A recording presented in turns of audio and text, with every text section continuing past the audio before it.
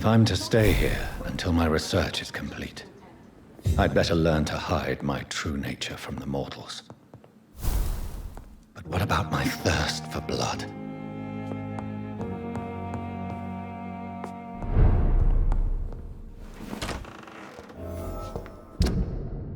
Hurry now, Doctor. It's freezing here. Yes, Nurse Crane? How can I help you? I'm so sorry. I know Dr. Swansea wanted you to rest, but we have somewhat of a crisis. A crisis, you say? Our supply of antiseptics is nearly depleted. I was hoping there was another box up here, but... Sorry. There's nothing here. Some of the patients won't last the night without them. Honestly, sir, I'm beside myself. I may have a solution. In France, during the war, drugs shortage was a daily problem, and we had to use our wits to overcome the shortages. However do you mean? If combined correctly, certain household chemical products can be used in a pinch instead. Now, where's the hospital storeroom? The storeroom? Fat chance. This is the Pembroke, and space is luxury we don't have. Everything used to be stored in the old morgue. Perhaps I should look there first. Where is this morgue? It's the large building behind the hospital. You'll need to go in the back door because it's been sealed off for sanitary reasons. Take this key. It opens a small back entrance at the end of a narrow street. The abandoned morgue behind the hospital. A small door at the end of a narrow street. On my way then. Thank you, nurse.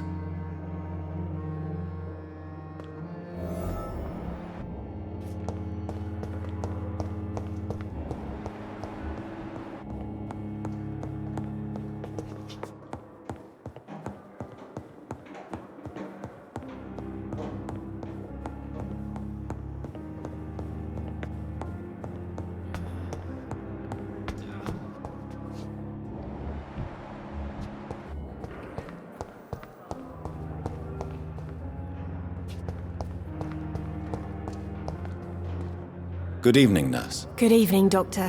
I don't think we've been introduced yet. My name is Pippa Hawkins. And I'm Dr. Jonathan Reid.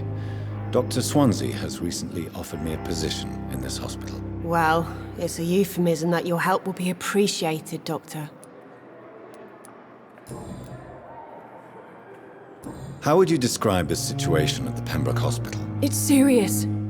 The flu is wreaking havoc amongst the staff and patients. We are running out of everything. You must get a hold of yourself, nurse. Sorry, I'm exhausted. No one has any idea when this epidemic will be over. Nurse Hawkins, the Spanish flu won't last forever.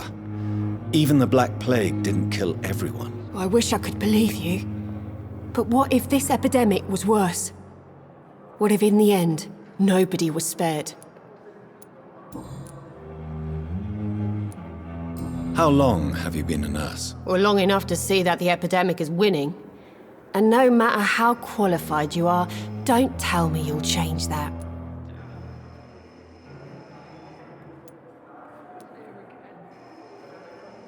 You're right. When dealing with such a terrible disease, one must remain humble. But that doesn't mean we shouldn't try our best. Sorry, Doctor. I don't want to sound bitter, but I'm just too tired to give a pep talk like Nurse Brannigan. How is the Pembroke staff coping with the epidemic? Well, not well. Milton, the ambulance driver, is even more grumpy than usual, especially concerning doctors. Why is Milton grumpy on a daily basis? Is it just an act? Milton's not the kind of man who's bothered about a bad reputation, whether he deserved it or not.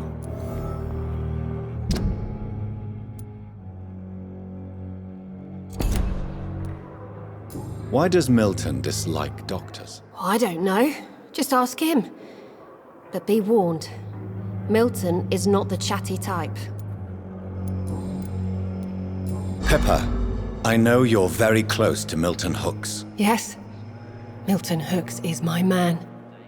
If you want to report me for that, just feel free, Doctor. I have no intention of reporting you, Nurse Hawkins.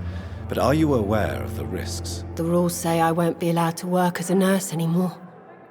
But here at the Pembroke, we break rules all the time. Is he worth the risk? Hey, I'm no perfect woman, and Milton is not the finest bloke. But we do our best to get by. That's all any of us can hope for nowadays.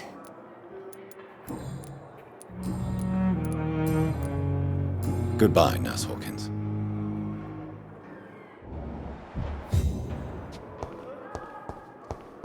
Fear and disgust on every street. Good evening, sir. Can I help you? Unless you're here to fix my face. No. I don't think you can help me. I'm Dr. Reid. I've recently taken the position of head surgeon here. War injuries, am I right? You guessed right, Doctor. German shell took my pretty little mug right off.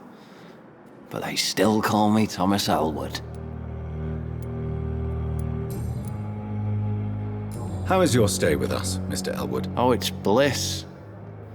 I just escaped death in the trenches to be surrounded again by the moans of the dying. Can I ask you precisely why you're a patient here? It's the pain, sir. The drugs don't work. It just hurts under the scars, if you get my drift. Can I do anything for your pain? Nurses gave me a bunch of pills. No effect. Told you. It's like the flames are under my skin, burning away. Who is treating you? Is someone in particular looking after your case? Nobody since the old and tired doctor spoke to me. Started to think I was forgotten about. Wouldn't blame you. You don't seem worried by that. My face hurts so much more when I smile or cry. I've learned it's easier not to speak.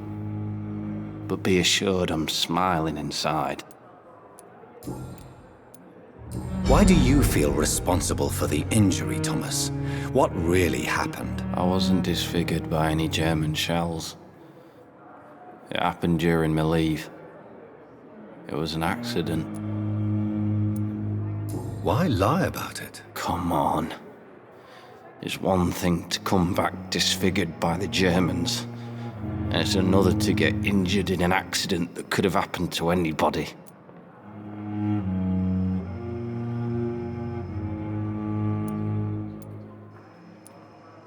You know you can't hide forever. One day you'll have to face your loved ones. Until that day, you have no chance of real recovery. My friends all died in the trenches. It's shameful enough to be alive with these stupid scars. I don't want my children to see me like this.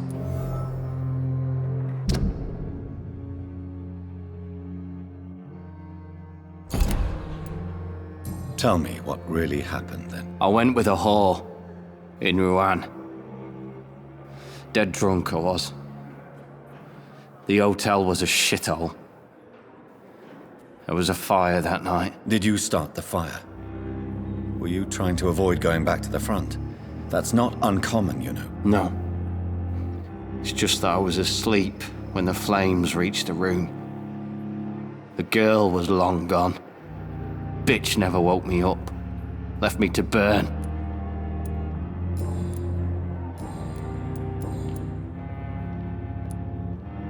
How close are you to Miss Hawcroft?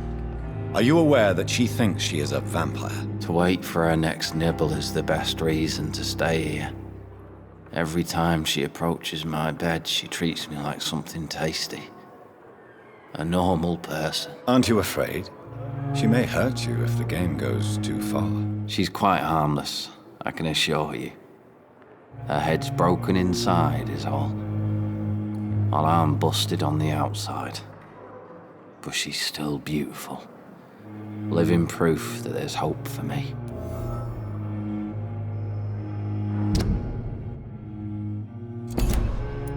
So do you let her bite you? You know that's not sanitary. And why not? She's only supping a few drops of my blood. And the pain, it's real for once. She could decide to bite less willing patients. Then it's another good reason for me to stay here, Doctor. You do realize she's mentally disturbed. It's called the Cotard syndrome.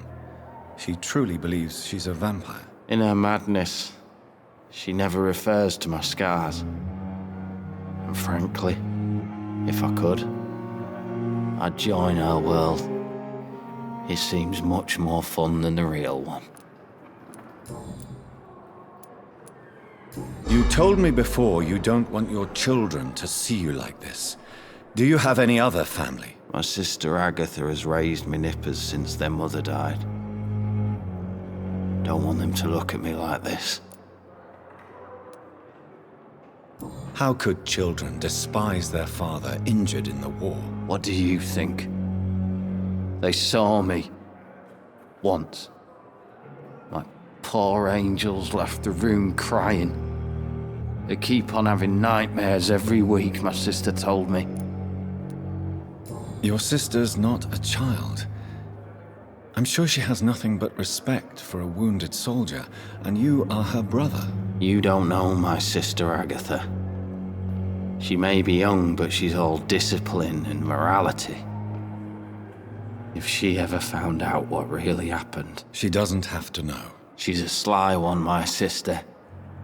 One day she'll find out the truth and knock 7 bells out of me. Nah. I'm better off here. Where were you stationed, sir? Did you serve for long? I really don't want to talk about all this shit. No offense. I was pushing too much. I served in France myself. I just wanted to know what happened to you. You were an officer, weren't you? Then I doubt we fought the same war, sir. No offense. Goodbye for now, Mr. Elwood. You disgust on every street corner.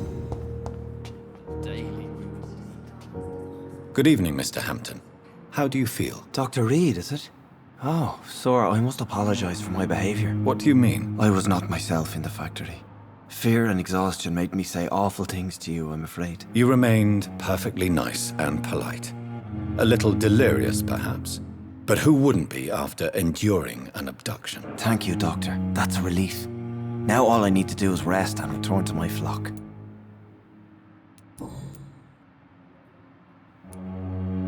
How did you end up in William Bishop's den? I had received alarming news about his recent behavior.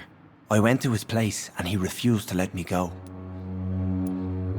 Why did he abduct you? William was an alcoholic. His addiction suddenly changed to blood. I don't know why. Just like a patient I met here. This Miss Hawcroft. You dared to enter this awful place alone. You're a hero, Mr. Hampton. Or a fool. I'm just a man trying to help his friends, Dr. Reid. William Bishop was a conflicted soul, searching for light. Do you know Tom Watts, the bartender from the Turtle? I met him before I found you in the canning factory. Tom? Yes, of course. Always the helping hand, good old Tom. Without men like him, corruption and despair would have wiped out the East End long ago. People are still in despair. How could it be otherwise? The authorities have left us all to rot in this contagious nightmare. No drugs, no advice, nothing. It's a damn shame. Who should I avoid in this part of town, then? Any particularly evil figures? Not really. Most men and women are just doing their best. And it's not my habit to speak ill of people I know, Doctor. What is the general situation in the East End docks? The situation has always been tough, with a lot of tensions between the gangs and the Dockers' trade union. The Wet Boot Boys are very nervous since they lost their leader. Who leads the gang now? Since Clay Cox went missing, it's his wife Edwina who runs the show, with the assistance of her minion, Booth Digby. Has the gang been threatening you? Ah, no. I've had this nickname for so long, you know, the sad saint of the East End. No one dares to bug a saint, not even criminals.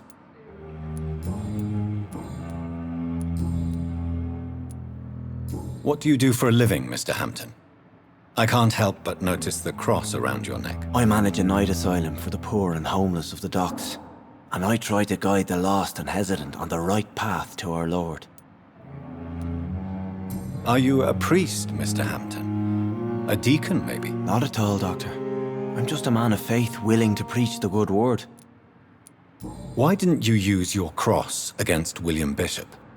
To repel him somehow? That's a very strange question, Doctor. A cross is no magical token, if that's what you were trying to say. Not mine, anyway. Have you made friends since you arrived? Not really. But I recognise Miss Harriet Jones. I knew her when she lived by the docks. That poor woman had such a miserable life. You never came to see her here at Pembroke? Receiving visits when sick can be an important part of the healing process, you know. We're not just bodies. You're preaching to the converted now, Doctor. To be truly honest, I thought she was dead. She left the docks many months ago. How do you feel, Mr. Hampton? Medically speaking, I mean. I feel exhausted. Beyond exhaustion, actually. William drank so much of my blood in his madness. I feel empty. You're in good hands here. Dr. Swansea is well versed in blood transfusion, and I'm sure he'll take the best care of you. Thank you, sir. I believe all I need is rest. And then I can go back to the people who need me. Goodbye, Mr. Hampton. We'll talk again later. I wonder why the Goswicks came in.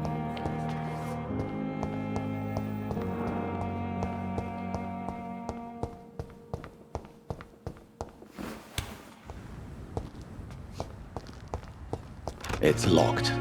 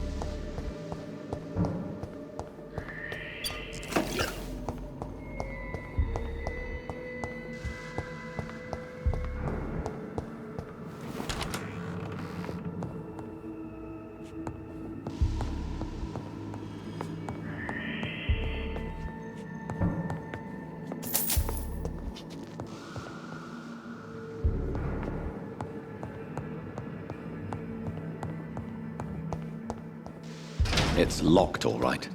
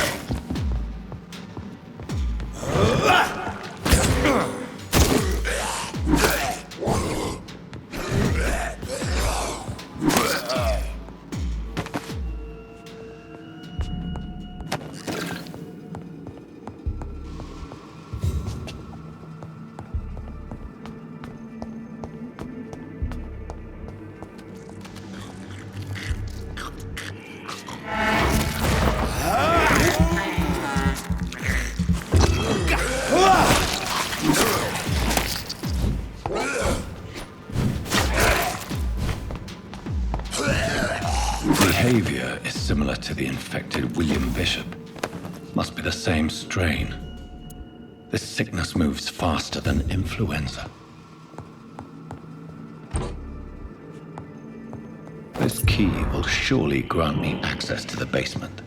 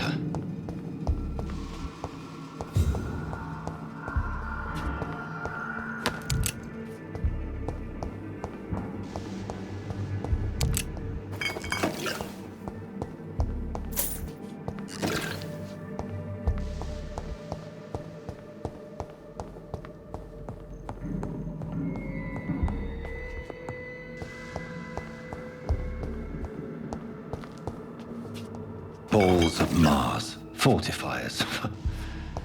As popular as they are ineffective. But they do contain iron tartrate, and that might prove itself useful.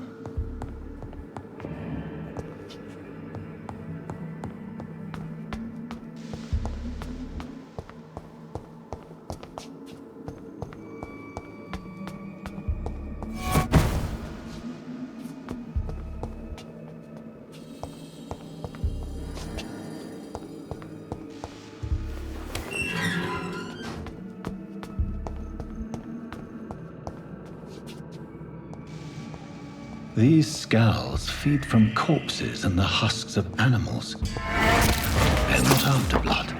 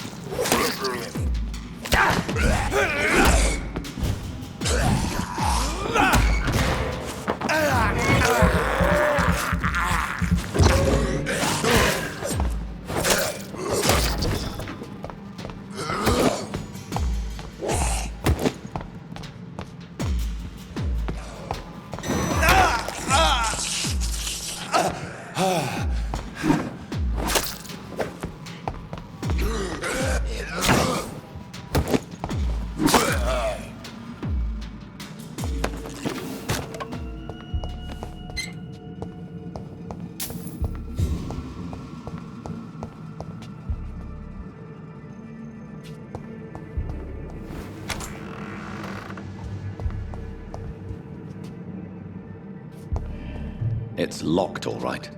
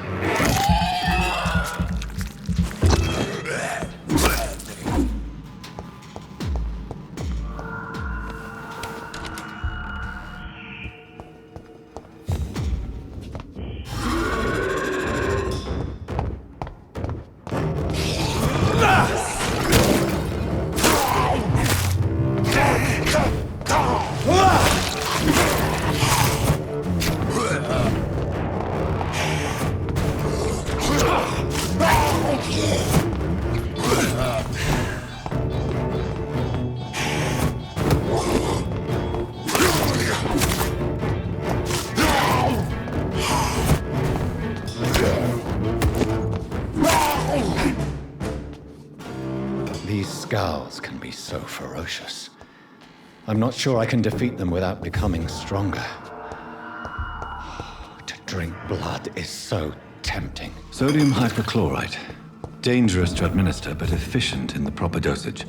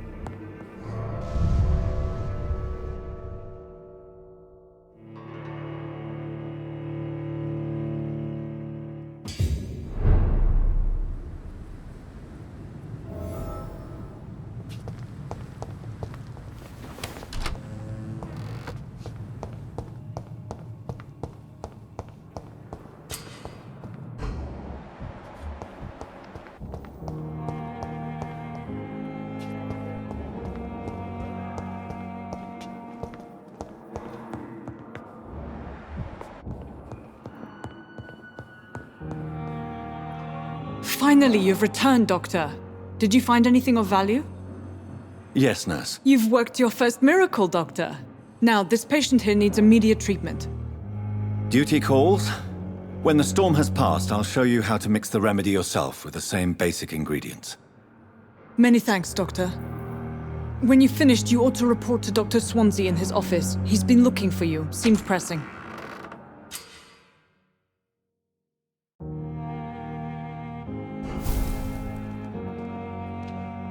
Dr. Reid, may...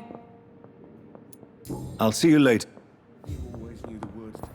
I'm all right. Good evening. I'm Dr. Reid. Can I help at all? No, Really?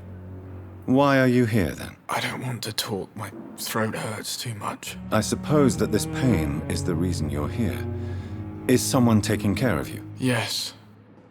And no. Could you at least tell me your name, sir? Mortimer. Mortimer Goswick. Do you need any help? I'm afraid I may, sir. I don't mean to be a burden. You are not a burden, sir. Healing you is my responsibility. And you have my gratitude for that.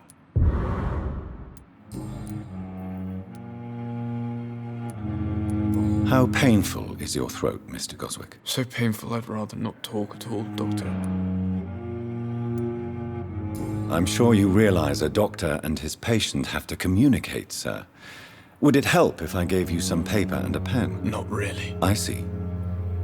Then maybe it's not just your throat that hurts, Mr. Goswick. Perhaps your sore throat is just the consequence of something more hurtful. Yes, maybe. But I don't want to talk or even write about it now.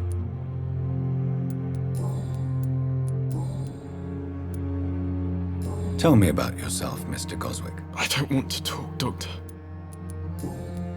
I have to go now, sir. But don't hesitate to contact me if you need any help. Good evening, sir. Doctor. You always knew the words to calm the children. Good evening, madam. Can I help you? It's my son who needs you, sir. I'm Dr. Jonathan Reid. How can I help your son? I'm Beatrice Goswick, mother of Mortimer Goswick. Could you check on him, please, Dr. Reid? I've heard much of your talents as a physician. What can you tell me about yourself, Mrs. Goswick? Not much to say. Just take care of my Mortimer and I'll cover all the expenses. That's all that matters. Are you really that rich? Most of the patients here are of a more humble origin, if I may say so. Yes, thanks to my husband. May he rest in peace. I can cover any needed medical expenses. May I ask if you have an occupation, Mrs. Goswick? I'm a teacher by profession. I teach young women who are more ambitious about their futures than their families. What do you think of your reception here? Any complaints? I have had the uttermost reservations about this hospital since we arrived. But we had no other choice, considering the state of emergency. Is there something in particular that's bothering you? Some of the staff were not especially welcoming. I suspect they're not accustomed to dealing with patients of such social standing. Tell me more about your arrival at the Pembroke Hospital. What gave you such a bad first impression? The ambulance driver was quite rude, for a start.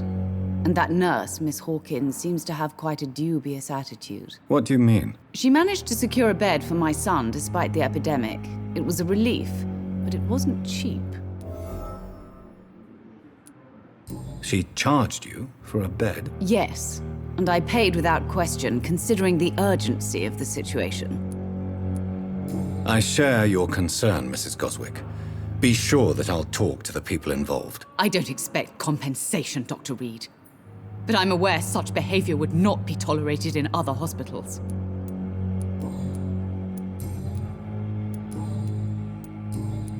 Goodbye, Mrs. Goswick.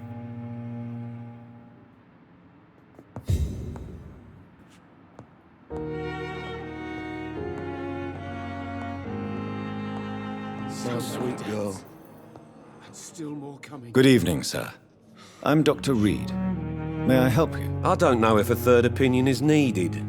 Your colleagues are already arguing about my condition. I see. Would you mind telling me more about your situation? I'm Harvey Fiddick. All I want is to get me bloody arm fixed properly.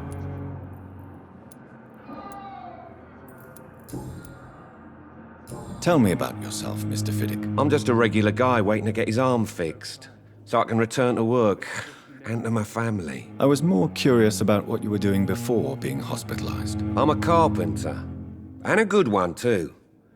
But that means I need both arms to feed my family, Dr. Reid.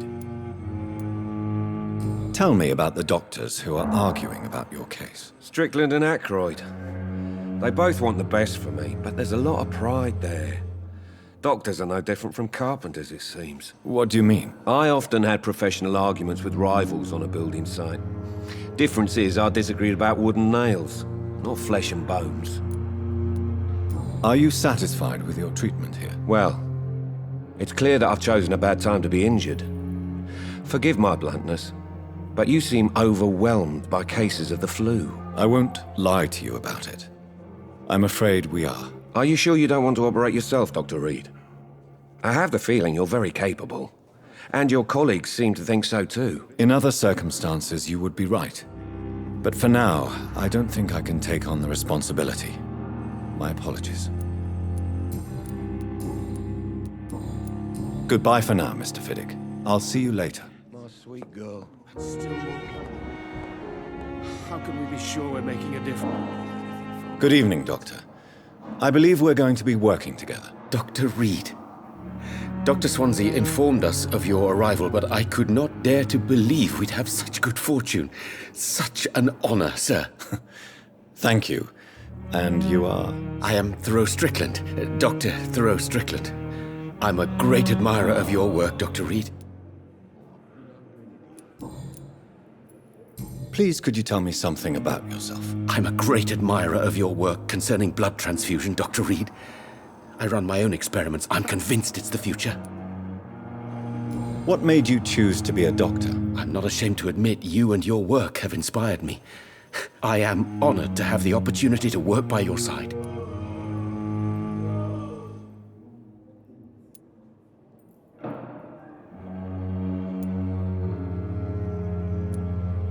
It's always a pleasure to share scientific and medical knowledge with someone eager to learn. I'll be glad to help you if I can. This epidemic may be the century's most terrible disaster, but I'm convinced that we, as doctors, are the only ones able to defeat it. I based my technique on my mentor's research. He helped me perfect my method. What is yours? I'd rather not talk about it. For now, it's just theories and first approach. My process is purely experimental and unsuccessful. As long as you're cautious and methodical. You may remain empty-handed, but you won't fail. You're not the first one to warn me, but I am convinced knowledge is the main weapon against the ravages of this epidemic. What can you tell me about the Pembroke? Well, it has always been an honor to work with Dr. Swansea. But with your arrival, I can't think of a better opportunity to learn about blood transfusion. You seem quite optimistic. It's a rare and precious attitude in these difficult times. I'm convinced that this epidemic is a test of endurance and dedication for us men of science. Questions remain about our capacity to resolve the situation. True. Last summer, during the first wave of the epidemic, I used to joke with Milton about the extra work. We're not smiling now. Do you need help with anything in particular? Well, yes, maybe. I'm waiting for a batch of products I ordered for my personal research, yet my supplier seems to have vanished. Do you want me to play the errand boy for you? Oh no, Dr. Reid. But if you went personally to his shop, what with your reputation and all, he wouldn't dare to refuse the products I need. I see. Well, give me the address, for I may pass by if I have time.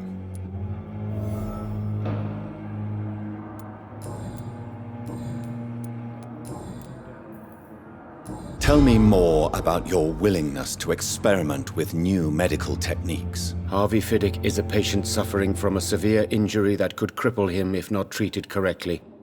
I'm convinced your blood transfusion technique could help him. What is it you really want? To save him, or to prove your point? Fair question. I want nothing but to save my patient, Dr. Reid. Especially since I know Mr. Fiddick's story. Tell me Mr. Fiddick's story. Our first diagnosis was compromised because Mr. Fiddick lied to us about the real origin of his injury.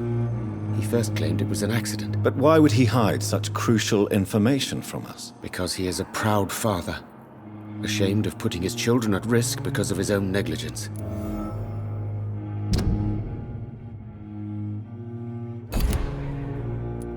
This personal involvement could also appear to be a lack of impartiality. You must know that a good surgeon must remain neutral. I agree. But that does not excuse Dr. Ackroyd's behavior, a man who did not even take time to converse with his patient. Do you think keeping his distance was a mistake? All I know is that I'm taking care of human beings with desires, hopes, and fears. Not some biological machine comprised of blood, bones, and flesh.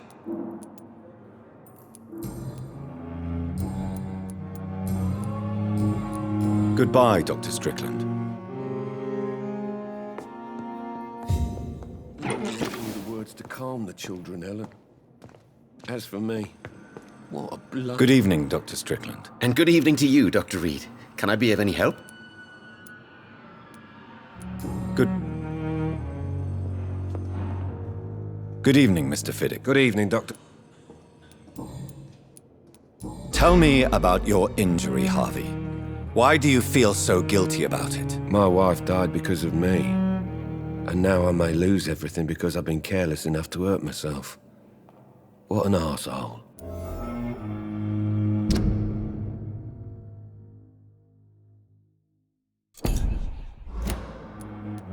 How could your job be responsible for your wife's death? I was working a double. She went out to bring me a hot meal and got caught in a German bomb raid. You can't hold yourself responsible for your injury, Mr. Fiddick, unless you tried to hurt yourself. Of course I didn't hurt myself, but I can't work until my arm is fixed. My children need to eat, Doctor. Tell me more about the death of your wife, Harvey. 1915. I was in the army, building workshops for the Royal Flying Corps. Helen was happy I wasn't sent to the front. What happened? The Germans sent Zeppelins to bomb the construction site, but they missed their target. My wife was bringing my dinner when the bombs fell.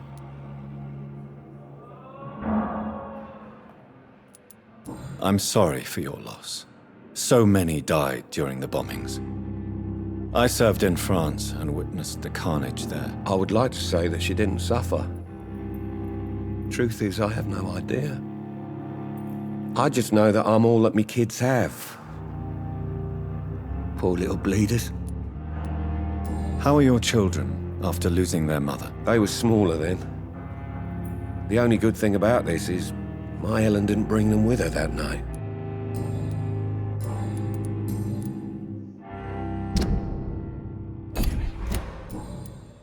Goodbye for now, Mr. Fiddick. I'll see you later. You always always knew the words to calm the children, Ellen. As for me...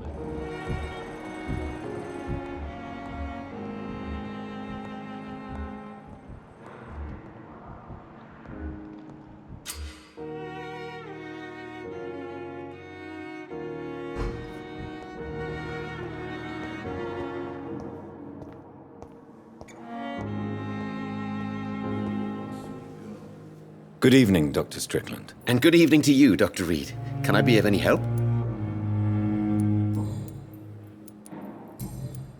Goodbye, Doc.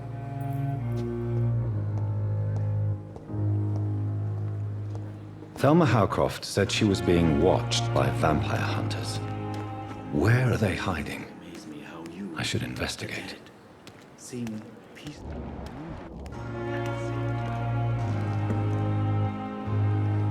Good evening. I'm Dr. Reid. Always a pleasure to meet a colleague, sir. Especially when he was supposedly dead. A colleague?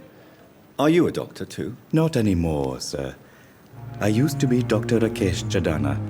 Now, I'm just Mr. Chadana, pawnbroker and humble guardian of this morgue. What do you mean, you used to be a doctor? Was your license revoked? No, sir. It is just that I like to be precise. I run a little pawn shop while taking care of the dead. But I used to be a real doctor. Are you afraid or uneasy being surrounded by so many corpses? Why should I? These bodies are empty vessels. Flesh left to decay. Poof! No soul anymore. All gone. An interesting point of view. And quite an exotic one, too. Most people fear, or at least have a respect, for dead flesh. Sir, as a medic during the war, I learned to face my death and the death of others. It's the pain we have to tame, not death itself.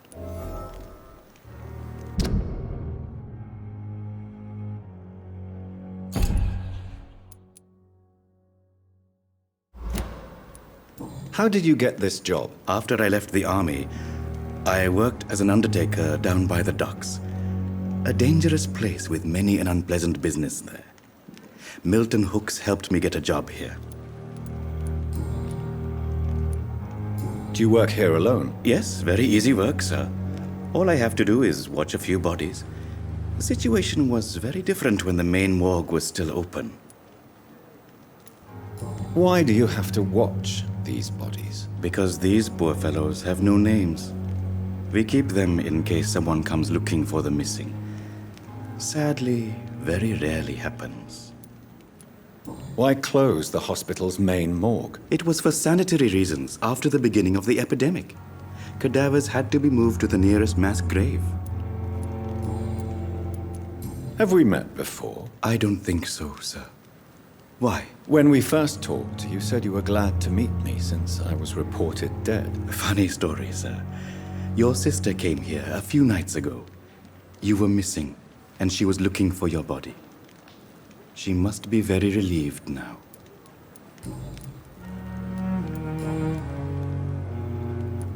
A pawnbroker? I expect you get all types of people here. Yes, sir. All kind of people. For I sell all kind of goods. Who comes here to trade with you? It's very unhygienic, even unsafe. Diseases can spread. For the customers, for the hospital. I'm very cautious, sir. I've been a doctor, remember? And all my clients are good people. In fact, I think I only know good people. What kind of goods? With the quarantine, it's not always easy to buy things. So I trade, I exchange. Some people sell, some others buy. I like to help. Since you're not afraid of dying, do you believe in life after death, Rakesh? No. I believe we must do all the good we can while alive. For our time is short, and the obstacles are endless. Do you think you would enjoy immortality as a concept? I don't think so. Don't mistake me. I love life, and I'd like to live a long life. But everything has to decay, sir. even goodwill. So you're ready to die? No, I am not. I don't fear death, for I won't see it. What troubles me is the pain my death will inflict to those I know. You're a wise man, Mr. Chidana. No, Dr. Reid. I am a foolish man. But I like to think otherwise. Do you really believe goodwill cannot last? As I said, sir, everything decays. If I was to never die, goodness, I would be bored or worse. And I like to be helpful, sir. Quite depressing, wouldn't you say? Yes, but the good news is we'll all die before losing our humanity, sir.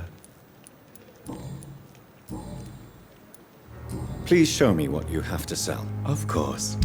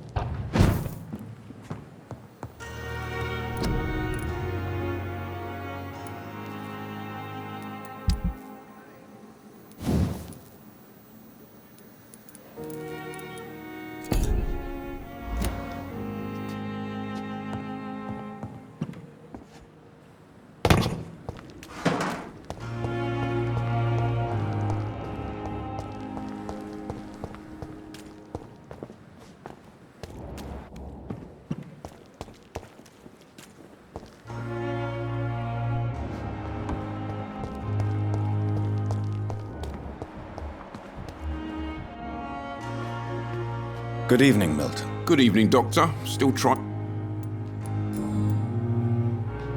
What's going on between you and Nurse Hawkins? Pippa's tired. Tired of all this shit. Tired of all those corpses piling up. She's as depressed as I am.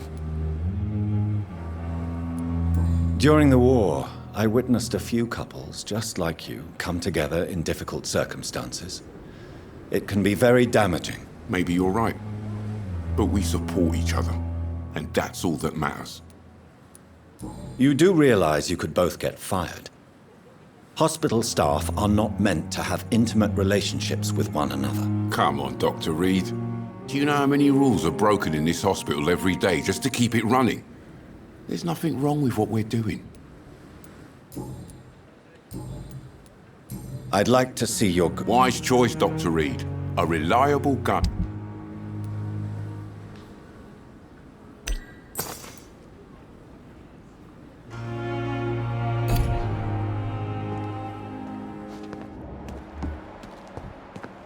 If only I were young again. Good evening, sir. So it is true. The famous Dr. Reid has joined us. I can't think of any better news during these terrible times. Do we know each other? Actually, yes. We met once before, at the Rockefeller University in New York. Dr. Tippett, yes, I remember. I was assisting Professor Carell in his research about coronary bypasses. He had nothing but praise for you. He was also very confident about your future. And look at you now. Eminent surgeon and blood transfusion specialist. What is the Pembroke Hospital situation? And please, speak freely. This hospital is not exactly the best of London. I'm sure you are used to working in a better environment. It's more than enough. In any case, the personnel of a hospital are much more important to me than the building. Don't be misled by appearances, Dr. Reid. This hospital does not lack talented people. It just lacks hope.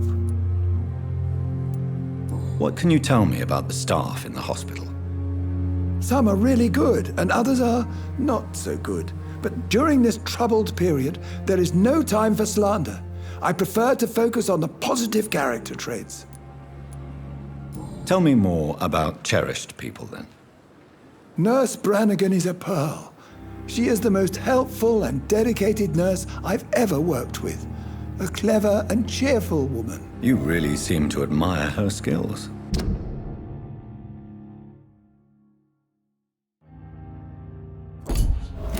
I'll go even further. If she was a man, she would be a damn fine practitioner. Any opinion about the management? I don't always agree with Dr. Swansea's reserve, but I must admit he does all he can to keep this facility running during this crisis. Ah, yes, the burden of command. I was fed up with this concept while serving as a medical officer. Don't get me wrong. Swansea's a good administrator. I just wish he would get out of his office now and again. You're exhausting yourself, Corcoran. Maybe you should think about preserving your strength. No. We must keep on healing all those poor souls. We are the last rampart before chaos. Once more unto the breach. Nurse Brannigan is worried about you, Doctor. She should not have told you that. I will have a word with her. You don't have to blame her for her honesty. I'm not that kind of man, my dear Jonathan. Actually, Nurse Brannigan's opinion is the only one I may listen to.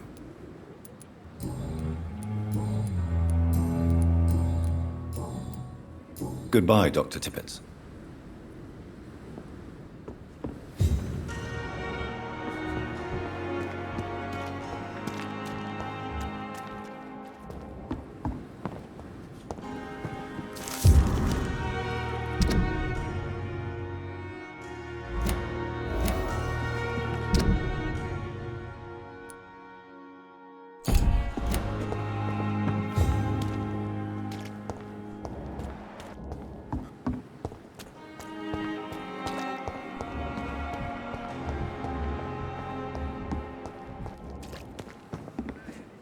Good evening, Nurse Brannigan. Good evening. Why does Dr. Tippett claim you're the main reason he keeps working, despite his fatigue? If it wasn't for him, I probably would have left the Pembroke years ago. Dr. Tippett does not think of you as just a nurse anymore, does he? If you're suggesting he's not taking my gender into consideration when it comes to medical practice and knowledge, I really hope he doesn't.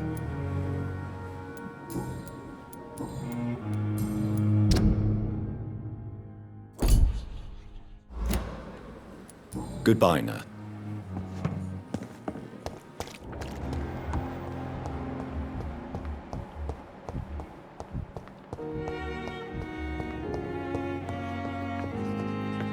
Good evening, sir. I'm Dr. Reid. I believe we're going to be colleagues. Reid? Yes, I've been informed about your arrival. I'm Waverly Ackroyd. Welcome aboard, I suppose. Does my arrival inconvenience you in some way, Dr. Ackroyd? Let us just say that I don't particularly share Dr. Swansea's enthusiasm for hiring you. What we need here are reliable professionals, not overrated dabblers.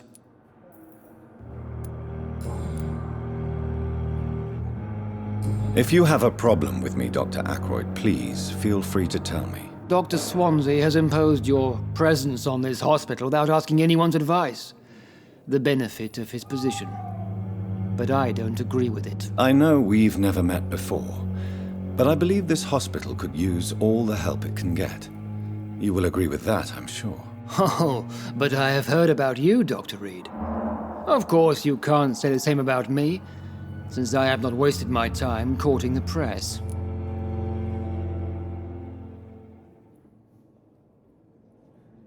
There is no need for such animosity between us.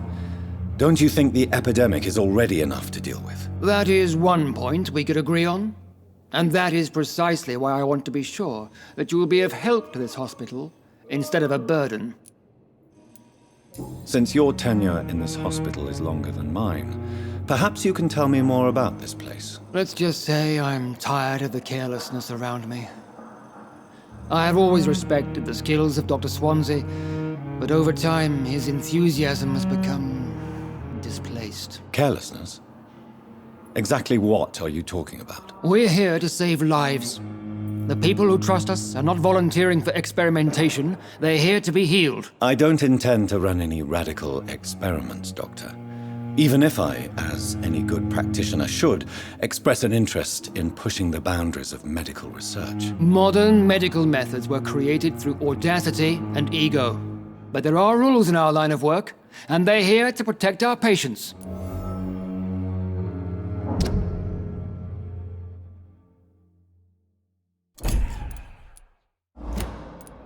Tell me, Waverly, what do you think of Dr. Strickland's enthusiasm for his experimental research? Strickland is playing with his patients' lives for pride and glory. Now that, sir, is unethical. Are you thinking about something in particular? Harvey Fiddick needs delicate surgery. I believe we should stick to the usual procedure, but my young colleague obviously disagrees. And are you not afraid that your rivalry with Strickland may be blinding you? Rivalry? I guess you could call it that. But I will never be childish enough to let my personal feelings affect my judgment.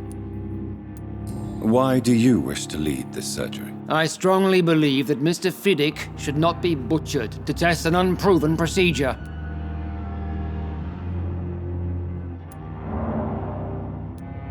I really hope you're right about this, Dr. Ackroyd. I'm trusting your judgment on this. I'm not the kind of man who runs away from his responsibilities, Dr. Reid. There is no need for you to be looking over my shoulder.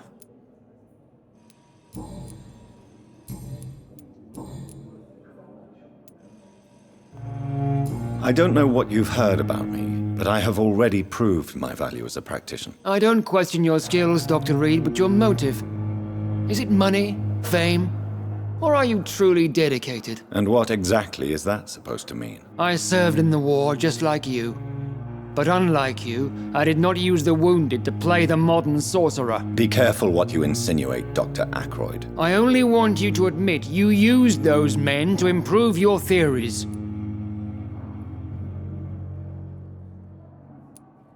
This is ridiculous. My blood transfusion technique saved many lives, and you know it. You see? That is exactly what I hate about people like you. You avoid this kind of accusation instead of facing reality. It seems you have bad memories of your military service. I refuse to see this industrial slaughter as scientific progress. War only reveals the worst in men. We can at least agree on something, Dr. Ackroyd.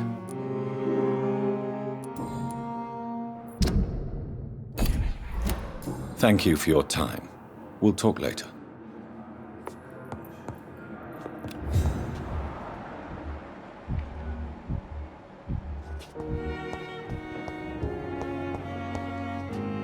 Good evening, Nurse Hawkins. Good evening, Dr. Reid.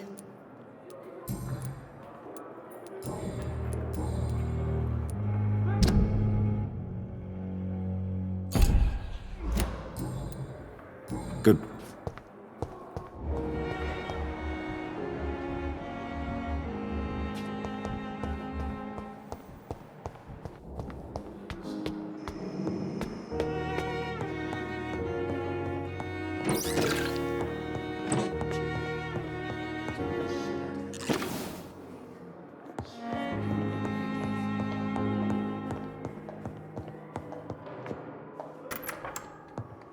Please, Jonathan, come in.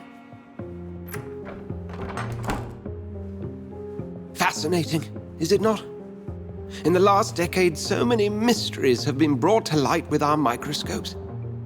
The human body, biology's penultimate frontier.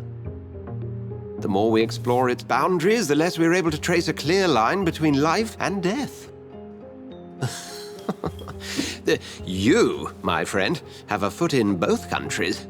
The view must be vertiginous. It's at least as vertiginous as chatting about vampires with you, I would say. This must be all so new to you. This area of town, the hospital, a brand new life. How stimulating it must be. I wish I could share your enthusiasm, Dr. Swansea, but my condition defies scientific categorization. Undead? Unalive? Immortality defies logic. I cannot express my thrill at this serendipitous turn of events. The world's most eminent specialist in blood transfusions, a vampire.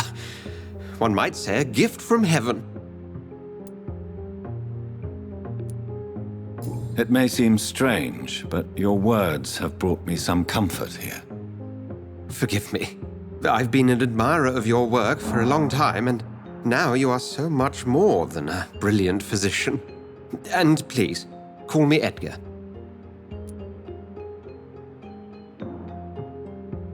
There is no need to apologize, Edgar. You offered me sanctuary when I had none. Very well. I have a task for you, Jonathan. Something that will require all your newfound skills. Please, go on. The Pembroke only survives through the generosity of our benefactors. Unfortunately, our main donor has found herself in a bit of a bind. Now, if you could help her out... A spokesman or politician is what you need. That's not my calling. And until I come to understand what has happened to me, I require discretion. Discretion is in order, Jonathan. Lady Ashbury has recently received rather indelicate correspondence that, if revealed, would jeopardize her position. And you would like me to eradicate this threat? By the stole, of course not. I would just like you to pay her a visit. Her ladyship is certainly near the tents outside, tending the sick. You can't miss her. Look for someone impossibly delicate. Accepted. I'll see what kind of trouble Lady Ashbury is in.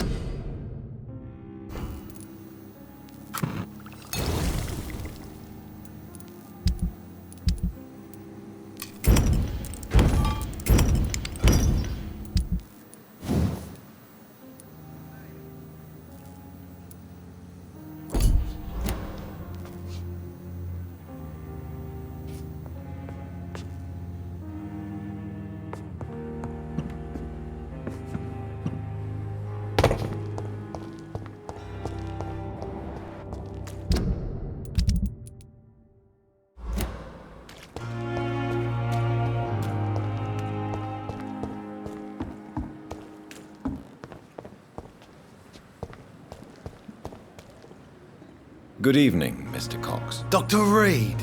Still working at night, I see. I like that. And why is that? People who don't sleep at night always seem more alive to me. More interesting, one way or another. Do you ever think about that poor fellow I saw you push in the water? The wound he gave me will make sure I don't forget him. Still fucking hurts. Boss had cut me good. That man was determined to murder you. You almost died. What a surprise. The first time I met him, he nearly shit himself. Fucking coward. I guess revenge gives you balls. What did he want? Revenge? I recently had to kill his brother. Poor arsehole thought it would be easy to return the favour.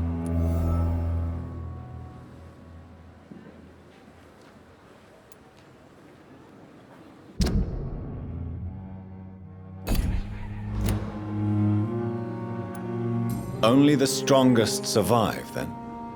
Survival at all costs. Is that all you think about? I'm the toughest bastard you'll ever meet, Dr. Reid. And I don't give a fuck what you think of me. How is your hospitalization going, Mr. Cox? This is a shitty place with shitty staff. But as long as I'm treated all right, I'll be fine.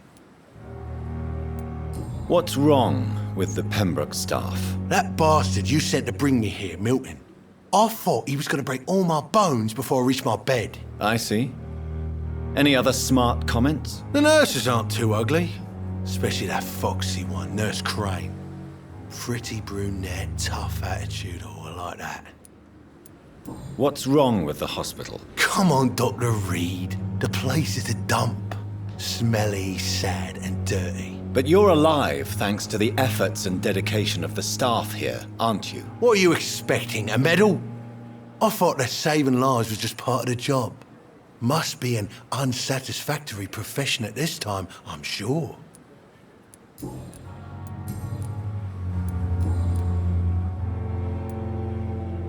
How long do you think you can escape the law, Clay? I know this city like the back of my hand, Doc. I know its streets, who to pay, who to avoid, and who to bully. I won't get caught.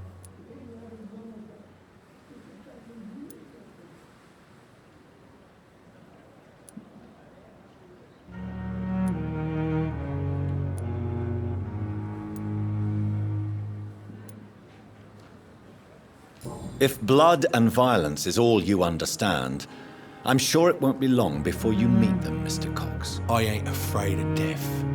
I don't hide who I am. I live my life honestly, which is more than I could say for most folks. And who are you, then? I'm the leader of the Wet Boot Boys. One day, I'll leave this shitty place and punch in the face all who thought I would not come back.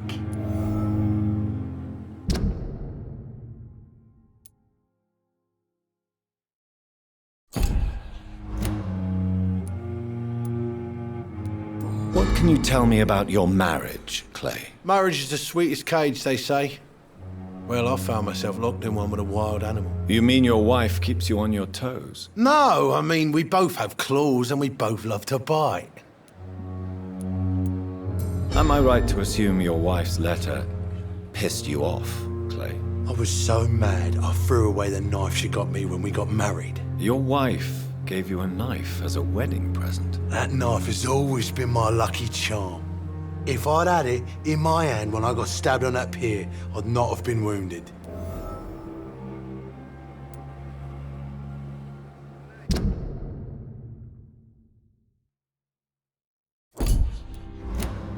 Do you want it back? I don't need it here, but if you'd be kind enough to bring it to me, I'd be really grateful. A grateful Clay Cox?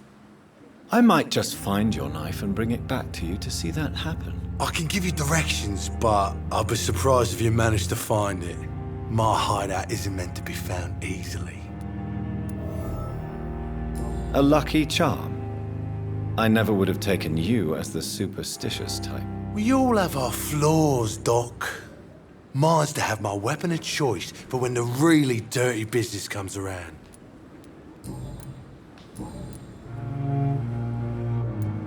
Have you heard of any underhand dealings going on in the hospital? Blackmail? That's not my style. Too risky. The black market, though. Now that's where the money is. I'll leave you. Hey! You're lucky to be alive, Mr. Cox.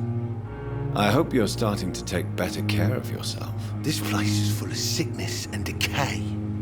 How could I get better in such a dump? Consider yourself lucky that I'm treating all of my patients equally.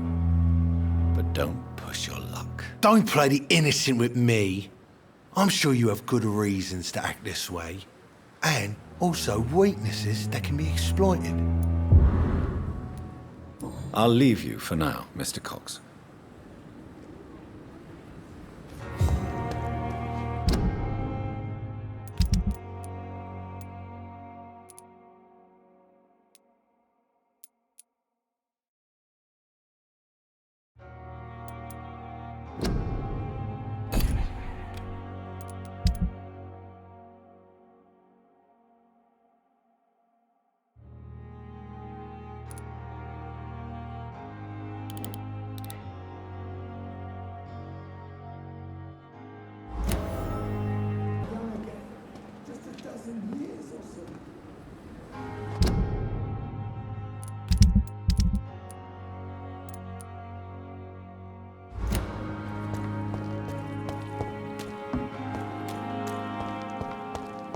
Perhaps I should have considered the... Good evening. Good evening. I'd like... Wise choice. Good evening. Good evening. Have you heard of any underhand dealings going on in this hospital? There are a lot of secrets round here. I'm not surprised someone tried to make money from them. What kind of secrets? I'm not in the gossip business, Dr. Reid. If you want to know more, you better talk to Harriet Jones. She's the oldest patient here. Goodbye, Milton.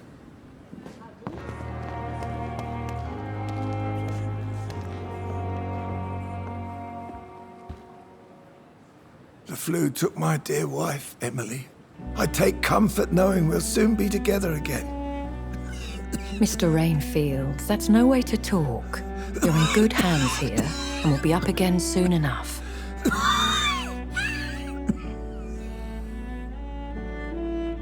Now do me a kindness and get some sleep. I'll be back round later. Your words are kind, the blessings of an angel. You're the sweet, sweet Lady of Mercy.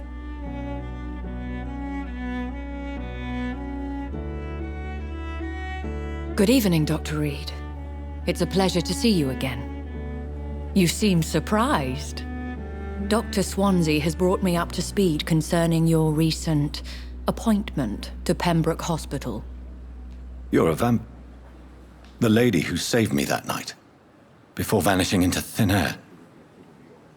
I remember you from the pub with Dr. Swansea. Indeed. Allow me to introduce myself formally this time. My name is Lady Ashbury. I remember you well, in spite of the brevity of our encounter.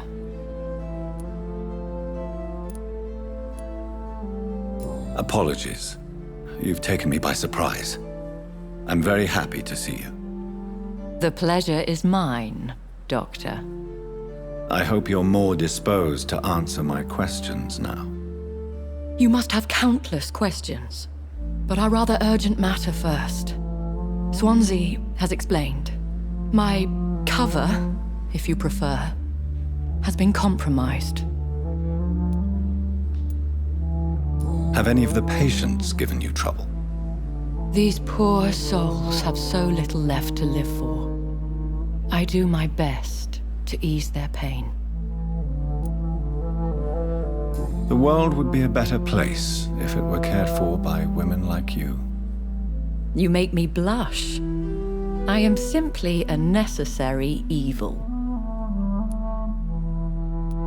Pardon my boldness, Your Ladyship, but I have questions concerning this condition we share. As a newborn, your hunger for answers is rivaled only by your thirst for blood. But the questions need wait. I'm a scientist. My trade is in the deciphering of mysteries, and I need information to feed my mind. I will gladly answer every question you have, but first, prove yourself capable of resolving my predicament without eating the culprit. Dr. Swansea has commissioned me to be your agent in this matter. You could start by explaining what's amiss. These past insufferable weeks, I've been the victim of extortion. I've made a first payment, but the blackmailer grows greedy. I must refuse his most recent demands. What are your expectations? Please be precise. As the newly appointed surgeon of this hospital, you are in an excellent position to ask innocent questions and deftly learn the identity of my blackmailer. Who would be so foolish as to threaten you? A kindred spirit. Even if it were the case, and I highly doubt it, a vampire would have asked for something more valuable than money. My suspicions lean toward a patient or their family.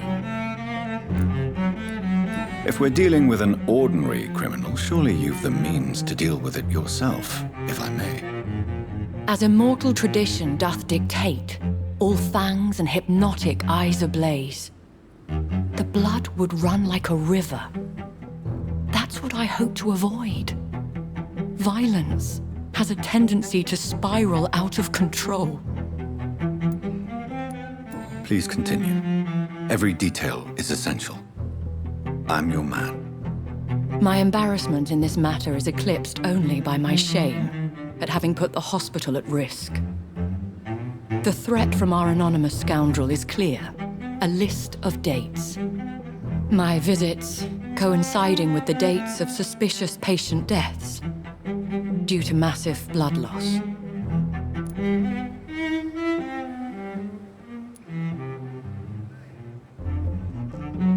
I'll take care of it. Do you know where I should start? If that was the case, I'd settle the matter myself. You could talk to our local gossip, Harriet Jones. Not a pin drops here without her hearing about it. I'll meet that woman now. My life, as others know, is in your hands, Dr. Reid.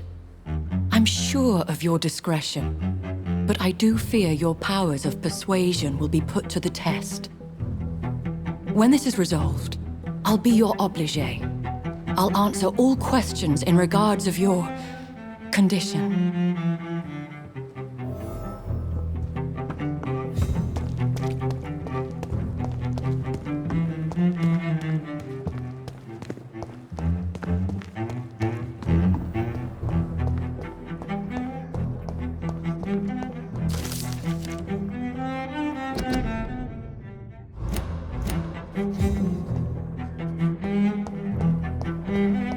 Simpletons, these nurses. Bred with no respect.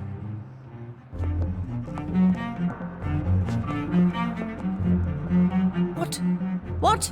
What is this? Who are you? Get out of my room. There's no need for alarm, madam. I'm Dr. Reid, the new surgeon. Preposterous. Dr. Reid, you say? I don't want some bumbling intern. Where's Dr. Swansea? Please, calm down, madam. I assure you that I am highly qualified. I'm just back from war duty. How brave. Threatening an old defenseless woman. You know how long I've been a patient here? You've picked the wrong fight. I'm Harriet Jones. Harriet Jones? Indeed. I've been meaning to have a chat with you. You know what goes on here better than any other patient, I gather. Oh, better than any patient, nurse or doctor. I've seen so many vile undertakings. I heard there have been some despicable goings-on. Was there a case of blackmail? Blackmail? Wait. You're investigating something. This isn't a social call. One of those incompetent cunts slit a poor sod's vein. If I didn't know better, Miss Jones, I'd be inclined to say you enjoy this type of idle gossip. God's honest truth, Doctor. It's just the way it is here. Most of these bitches would let you freeze to death before getting you a blanket. You seem to know more about the goings-on here than anyone else. Beware, Miss Jones, in case suspicion should fall on you. That's it. Blame the old and infirm. I see those little bitches' greedy little eyes. Just waiting for me to pop off they are. I assure you, madam, this is not an investigation into a possible medical error. Debauchery, then? Nurses Crane, Hawkins, Brannigans, whores, all of them. They can't keep their legs shut. I've seen them scratching slutty sores. Really? Well, if you have irrefutable proof, I'll not have the staff behaving in such a manner here. This is your business, Doctor, not mine. But I swear one of the nurses is cavorting with some man on hospital hours. Thank you for your time, Miss Jones. You've given me something to go on. See you on the next round.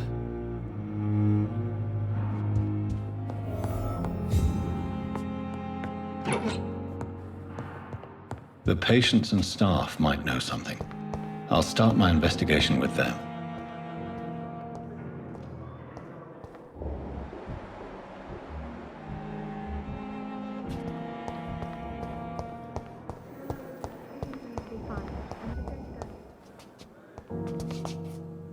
It's locked. Good evening, Nurse Hawkins. Good evening, Dr. Reid. What can you tell me about the strange man visiting one of the nurses during her shift? Let me guess. You spoke with that old shrew, Harriet Jones. Do not pay attention to her, Doctor. She's full of fanciful tales.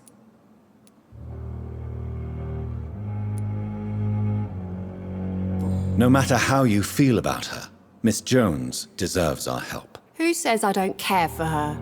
Hate is what keeps that old crone alive. She could have been telling the truth about the mysterious man. That old witch will end up in hell soon enough. Who cares if a nurse finds some happiness where she can? Goodbye, Nurse Hawkins.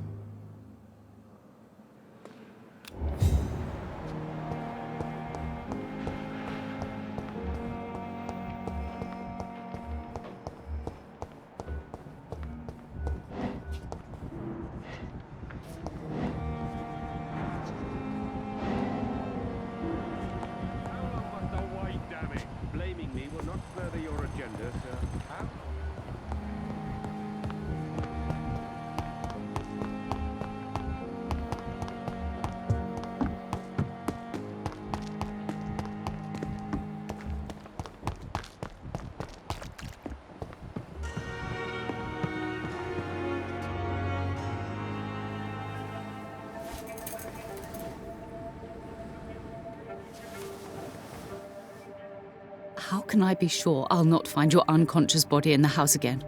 I promise you, you'll not find my unconscious body. For God's sake, how can you say such a thing? How can you refuse to listen? I tried to warn you for so long. No, I won't let my only son die. You promised me you'll stay alive. Your son lied to you, like the whole world lies to us.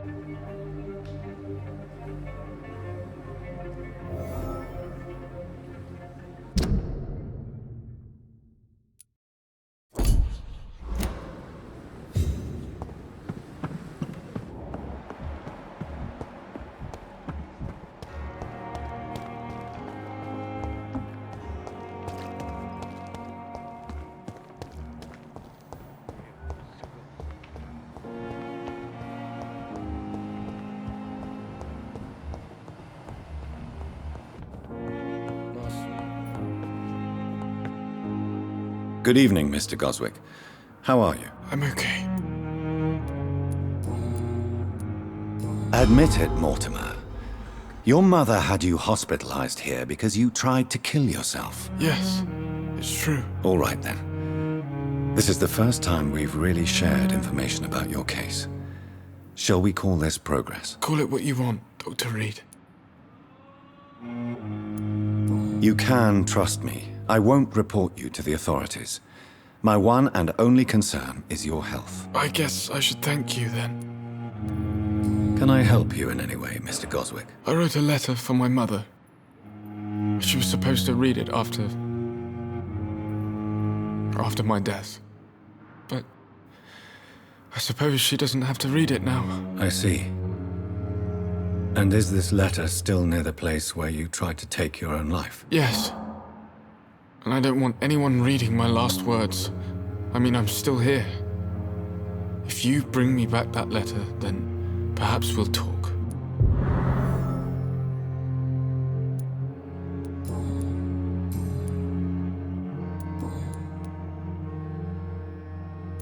Why did your mother have you hospitalized here? She seems convinced this is a bad hospital. My mother just wants the best for me. She won't rest while I'm here. She'd go all the way to hell and back to help me. Pembroke Hospital may look unorthodox, but rest assured you're in good hands here. It's not me you have to convince, Dr. Reid. It's my mother. Is your mother bothering you? As your doctor, I can ask her to leave you alone if you would prefer. That's tempting, Doctor. But you have no idea what my mother is capable of. She would tie herself to my bed if you asked her to leave. I have to go now, sir. But... Good evening, sir. Doctor. Good evening, Doctor. Your son wished to die, Beatrice. Why did you hide such crucial information? Are you not aware suicide is a crime? Mortimer could be thrown in jail. I can't let that happen. I won't. I understand you fear the legal consequence.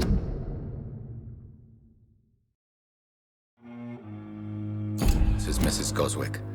But don't you realize your silence significantly affects your son's case? All my son needs is help and comprehension, not judgment and punishment for what he may or may not have done. Goodbye, Mrs.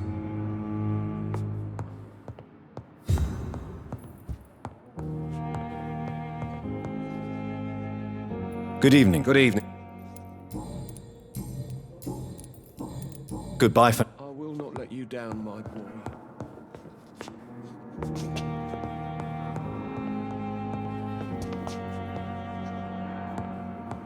So many deaths.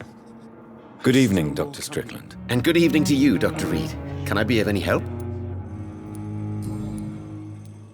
Tell me, Thoreau, what's the real cause of your dislike for Dr. Ackroyd? He refuses to admit that your blood transfusion technique is the only way to save Mr. Fiddick. I'm convinced we must use it. What Dr. Ackroyd really said is that you lack the skill to perform this operation efficiently. Is there anything you have to say about this? It's a false conceit. Dr. Ackroyd secretly envies your reputation. His jealousy blinds him. I'm not the real target here.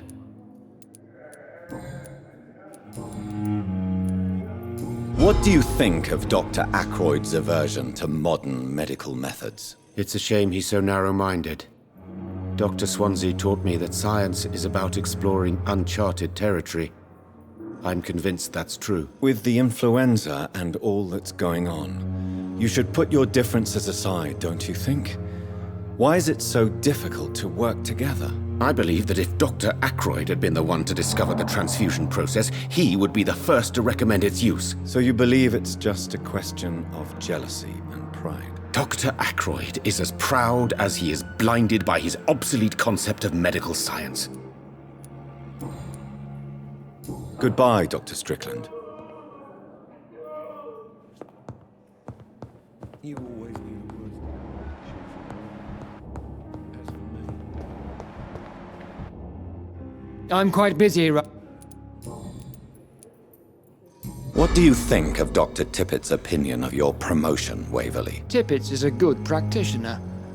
Maybe just a little too attached to his prestigious position at the Pembroke Hospital. Really? That's exactly his diagnosis of you. A little too eager to get promoted? A little bit too proud? He has the right to think so. But I deserve this promotion, and I don't consider it anything but well-earned.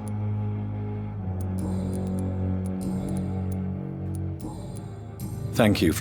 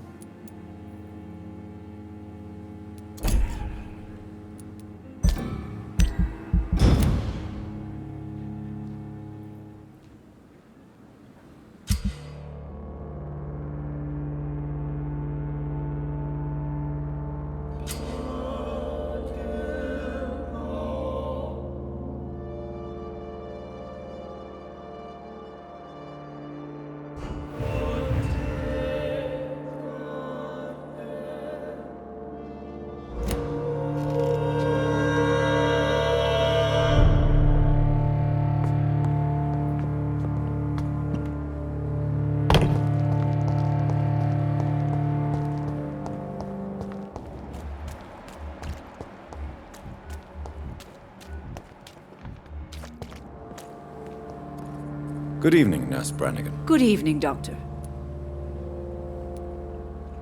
Have you seen a strange man visiting any of the nurses here? I've never heard of such a thing, Doctor. Goodbye, nurse. Call me if you need assistance.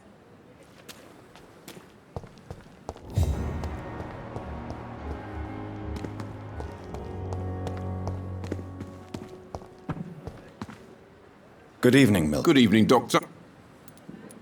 I'd like... Wise choice.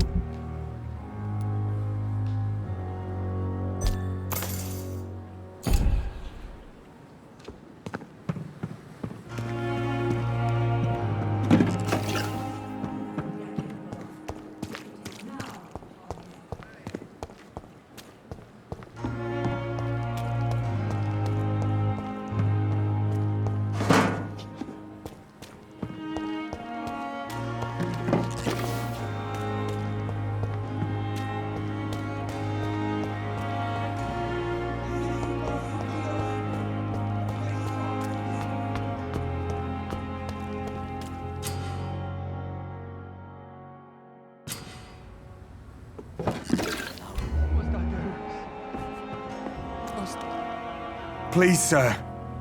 I need help bad. What's going on? I'm Blight, sir. Newton Blight. I've lost my mate.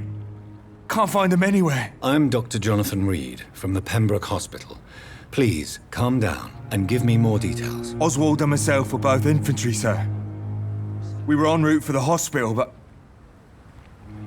we had a disagreement. And Oswald ran off towards the canal. How long have you been searching for him? I can't go there. Too many rats by the water. Fucking rats. Can't stand them since the war, sir. Can't stand them at all. Don't be ashamed, Mr. Blight. Many soldiers who survived the trenches suffer from musophobia. I'll see what I can do for your friend. This is a dangerous part of town. What are you doing here? We were looking for the Pembroke Hospital. We both need help. Treatment, I mean. To get some sleep. Just need to feel better, sir. What can you tell me about your friend? His name is Oswald Thatcher. We survived the war together. Oswald is nervous and quite fragile since we came back from the war. What can you tell me about yourself? I'm Oswald's best friend. We served in the same regiment, sir. We've taken care of each other since we came back from the front. Where was your friend the last time you saw him? He went down by the canal. He didn't want to go to the hospital. I think he went to the sewers on purpose. So I couldn't go after him.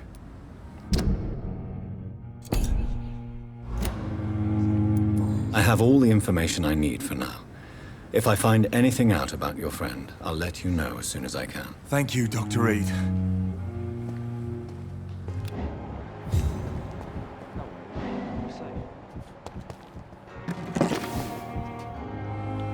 You're sure you don't come back with me?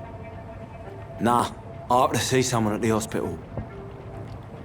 Be careful. You look so bad they may keep you as a patient. Fuck 'em. I don't like hospitals or doctors. Well then, when you go back to Whitechapel, you may find this useful. What is it? A pass for a free medical exam by the best nurse available. Just read it. I don't read well, but thank you, I guess.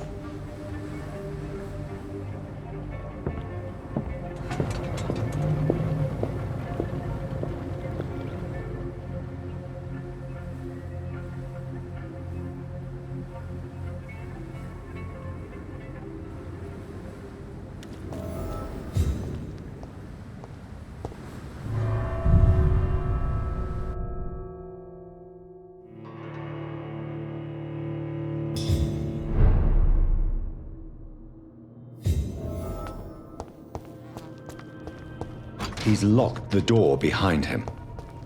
I need to find another way to follow him.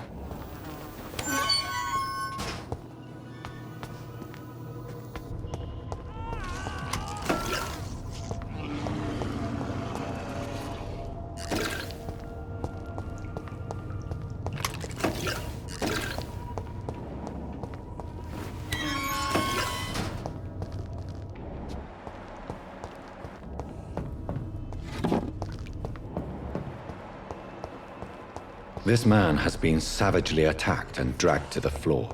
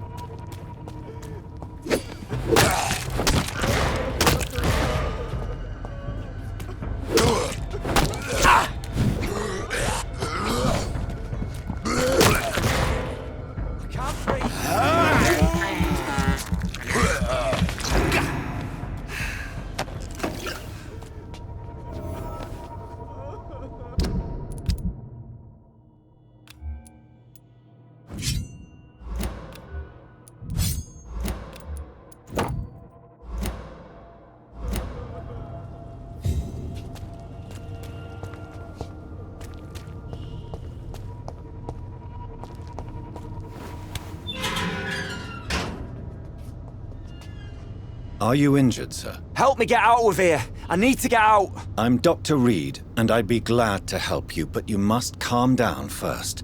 Please, take a deep breath and tell me your name.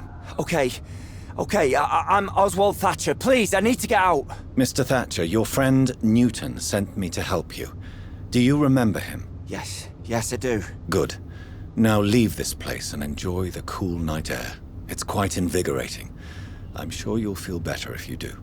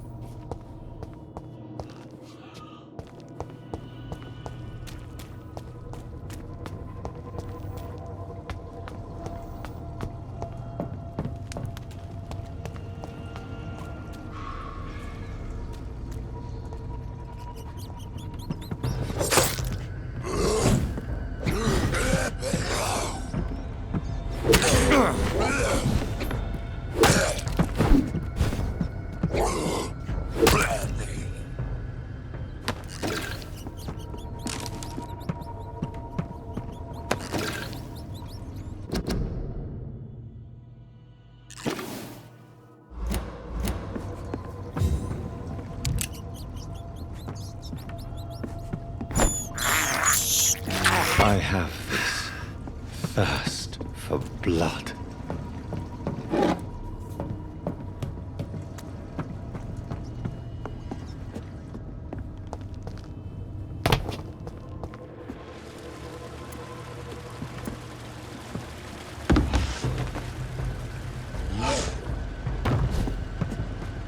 What sort of creature is this?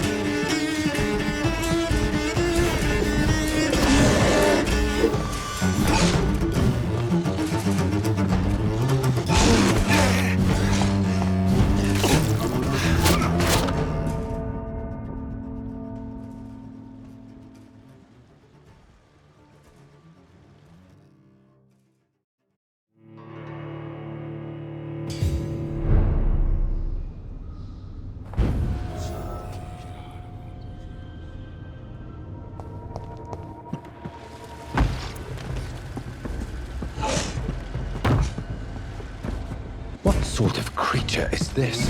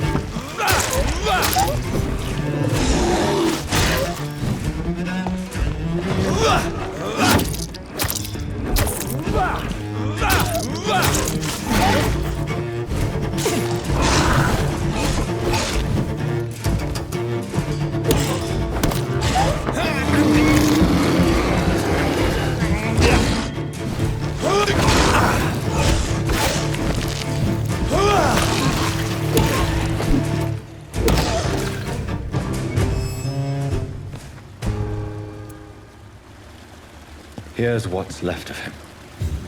Not some voucher for a free checkup in Whitechapel. What is Nurse Crane up to? I really must find her.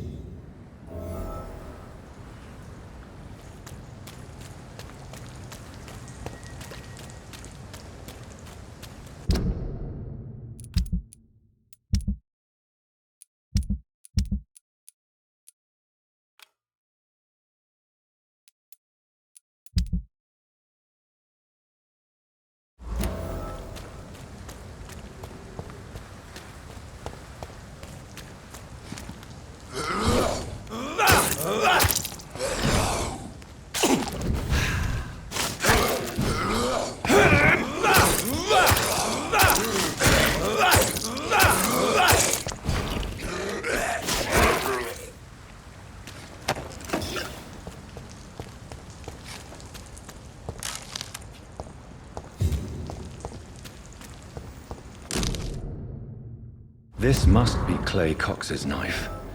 A fine blade. No wonder he wants it back.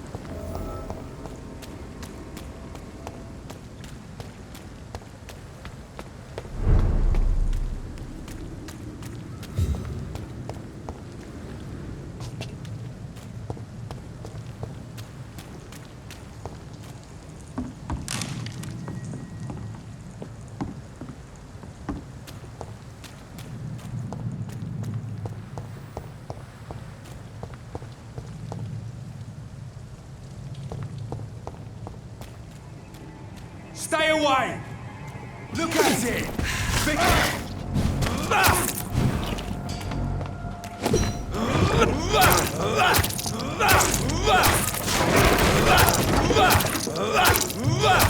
Hi, vermin!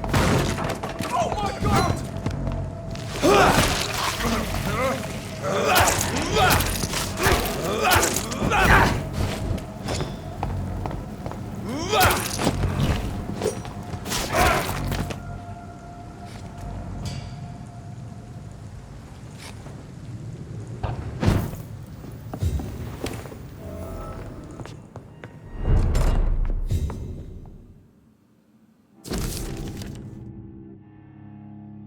In this letter, Mortimer Goswick does nothing to hide his desire to die. I could give it to his mother, but doing so would betray his trust.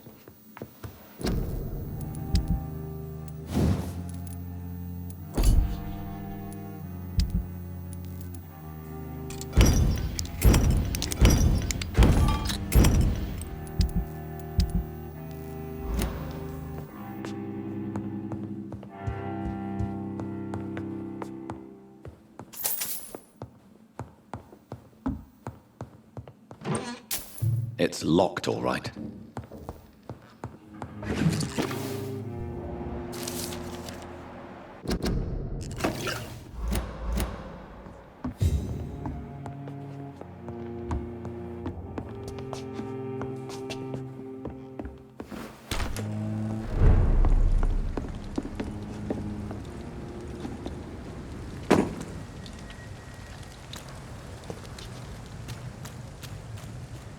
Last warning, sir!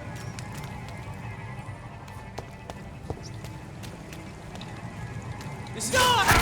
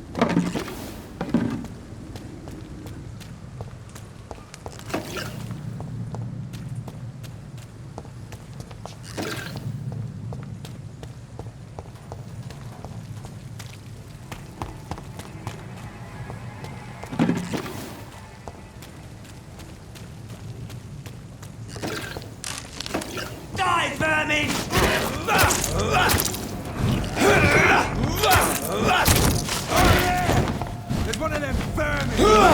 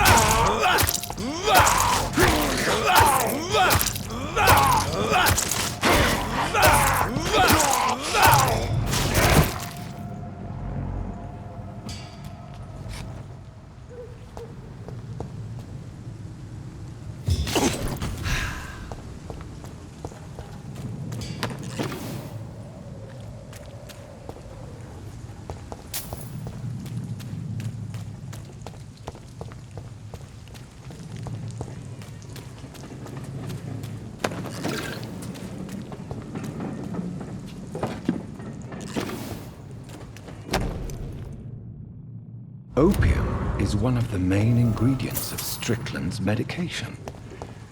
Never a good move.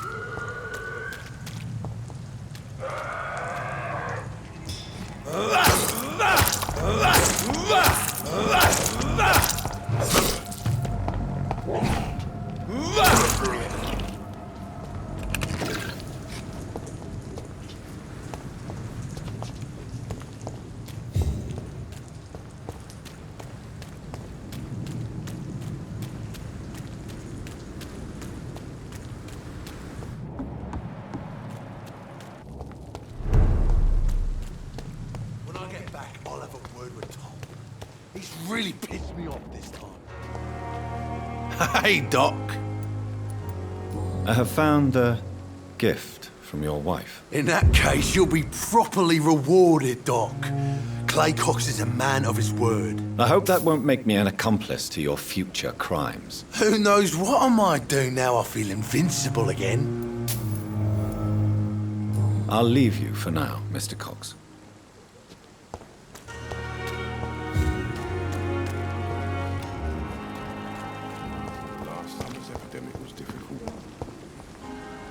Good evening. Good evening. Wise.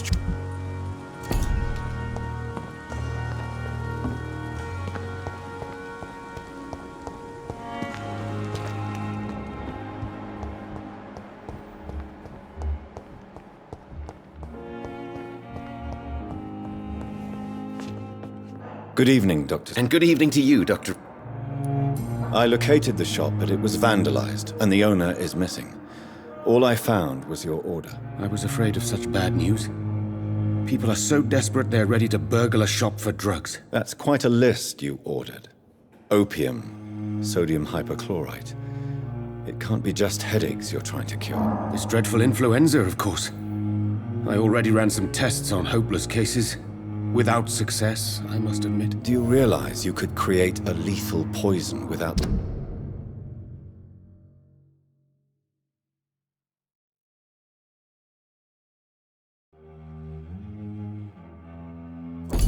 correct dosage? Then there are the legal ramifications. Is this not true of any medical substance, Dr. Reid?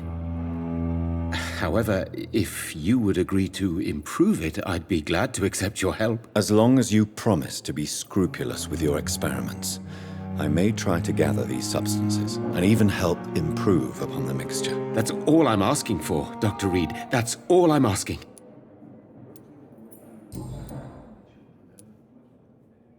I want to know about these secret tests you run, and if they can save people from this epidemic. Speak to me now, Thoreau. I know I may sound presumptuous, but I'm just following your steps, Dr. Reid. I'm casting away the shadows of ignorance by daring to face them. Self-confidence is essential in our line of work, my young colleague, but only if tempered with the correct amount of cynicism. But you never doubt yourself, Dr. Reid. I've read all your articles and books. You performed the most daring research during the war.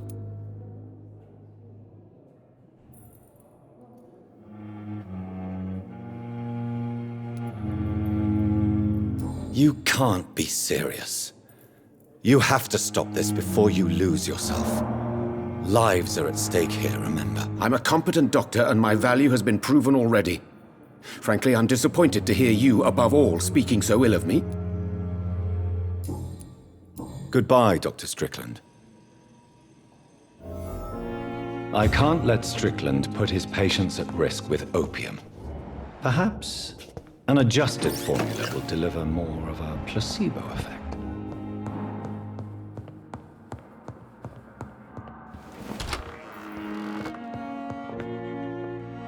Good evening, Doctor. How is my... Your son asked me to find this letter, Mrs. Goswick. However, I thought it would be preferable to give it to you. I already know what I'm going to read. Mortimer, why are you acting in this way? I have done everything I can to help you, but it's not enough. We will talk about this letter later. I understand that you need some privacy. Before you leave, take this for your trouble. Thanks to you, my son still has a future. Perhaps.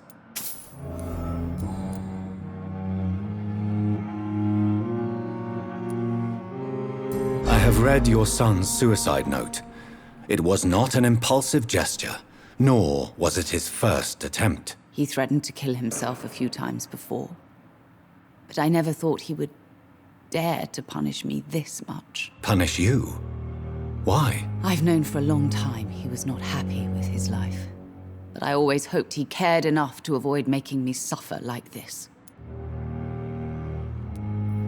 Mortimer is extremely vague as to his motivations for committing suicide. Tell me more about what you know. As you say, Mortimer had no reason to die. All he said to me was that he wanted to make the world a better place, but couldn't. What do you think he meant by making the world a better place? Mortimer has always been a sensitive soul. He wouldn't talk to anyone for months after his father passed. It's like he carries everyone's sadness with him. Why did your son feel so useless when facing the world? I think it was more that he could only see the melancholy facets of life. He couldn't help but dwell on such things. Do you realize your son could try to kill himself again? He might succeed next time. I think about it every minute. But I won't stop fighting for my son's future. That's how much I love him.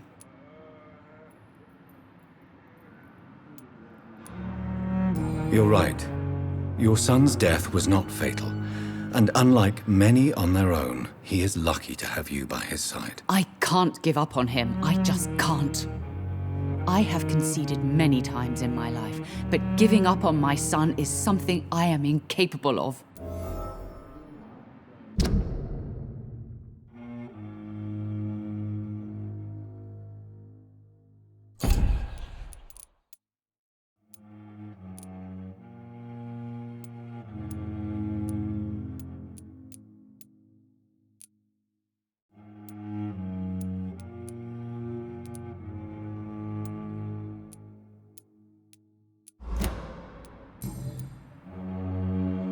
Goodbye, Mrs. Goswick.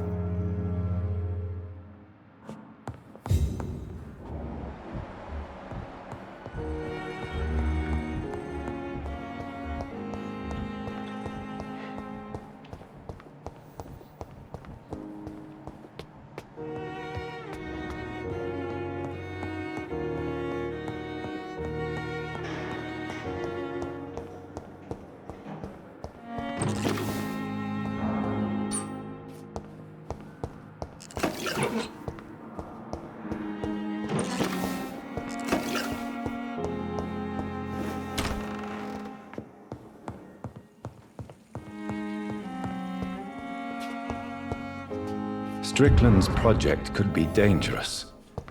I have a mind to report him to Dr. Ackroyd.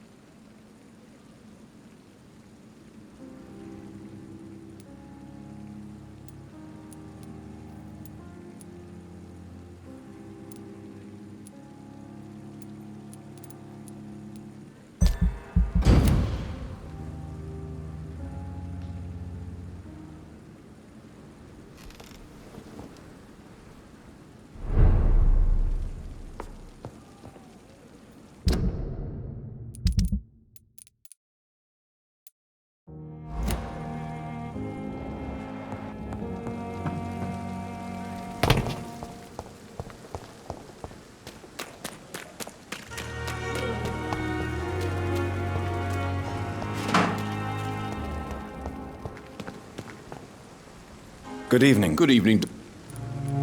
I'd like... Wise choice. Consider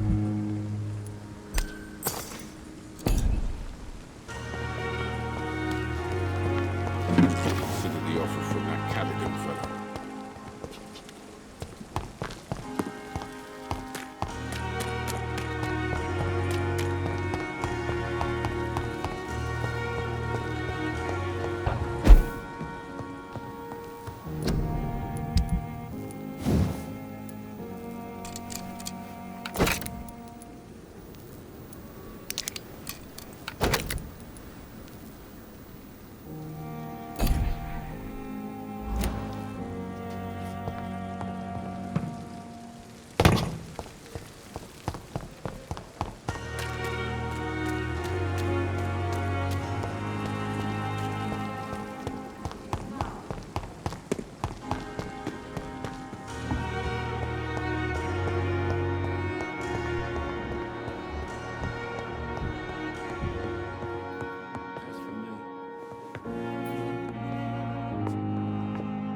I'm quite busy right now, Dr. Reid.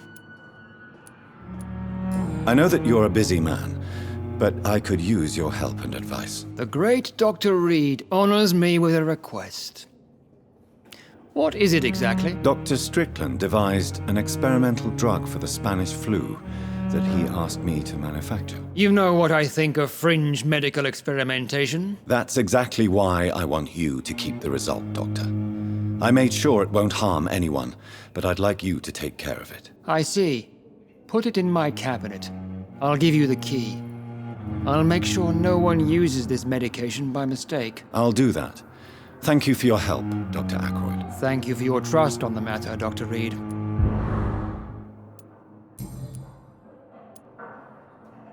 Do you think Dr. Strickland has any chance of curing the Spanish flu by himself? His wish to cure the sick is not driven by pride, but by an idealistic view about our mission here. Honestly, I don't know which is worse. You consider him a good practitioner, yet you will not report his methods. Strickland may be a rival, but I will not use dirty tricks or regulations to prove him wrong. We are doctors, not politicians.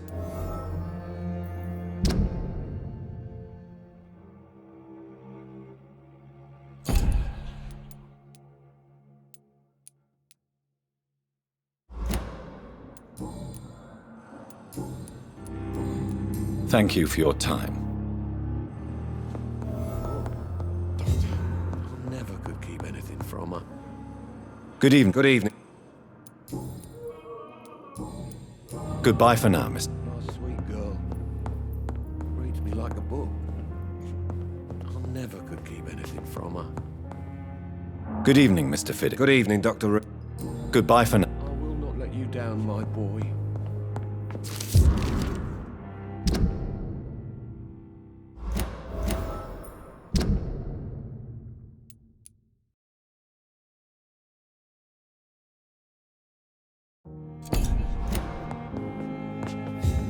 Good evening, Mr. Fiddick. Good evening, Dr. Reid. You seem worried about the safety of your family, and it's obviously the reason why your wound troubles you so much. I cannot give up on my children now. They both need me living. What about their mother, if I may ask? She died in 1915 during one of the first Zeppelin raids. We never found her body. Goodbye for now, Mr. I will not let you down, my boy.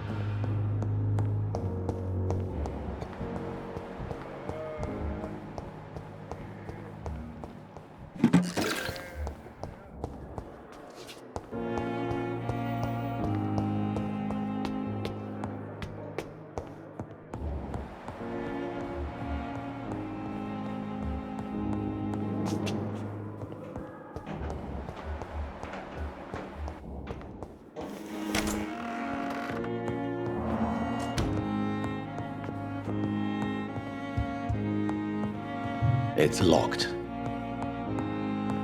Now that Dr. Ackroyd has been warned, he should make good use of this formula. It's locked.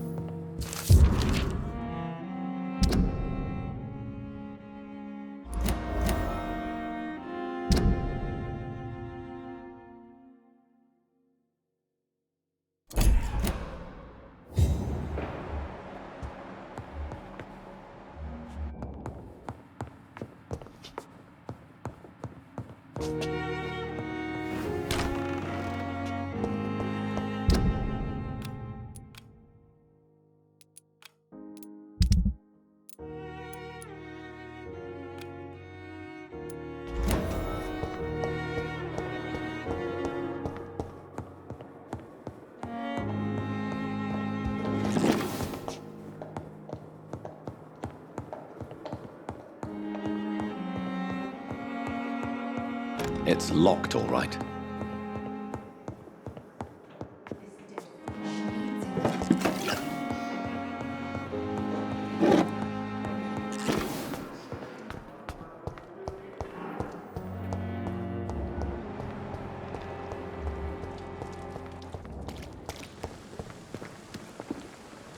Good evening, Nurse Brannigan. Good evening. According to the report I read, your unprofessional conduct put a patient in danger, Gwyneth. That's not true. I know when my patient's life is at risk, and I'm more competent than a lot of doctors that I know. Problem is, I'm a woman. I don't see what your gender has to do with your abilities, Nurse. Yes, nurse. Because I'll never be a doctor, no matter what my skills.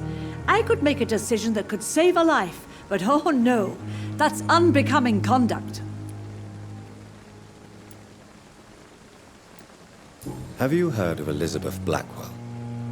She was the first woman listed on the UK Medical Register. Change is slow, but it will come.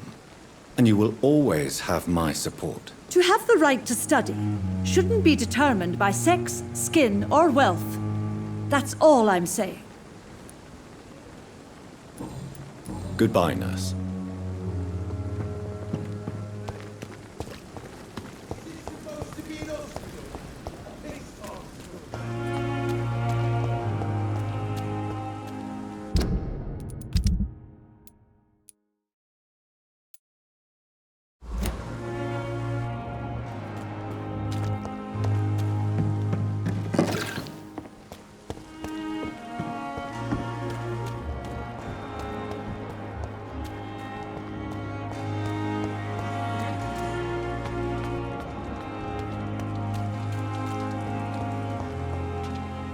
Hello again, Mr. Blight. I'm happy to see Mr. Thatcher is safe, for now. I'm eternally grateful, Doctor. We were total strangers and you helped us anyway. Can't thank you enough, sir.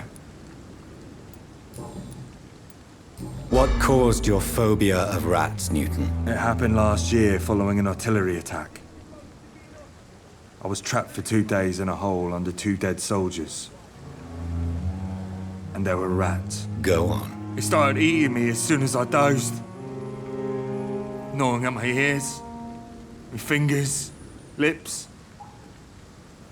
I couldn't move. Couldn't call for help. I see. No, you don't. You have no idea what it is to wake up buried under bodies. Fucking vermin eating your flesh. Oswald. He found me and saved me.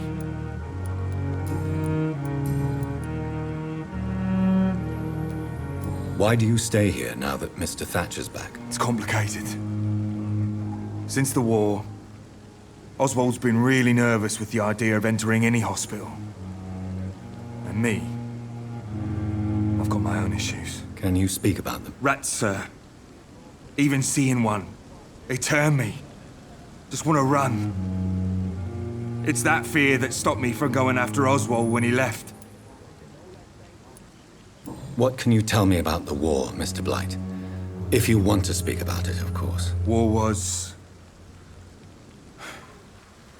well, you know, sir. The stench of death everywhere. Your mates lying bleeding in the mud. Just praying to make it through and get home. Bloody nightmare. Did you know Oswald Thatcher before the war? No. We met in the battlefield. I think we're in the same boat to France. We've stuck together ever since. I fought in France, too. I served as a field surgeon, but it was not uncommon to repel an assault, especially at night. Yeah. The first time I was wounded, I had to protect the infirmary from hostiles. Twice. You are always welcome at the Pembroke Hospital. As a former officer, I'll be honored to welcome a fellow veteran. I'm not giving up on bringing Oswald back to the hospital. I just need to convince him that he needs some help. Perhaps he needs to reach that decision by himself. Could you speak to him? He doesn't usually listen to doctors, but perhaps because you've been through it, you can talk him round. Goodbye, Mr. Blight. Take care of yourself. What a fucking joke. Hello again, Mr. Thatcher. Do you feel any better now? Yes, this neighborhood may stink of dog shit and reek of piss, but to me it smells like the purest mountain air. Mr. Thatcher, do you have a job? No. Since I came back from the war, I spent most of my time and energy just trying to forget. I understand what you mean. I was a soldier too. No. Nobody can truly understand what I've gone through. Why were you locked in that sewer? What happened? I went by the canal after an argument with a friend. Got chased by these fucking wankers and had to barricade myself in, despite my claustrophobia. Why did you run? What was the reason for your argument? Newton wanted me to go to a hospital, but I can't stand being closed in. Makes me feel like I'm suffocating. Tell me about your claustrophobia. Has anyone given you an official diagnosis? That's what the bloody doctor said. But I don't want to go to a hospital to get checked again. I'll deal with it my own way.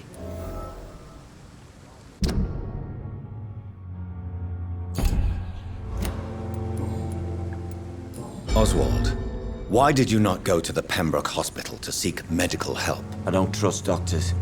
All they care about was their careers and processes. I won't be locked in any room again by anyone. Your fear of being trapped is not going to go away by itself. You need professional help. I've seen enough butchers in white coats to last a lifetime. Hospitals reek of chemicals and death. What I need is fresh air.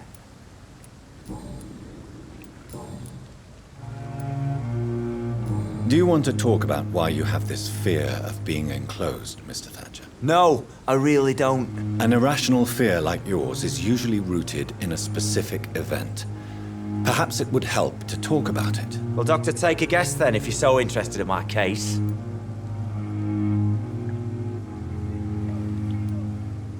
When I rescued you, you expressed joy at seeing the sky again. So I'm inclined to believe you were trapped or buried somehow. Maybe during a shelling. Jeez, you're good, Doc. You're really good. Go on, please. Tell me more about it. Newton and I were trapped in a circulation tunnel after an artillery attack. We were buried alive for several days without ever knowing if we'd be found.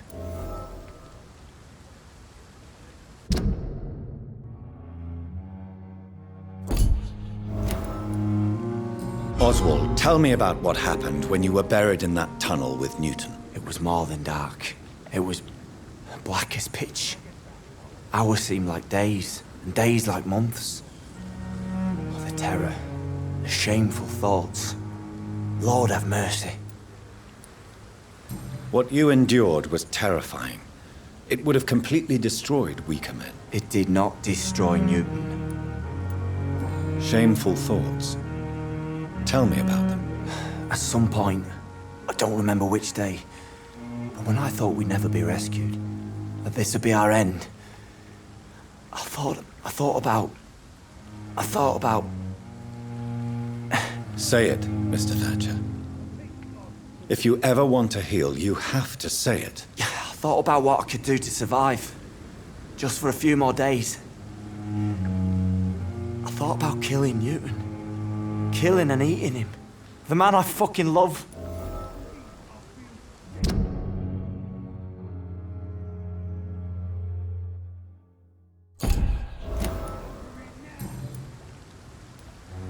Tell me about your true feelings for Newton. I love him. I'm not ashamed to say it. He's the best thing that ever happened to me. I can't imagine life without him. Why should you be ashamed? I'm not, I said. But Newton sees it differently. I admire your honesty. It takes courage to stand up to society. The world needs people like you to create change. Courage is what we needed in the trenches, looking death in the face every day. I speak plain. I speak my mind. Have you always been this straightforward? All I know is, before you saved me by the sewer, my only regret was I wouldn't be able to hold or kiss Newton again. I love him, that's all.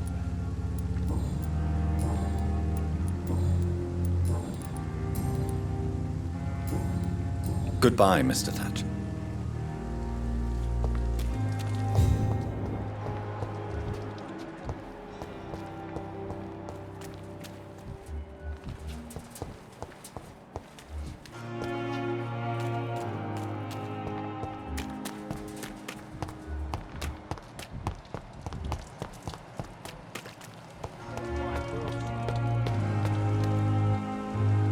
Hello again, Mr. Blight. Good evening, Dr. Reid.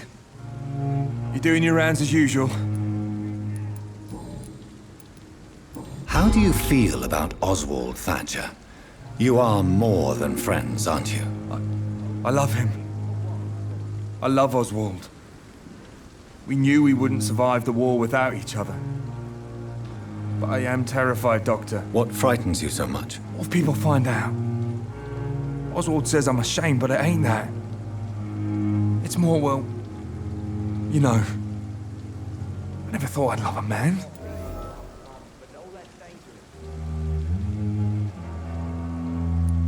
Enjoy your love. And enjoy life as long as you can, Mr. Blight. Don't let anyone tell you who you should love or how you should love them. I appreciate your kind words, sir. But it ain't that easy. It's all so new to me. You and Oswald were buried alive during the war. Tell me about it. Yeah. It was last summer. A shell hit our trench and we were buried for a week. Oswald seemed far more traumatized than you by the event. It wasn't the first time it happened to me. Surviving it again gave me strength. You believe that? How did you survive for a week? Luckily for us, there were rations and water in the tunnel. It was an outpost, see? Since then, Oswald's not keen on being inside for too long.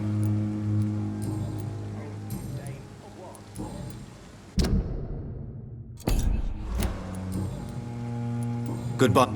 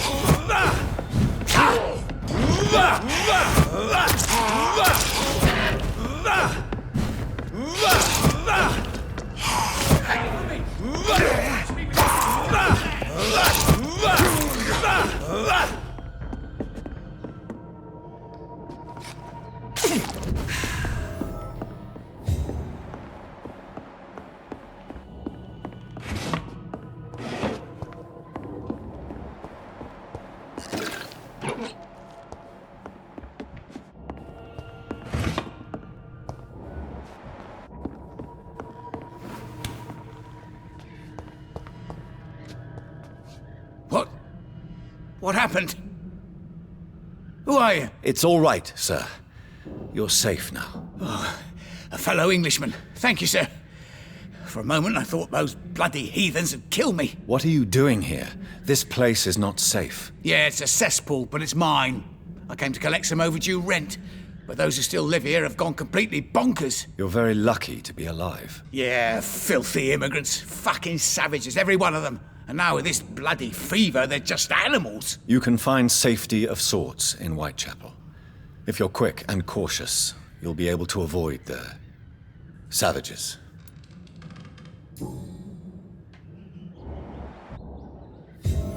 You had better... Safety!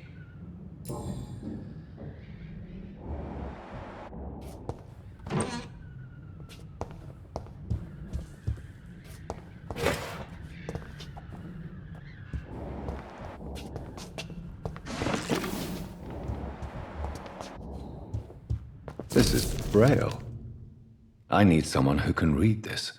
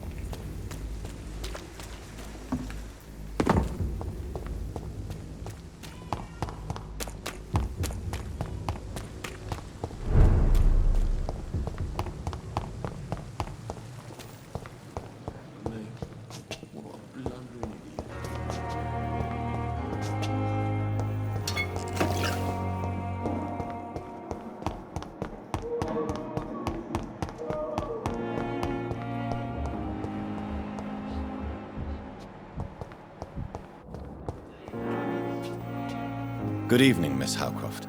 How are you tonight? I need blood, Doctor. Warm. I have made inquiries about the men who were tracking you, Miss Howcroft. I did not expect a mortal to have this sort of courage. Speak, Doctor. Why are they hunting me down? It was a misunderstanding.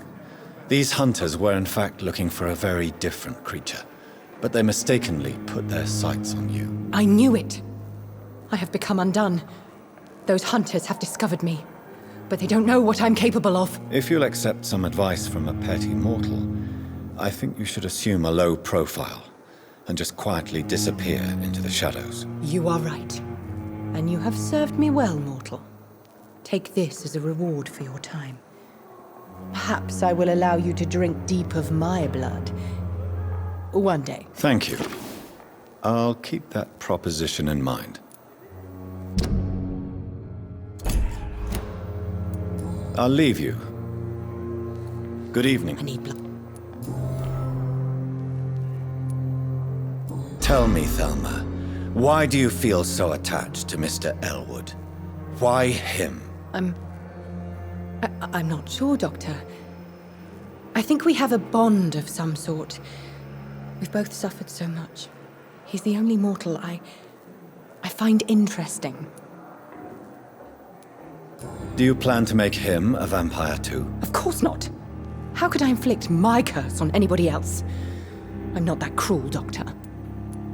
Would you say you and Mr. Elwood are romantically involved? No. No, Thomas is a delicate soul. Even though he disguises it. But I am not the woman he needs. No, for I am a vampire, Doctor.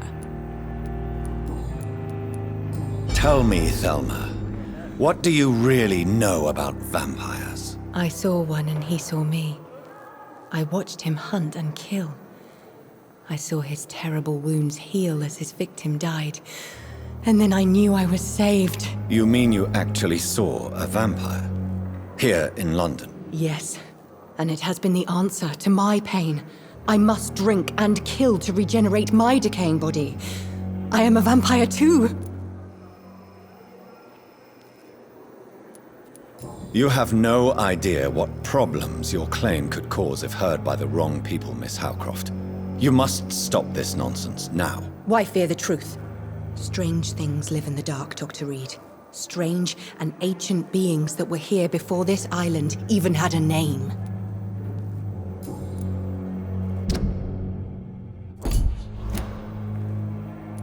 I'll leave you, Mistress of the Dark, to your nocturnal activities.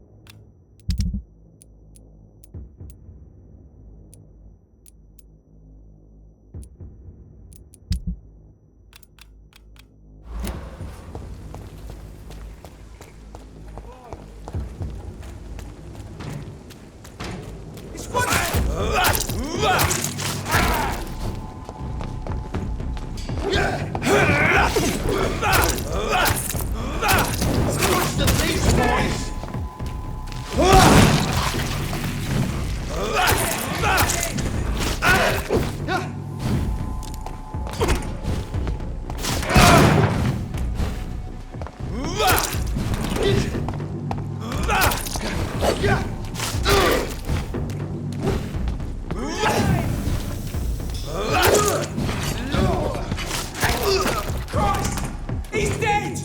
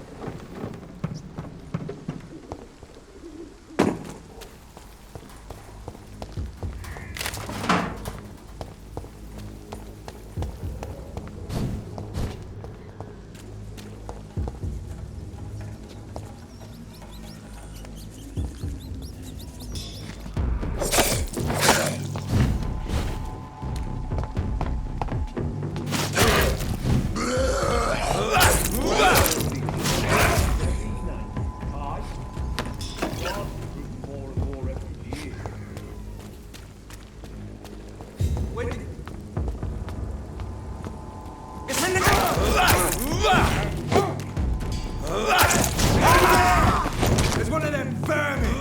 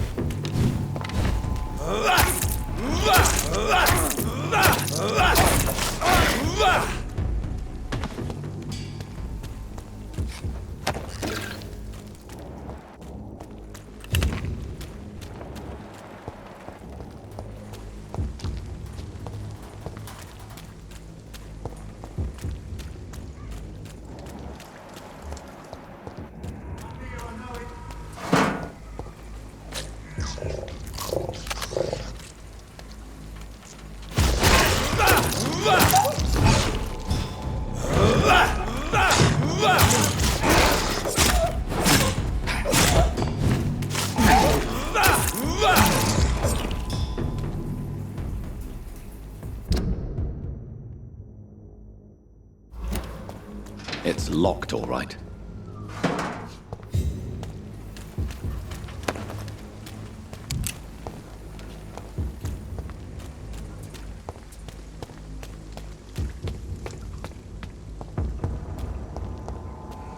Better go home, sir.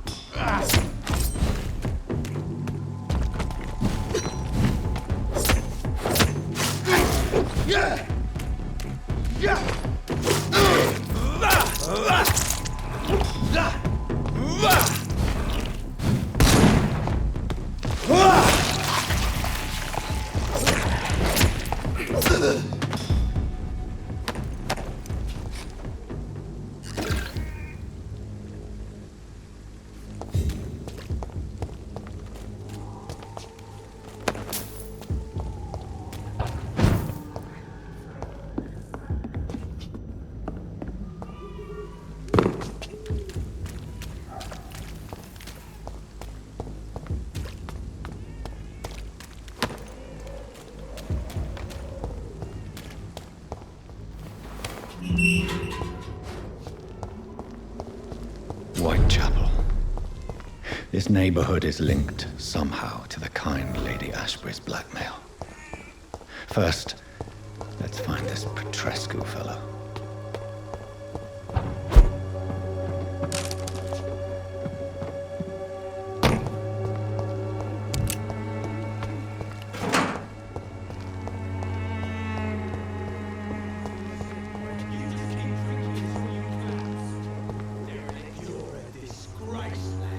Fuck you all! Fuck it all! Stop it now, Albert, stop it!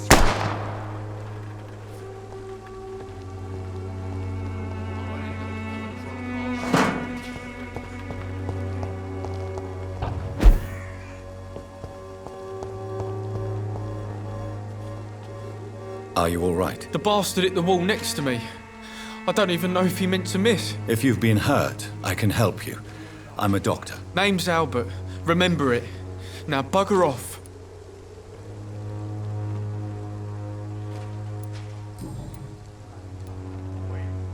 What happened? Did you really steal that man's medication? Hey, I didn't do anything. It ain't me.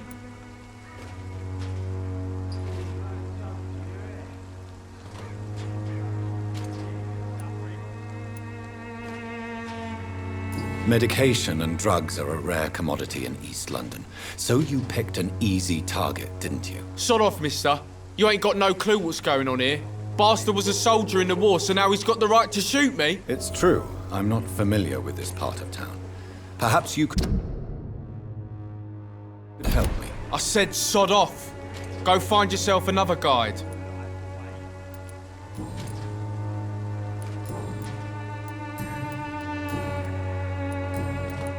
Do you know Nurse Dorothy Crane from the Pembroke Hospital?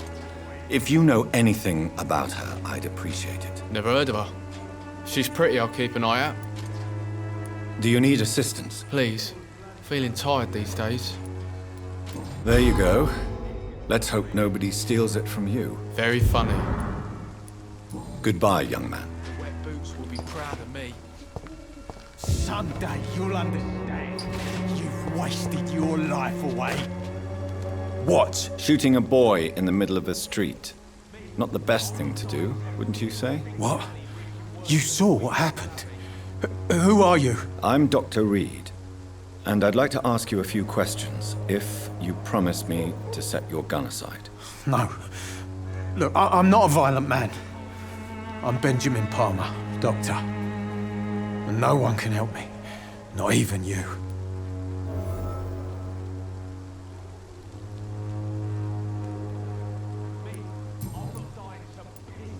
What can you tell me about this place? Nothing to say, really. This is where I used to live, and this is where I live now. You don't have anywhere to go? No family that would welcome you? Not since the death of my wife, Albert's mother. She was sick, you see. Long before the flu and all this shit. You mean you used to have a better life? Yeah, I had a wife, a home, and a job. I even used to have a name. And now I'm just Ben. Ben the Tramp. Perhaps you could focus for a moment and tell me your troubles. I'm sick, broke, and my son just stole my pills. Everything's coming up roses.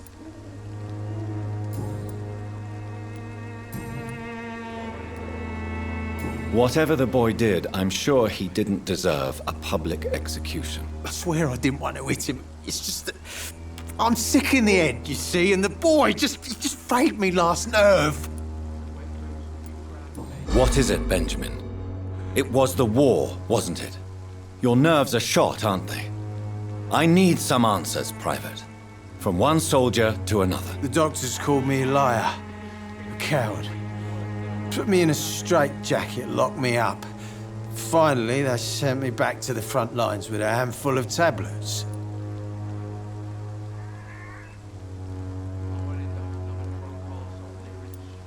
It's a pity that doctors still practice such barbaric methods. It's a dishonor to our profession. Now only the pills stop me thinking about this shit. To not hear the explosions. I'm even scared of the dark these days.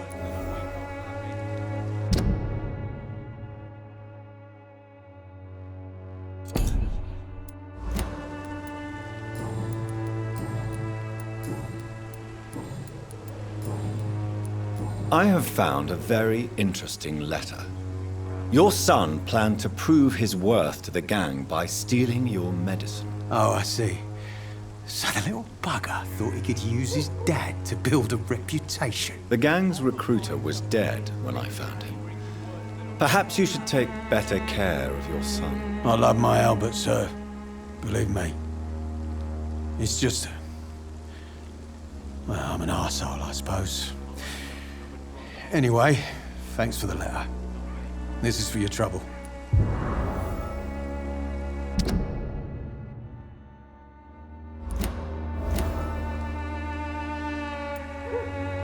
Do you know Nurse Dorothy Crane from the Pembroke Hospital?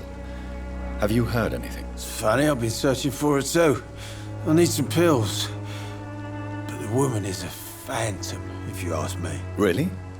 And why is that? Word is she ain't real. She's a cover for some doctor who runs an illegal dispensary for migrants. A gun, alcohol, and a bad temper make a terrible cocktail, sir. Goodbye for now.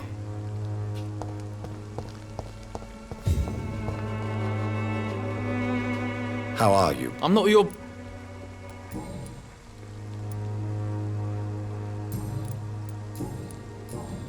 Goodbye, young... I'll not die in some...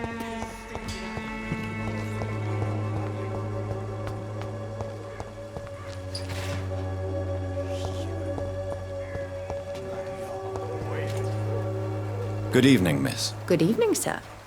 Are you interested in a miraculous cure for this unknown and deadly epidemic? Actually, I am. Then you have come to the right place.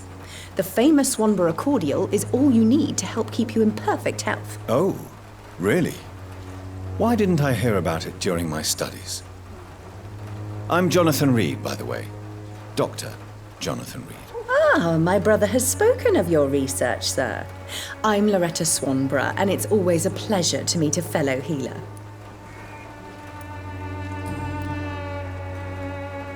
Tell me, who intrigues you most in Whitechapel? The region itself is something to see, but I would say Camellia the mute florist who gives away her flowers. What do you think of the locals? Most of them are afraid or desperate. They all come to me eventually for my remedy. Is there anyone I should avoid? Cadogan Bates, without a doubt. The bloody bastard remorselessly exploits poor migrants as soon as they get here. Loretta, your miraculous formula wouldn't even cure a common cold, and you know it. The Swanborough's cordial's secret ingredient is hope, Doctor. And it's something people around here really need. A placebo effect is real and has benefit. But in your case, you could be murdering your customers who may die because they are not receiving the necessary medical attention. Medical attention? In Whitechapel? Trust me, my cordial is the best option they have, since it is the only one.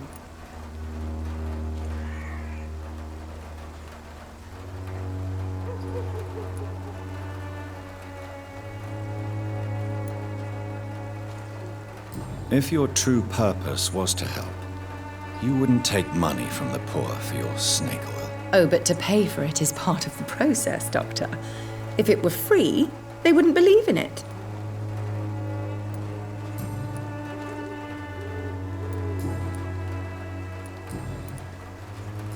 Do you know Nurse Dorothy Crane from the Pembroke Hospital? I'd like to know more about her. I don't like to talk about competition. Competition, you say? Never met her, but it seems she provides some sort of medical care to the poor. The whole thing has to be some sort of scam, if you ask me.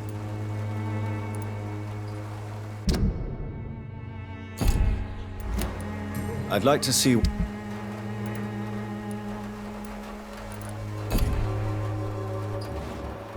Swanborough cordial is the answer to all your problems. As long as you have interest.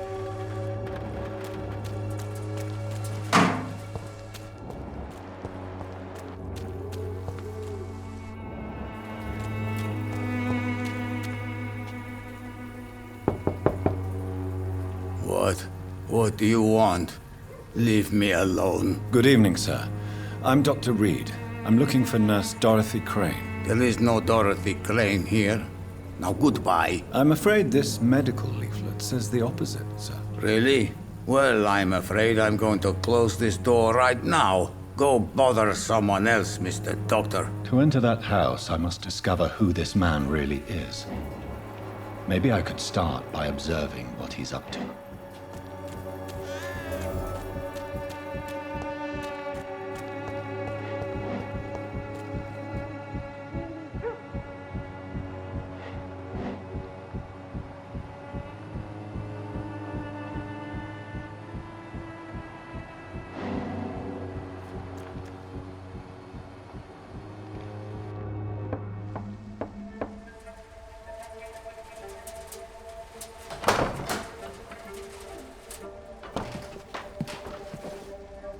A strange man was at the door with a pass for our medical facility. I refused him entry.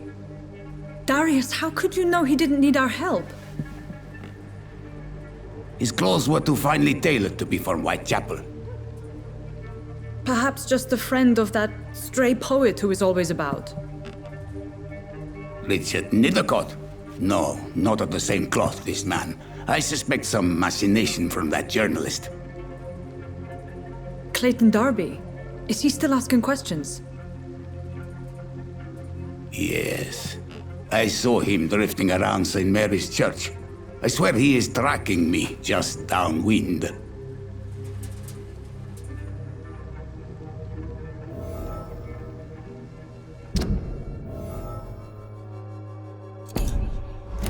I must talk to that journalist or the poet. They must know about Darius. Nearby the church they just mentioned.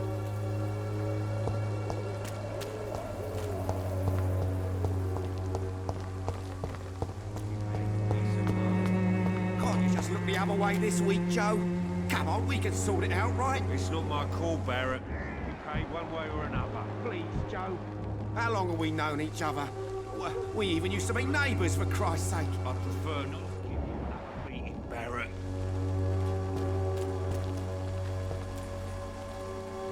Welcome, sir. Please, take a browse of my wares. I am Dr. Reid. I would like to ask you a few questions, if you don't mind. Doctor?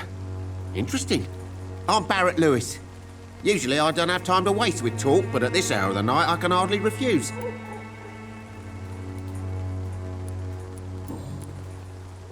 How is business around here? Business? I have no business. Between this racket, theft, and customers getting scared, I'm losing money every day. I see. Sounds like you blame someone in particular for your situation. It's no secret Joe Peterson spends his time harassing merchants. But with me, he's trying to put me out of business once and for all.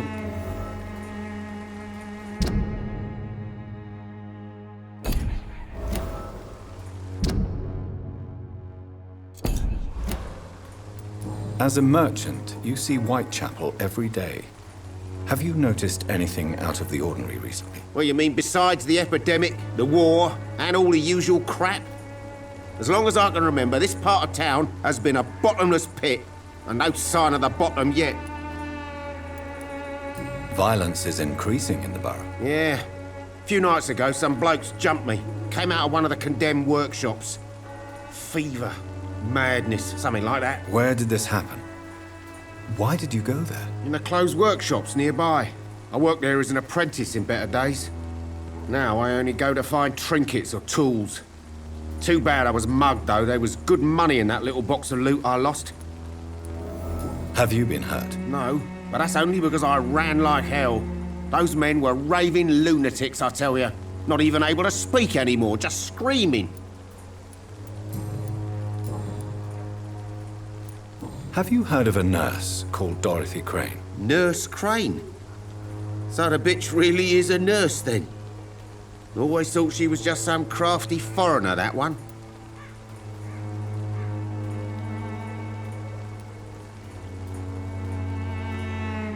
So she's trying to help her fellow immigrants. Why would that make her a villain? Dorothy Crane ain't even a real name. Something like Dorothea Craniu. Something like that. Came to England fleeing the war, I was told. That doesn't explain why she irritates you so much. Your precious Nurse Crane gives away medical supplies and prescriptions for free. I offered to sell it for a fair cut, but no. Miss Crane wanted to play the quiet saint.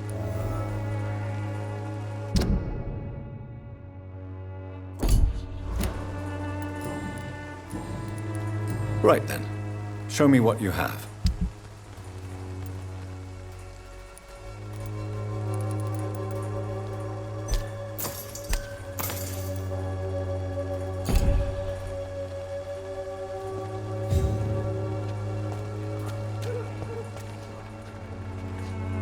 Excuse me, sir.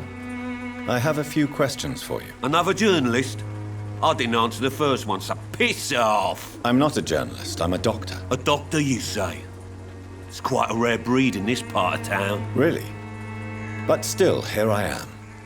Dr. Jonathan Reid, at your service. I'm Joe Peterson to some, but Colossus Joe to most. And I don't remember asking for your service, sir. May I ask what you do around here? I do whatever I want, and sometimes even more. Now sod off. According to you, physicians are scarce in this part of town. Why is that? Not familiar with this neighborhood, are you? I guess your fancy colleagues are too afraid of being stabbed in the back. This part of town does have quite a reputation. Would you say it's justified? Totally. Look at me, for instance. I always look my opponent in the eye before knocking him out. How did you become the local bully everyone is afraid of, Joe? There's no pride in roughing up poor bastards. But this is the only job I've found. And it pays well, too. A job? So you're racketeering for someone else? I got enlisted by the Wet Boot Boys, a gang from the docks. I'm their muscle for their dirty work.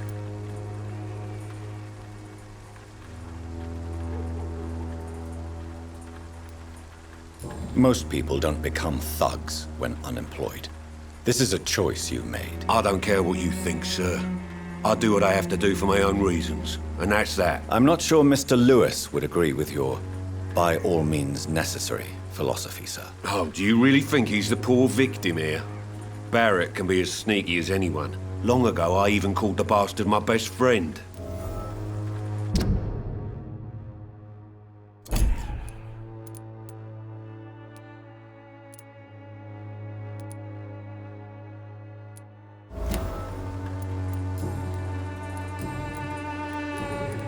Have you heard of a nurse named Dorothy Crane? She's a colleague of mine, and is supposed to live around here. Dorothy Crane? Yeah, I know her. One of the few good souls who dare to help the sick around here. Could you please tell me more about her? She's a nice girl. Tries to help the migrants. I offered to give her a hand, but she said my reputation would attract too much attention. Goodbye, Mr. Peterson.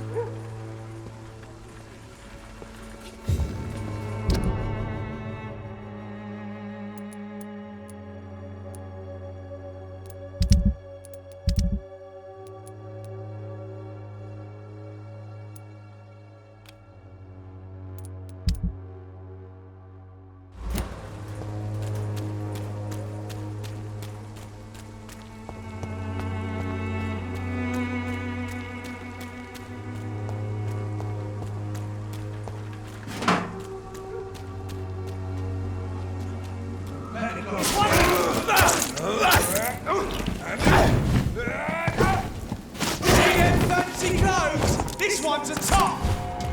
I'll send you to hell. Oh, Mom! That's got her!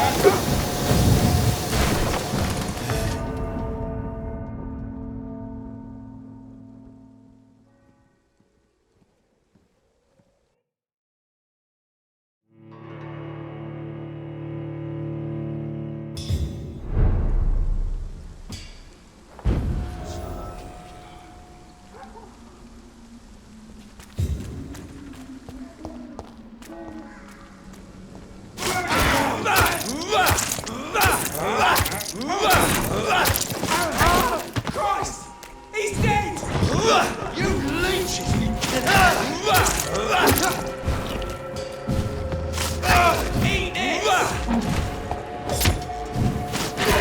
He's dead!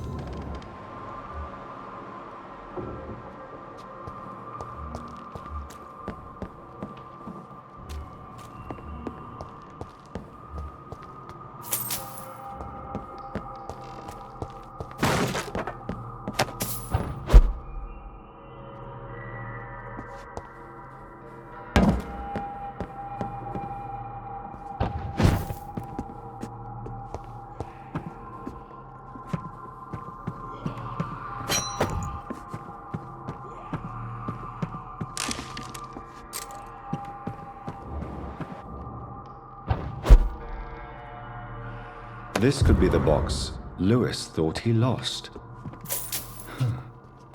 There's a letter inside.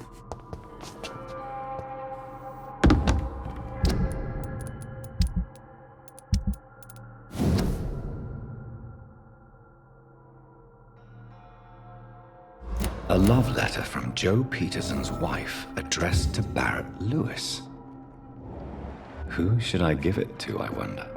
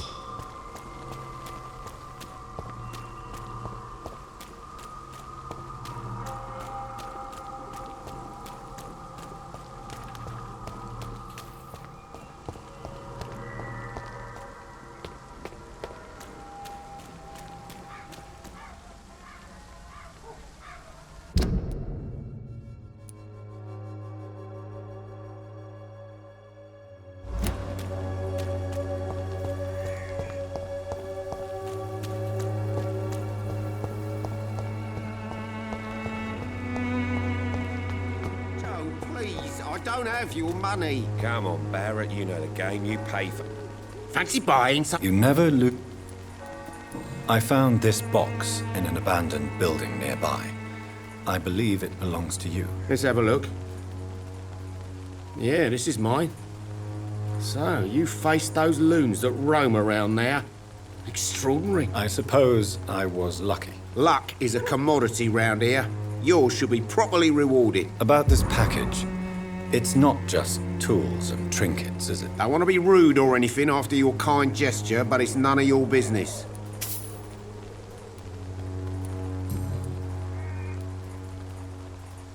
Joe Peterson.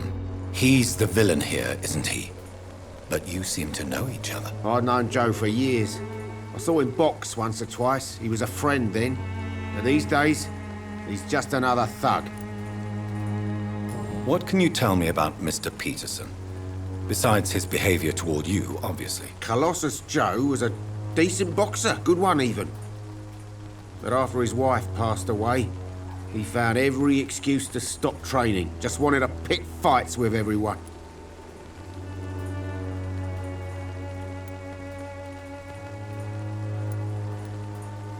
It's never easy to find a new path in life, especially after the loss of a loved one. But crime is certainly not the best option. We've all had some rough times, ain't we? But most of us don't use our fists to see us through.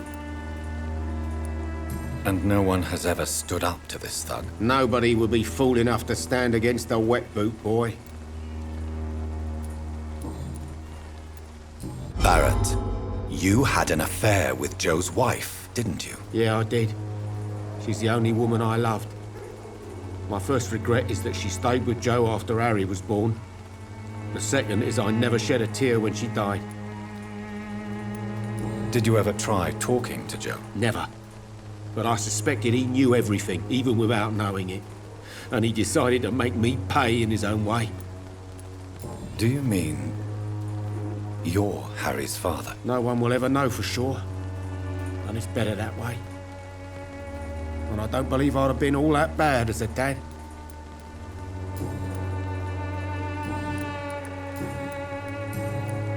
Goodbye for now, Mr. Lewis.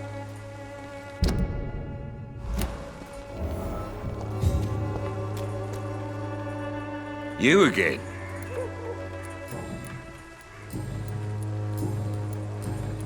Goodbye, Mr.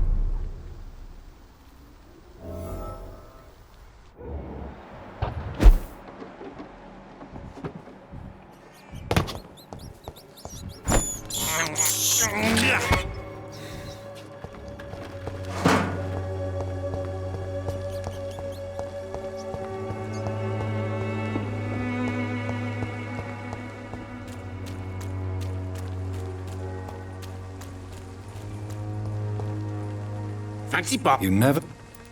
Right then.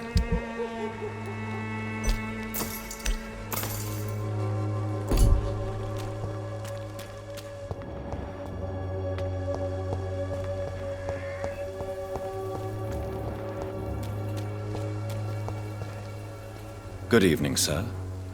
Do you remember me? If you're here for a reward, you'll be sorely disappointed. But I'll gladly shake the hand of a fellow countryman. I'm not here for a bounty. I'm a doctor. Dr. Reid from the Pembroke. A doctor? In Whitechapel? What an opportunity. My name's Bates. Cadogan Bates. Do you require assistance, Mr. Bates? Not me, but your skills could help a lot of people round here. That would help my business, because I say a live tenant's a paying tenant.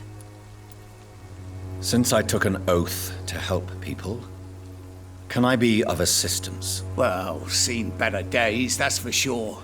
But it was bound to happen with all these refugees about. Infecting you is probably the last thing on these people's minds. Take this, in any case. What? You give me this for free? Don't have a clue about this place, do you? It's unusual to see someone so happy around here, especially considering the current situation. Why should I be sad now? There've always been wars, disease, tragedy. There always will be. That's an unusual way of seeing things in these trying times. I don't see why I should shed a tear for another man's woes. I'm healthy, and I intend to stay so. What is your business, exactly? I offer fair lodgings for a modest price to the poor and weary of Whitechapel. I see. And what about those who cannot pay? Well, deals can be done, if you know what I mean. Money's not the only currency. After all, I'm not immune to a pretty face.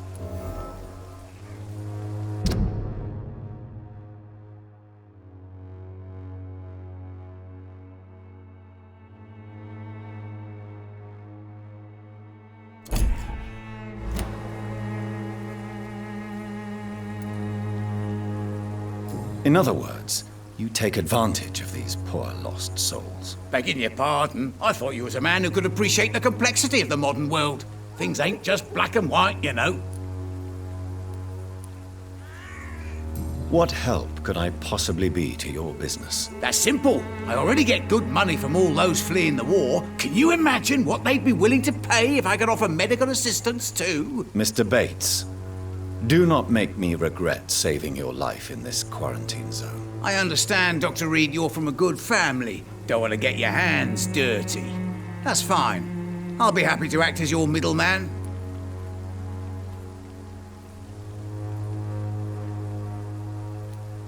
I'm no saint, but to take advantage as you do, you are a despicable man who could only prosper in these dark times. So it's a no then.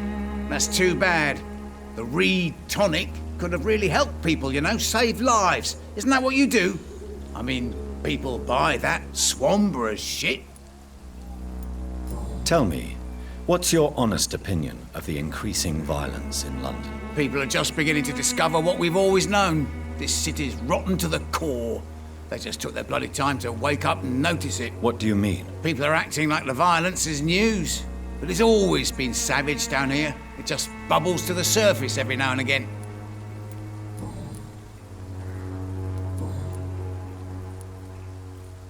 You seem to have recovered well since your attack. Do you ever think about what happened to you? Not much. It was a fucking nightmare. Savages, absolute bloody savages. Their appearance. Jesus.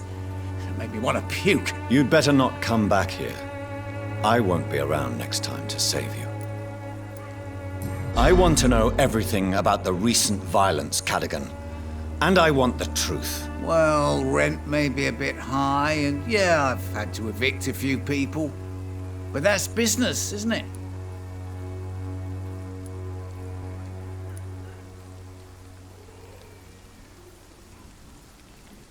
Take this as my final warning.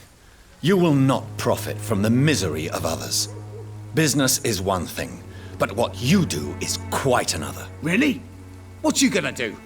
You ain't from here. You ain't Whitechapel, Doctor. You wouldn't know the first thing about playing dirty, even if you wanted to.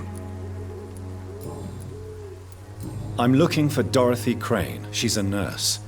What can you tell me about her? Dorothy Crane, bless her soul. I really should thank her someday. Tell me truthfully, why are you so thankful? By keeping my tenants alive, she's making me a rich man. Every month they live, it's more coin in my pocket.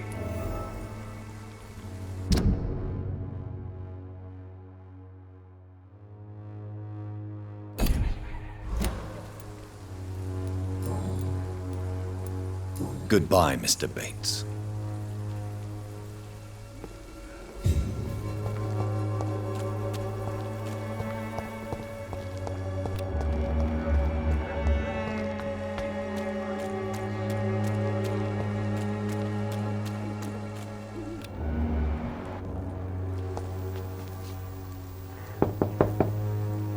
Hello, young man. I'm Dr. Reid, and I would like to ask you a few questions. May I enter, please? Sorry, no, sir. My father does not like people entering our house, you see. Your father is worried about you, boy. He asked me to look for you. So my father actually worries about me, then? Okay, then. Come on in. I'm Harry, by the way. Is there only pain and suffering in this world? So, may I ask you a few questions? I'm not bothered. What could be worse? How do you feel? I'm fine. I mean, it's not easy every day, but I'm fine. I'm just tired of being sick all the time. If only I could be tough, like... Well, you know. Speaking of which, what can you tell me about your father? My father is an idiot who makes idiot things. That's all I have to say. Forgive my bluntness, young man, but you don't seem happy living in Whitechapel. Why should I? I never wanted to come here in the first place. It was my father's decision. And look around you. Does this look like a nice place to live? I'm sure your father did his best when he found this house. Times are tough for everyone, young man. That's exactly what my father says. Harry, you should be grateful for what you've got. I wasn't even consulted when we moved here. If life here is so terrible for you, why don't you just leave this place? Have you ever spoken to your father about it? I don't go outside. It terrifies me so. I went outside once without my father noticing and I saw terrible things. Bloody and frightening things. So that's why you stay at home all day? For fear of the epidemic? I'm not afraid of disease or death, Dr. Reid. It's the living I'm afraid of.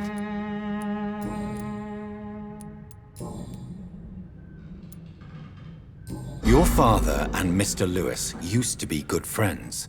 What happened, Harry? I was young then. I don't remember Mr. Lewis ever coming back again after my mother died. Or was it after my father started bullying him? I don't know. Have you tried speaking to Mr. Lewis about it? I don't go out often, but yes. And he scolded me and told me to leave him alone. I guess my father frightens him too much. But you are not responsible for your father's actions. Am I not? Dad always says that he joined that gang for my safety. So if I wasn't born, people wouldn't be worrying about Colossus Joe. Do you remember when Barrett Lewis was close to your family? To your mother? Not really. I was too young. But I remember it was a happier time. Mr. Lewis was funny. He often had dinner with us. Why are you sad, then? Because it hurts to remember a time when my father used to laugh and smile. It hurts to realise he's as sad as me now. How was he towards you? He was nice, I guess. He never forgot my birthday. He always offered me books. I liked books.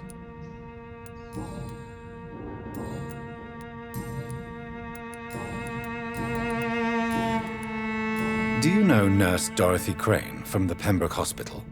I'd like to know more about her. Yes, I know her. She came here to examine me when I was very sick. She said I should go out more. Do you need any medical help, young man? Yes, I do. You'll feel better with this. But you need to get a grip, young man. Medication alone won't cure melancholia. I'm not sure I'm happy with the idea of living long in a world like this. But I thank you for your concern, sir. Goodbye, young man. Even my dreams are soaked with gloom.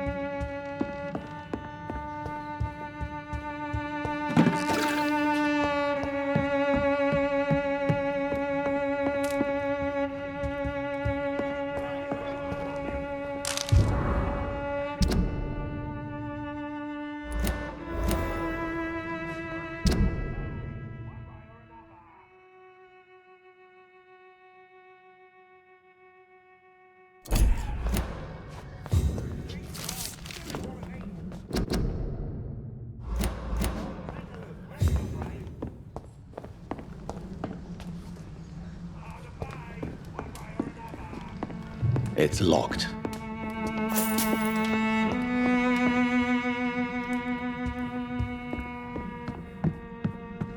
Is there only pain and suffering in this world? So, I'm not bothered. Would it ease tensions with your father if he got an honest job? Because he tried, you know. I can't say. I'd be glad if he dropped his thuggish activities. But I'm not sure it would be enough. Why is that? Sometimes I suspect it's me, Dr. Reid. Or it's this life. It's like I can't find my place. Goodbye, young.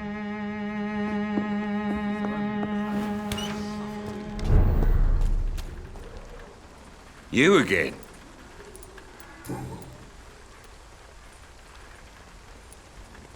Harry doesn't seem happy living in Whitechapel. Why did you make him come here? I've always put my son's interests above everything else, whatever he may think. Our house is small but affordable. The walls are thin, but the door is solid. You really love your son, don't you, Mr. Peterson? He's my pride and joy. Even if he hates me for the choices I make and pushes me buttons more than he should. Do you have any regrets? Only one. Not to have my beloved wife by my side. She died when Harry was little. My sweet Jane. She gave the boy confidence. Since the criminal nature of your job means you could be arrested, are you not afraid of what would happen to your boy if you were? No one will ever take my son away from me. If that ever occurred, I'd hunt the bastard down and rip off his head with my bare hands. Why do you keep on working for the gang, Joe? You know it doesn't suit you. It's true, I hate this job. And I know I made some bad choices, but I'm a wet boot boy now, and people won't forget it. You could leave tomorrow. Start another life in another town. That's easy for you to say, Doctor. We are poor. My son's weak, and there's no way he'll endure another disappointment.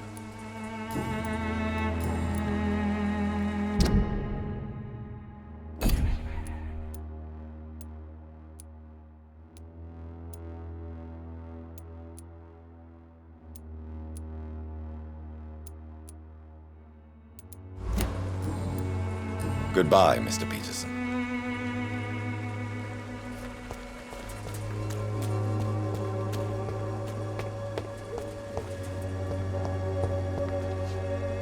Forgive my interruption. Do not apologize, my son.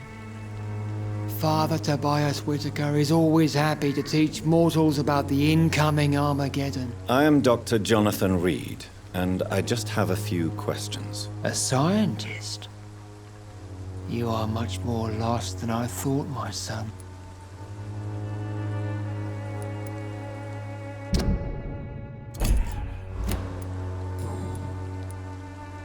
What do you mean when you say that I am more lost than you thought? All scientists are entangled in a world of causes and consequences. And most of them can't see the plain truth. Quite a judgmental opinion, if you ask me.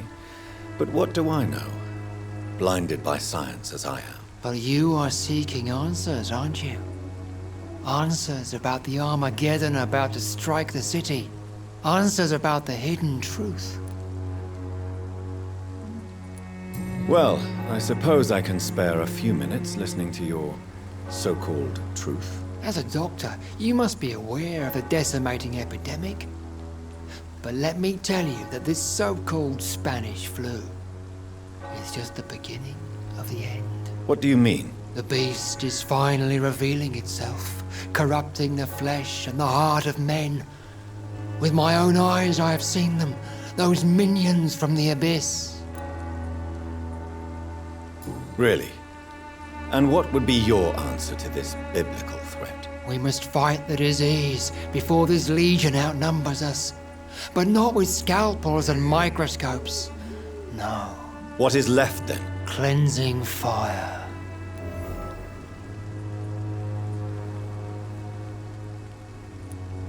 Tell me, Tobias, what exactly is your plan concerning the cleansing of this city? God will recognize his own.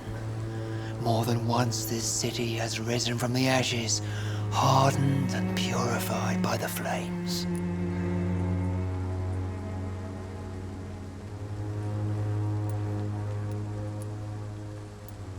Purification by fire has proved useful, but where do you stop? Burn the clothes? The buildings? The corpses? Worse? Your lack of faith is predictable. But my task is to convince rational minds like yours to see the light. This is God's will. You're mad. And dangerous. You're nothing but a soulless butcher. A small-time Torquemada. The Savonarola of Whitechapel. My son, if you think salvation is a free gift, go listen to the lies of that pompous fool, Joseph. Joseph, a fool? Vicar Larrabee of St. Mary's Church. While he continues preaching his fraudulent redemption, more and more people die in the streets.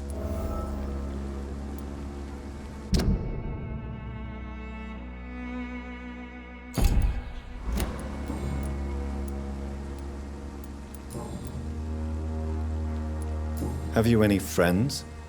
Any family left in these terrible times? No. But I have a disciple I see as my son. He is so devoted. I send him to preach the good word in the heart of this corrupted city.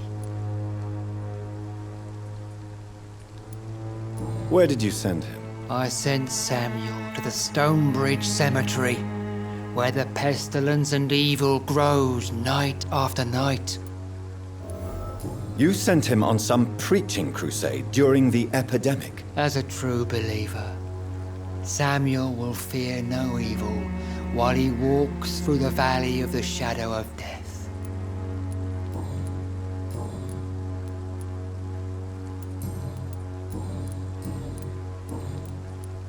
Do you know Nurse Dorothy Crane from the Pembroke Hospital? I'd like to know more about her. I don't like the liberal ideas of nurses, but I especially abhor that Nurse Crane you mentioned. So you're not exactly a fan of Florence Nightingale's work. But nurses are essential for modern healthcare. Nuns should be the only women allowed to take care of male patients. It's obvious only they have the necessary moral fiber.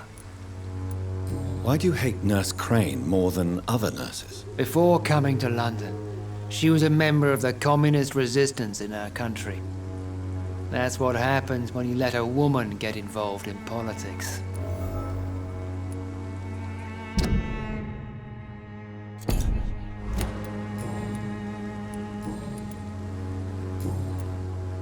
I have heard enough for tonight.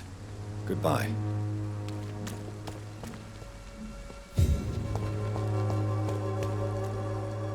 Excuse me, sir. Are you familiar with this part of town?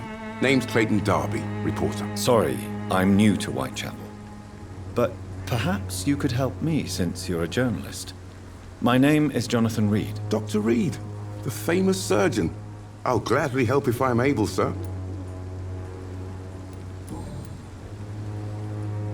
Why are the newspapers keeping silent about the Spanish influenza? It's as though none of you care. There's a war going on. People shouldn't be demoralized by news of deadly diseases.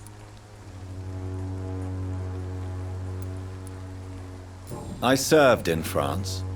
Our top priority must be to put an end to this butchery. This war must stop now. Sir, streets are a battlefield too.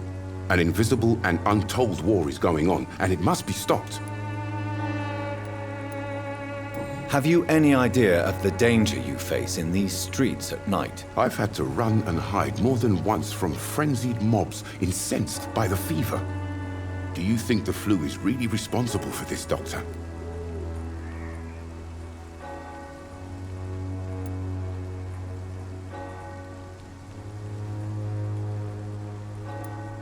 I'm convinced there is more at work here than a simple epidemic. Really?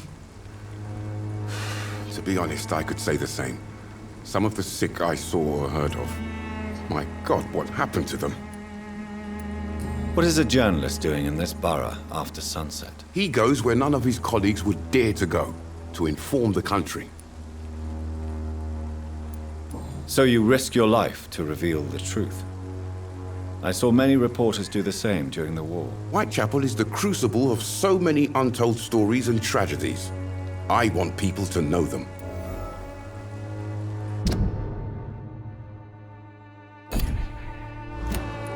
That's quite honorable of you. But is the public interested? Not at all, sir. And that's why I'm an independent journalist, hoping to sell some stories.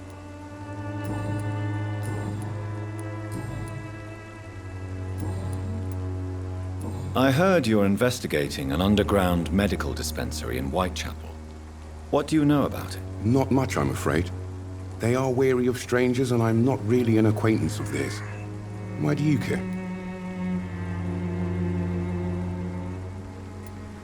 I'm a doctor, Mr. Darby. I care about everything involving public health and this epidemic. Are you sure you're not just concerned about the repercussions that a scandal involving a certain Nurse Crane from the Pembroke Hospital would bring? Without a doubt, you are a damn fine journalist, Mr. Darby. What do you know of her accomplice, a man named Darius? I don't know much about the man. He's very cautious, never goes out, doesn't seem to have any friends or family. He has no relatives at all? No, except for that strange man, a poet named Richard Nethercott, who sometimes comes by. Darius would never let him in. Where can I find this Mr. Nethercott? He spends most of his time lurking around Whitechapel, talking to himself or declaring verses. These days, you can usually find him behind the church. He never goes out? No. A few days ago, he unexpectedly did. I followed him, but it was just a ruse to keep me away from his house. Really? How do you know? He went to the nearest mailbox, but just before posting his letter, he ripped it up and threw it away. Do you need assistance? That would be nice of you, Doctor. If you persist in investigating the most pox-ridden boroughs of London, you must accept the risks. Thank you, sir. Goodbye, Mr. Darby. Good evening. Goodbye, Mr. Darby.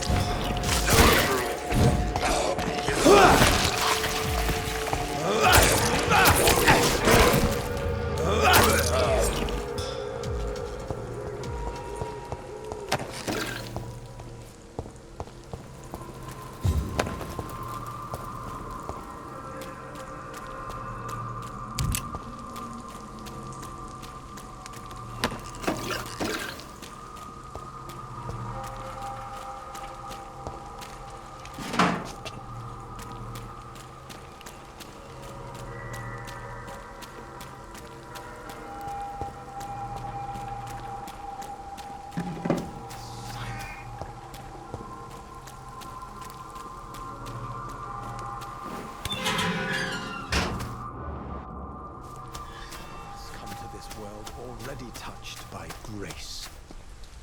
Good evening, sir. I'm Dr. Reid. I would like to ask you a few questions. Please be my guest. Although I may not be the best informant regarding this part of town, my words speak about that which the eyes cannot see. Really? Are you an artist of some kind? I'm a poet, sir. Richard Nethercott, at your service. May I ask what you're doing at this hour of night, sir? Do you live here? Not at all. I'm just enjoying the pleasure of a quiet walk. Though night talks are always preferable, if you ask me. Especially with strangers. But are you not afraid of the epidemic? Oh, why should I?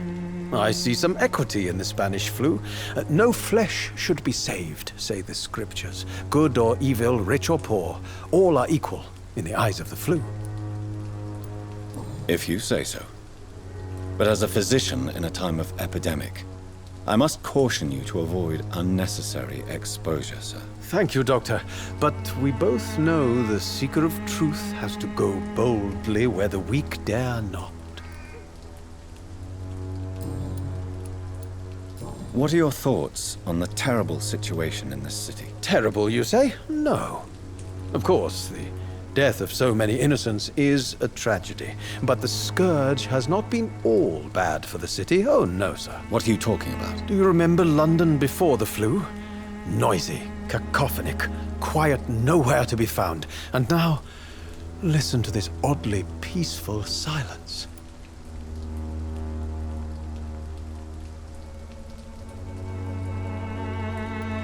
Yes, the enjoyable silence of the grave. You have a unique perspective on the situation, I must admit. Most people fail to understand my perspective. I don't blame them. But how could I call myself a poet if I veiled my feelings?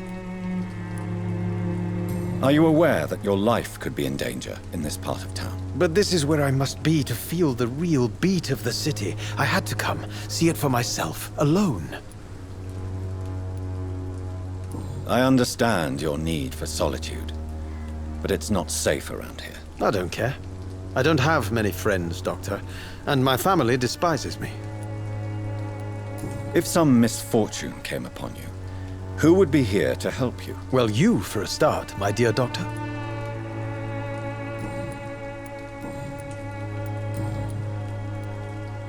Tell me, Mr. Nethercott, why seek inspiration in Whitechapel?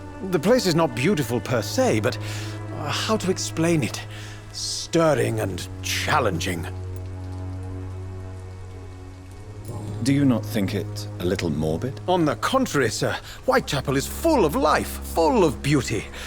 Just like my dear muse, the wonderful Camellia. What can you tell me about Camellia? Not much.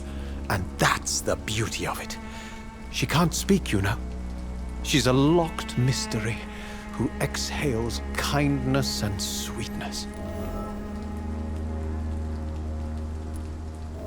Perhaps you're just afraid to find out the truth about your muse. One day, perhaps, I'll ask her to come with me. But will she still be my wild flower of Whitechapel if she moves uptown?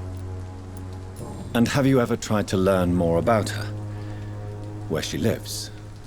How she survives? Whom she may know? Maybe I prefer she remains an enigma. Reality can be so dull, don't you think?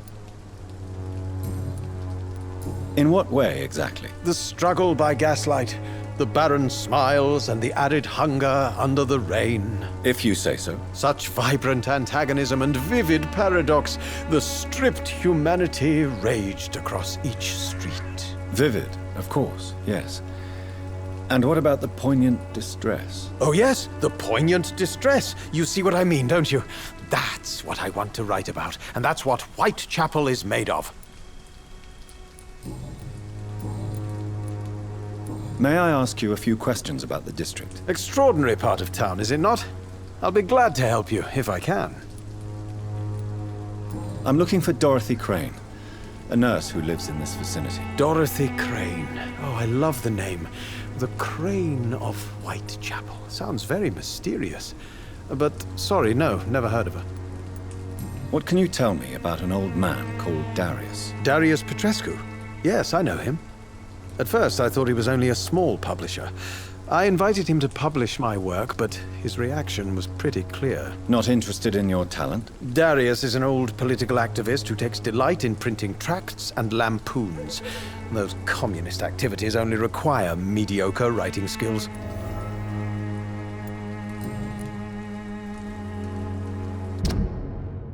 Do you need medical attention, sir? It may be wise to let you prescribe me something. I don't feel like I should. I understand your appetite for words and macabre beauty, sir. But you should be more careful. The nutrition of my mind is... I'll leave you...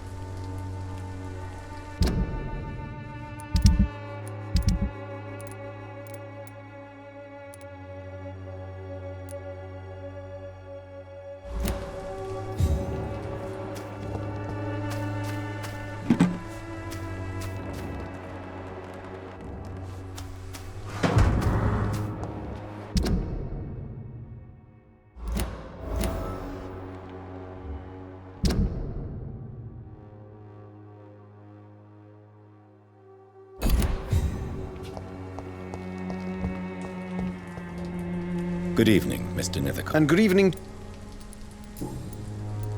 You don't really make a living from your scribblings, do you, Richard? No, sir, I don't. I work so hard. I put all my time, my energy, my devotion into the precise carving of words. When she was younger, my mother was a painter and a poet. She told me many times how poor her artist friends were, and how she helped them. My parents pay for my rent, my food, and my clothes. All I have to give them in return is lies they do not believe. You seem embarrassed. Someday I hope to proudly offer my first publication to my parents. Until that day, I'll remain the failure of a son they have to support.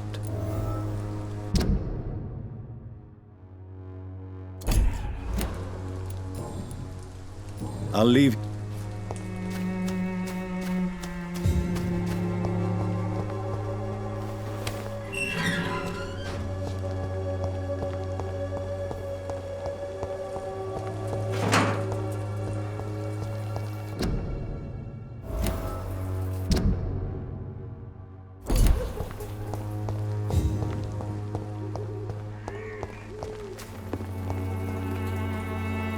Good evening, miss. I'm Dr. Reid. I'd like to ask you a few questions. I know what you're thinking.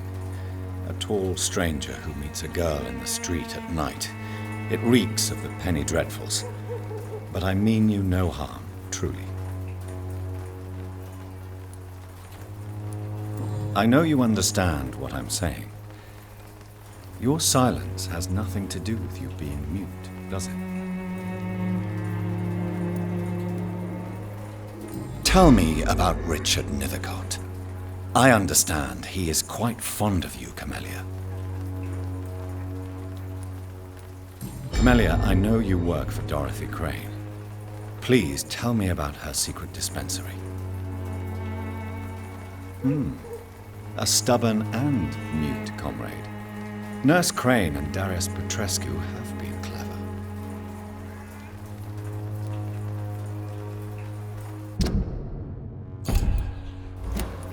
Very well.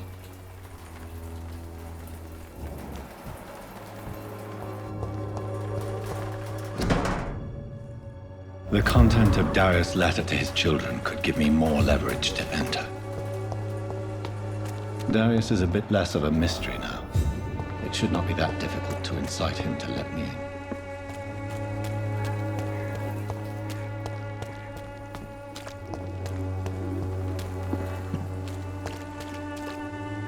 I'm cheap and... Don't be shy, handsome. What can Christina do for you? I'm not looking for what you're selling. But I'd like to ask you a few questions, if I may. I'm a doctor. Dr. Reid. All right then, but be quick, though I usually get paid when I open my mouth. Christina, have you been examined? The epidemic is spreading fast in London, and you could be exposed, or expose others. I don't like doctors or hospitals, but I don't like you asking questions. Considering your line of work, I assure you it is only a matter of time before you have health issues. If it is going to happen, it will happen. Right now, I need money. That's what's important. You can put your own life in danger, that's your decision. But what about your clients? If you're contaminated, you will put them in danger too. And you think that would worry me? If you knew the men I deal with, their health would not be what you'd worry about. Clayton Darby claims he will expose the crisis in Whitechapel to all of London. Do you believe him? I believe Clayton's courage will erode with time, until he finally leaves Whitechapel to start another fight somewhere else. Why this skepticism? How can you speak about starvation if you've never been hungry? Or about poverty? Or anything else you have never suffered from?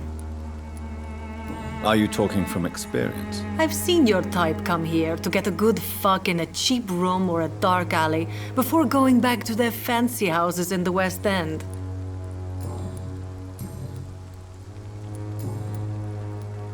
Tell me about yourself. Are you joking with me? People don't usually come to see me for conversation. I have no interest in your work. I am, however, curious as to what led you into this career. Short story. The war, exile, and England. This country is not especially welcoming. I've been refused many jobs because of where I am from. I had few options left.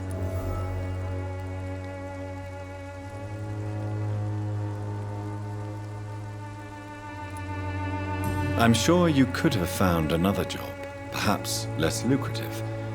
Maybe you should try again. And when exactly was the last time you looked for a job? Or worried about the rent, or what, or when you were going to eat?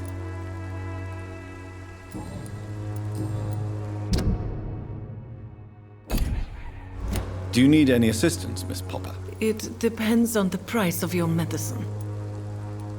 I am shocked that you would think I am that sort of man. Forgive my suspicion. I'm so used to liars with good manners. Thank you, sir. Do you know Nurse Dorothy Crane from the Pembroke Hospital? Anything you can tell me about her would be helpful. I don't know her, but I know her name is Dorothea Crăciunescu. She came from Romania like me and many others. You seem to respect her. Dorothea helps the sick people of Whitechapel. Everyone should respect that.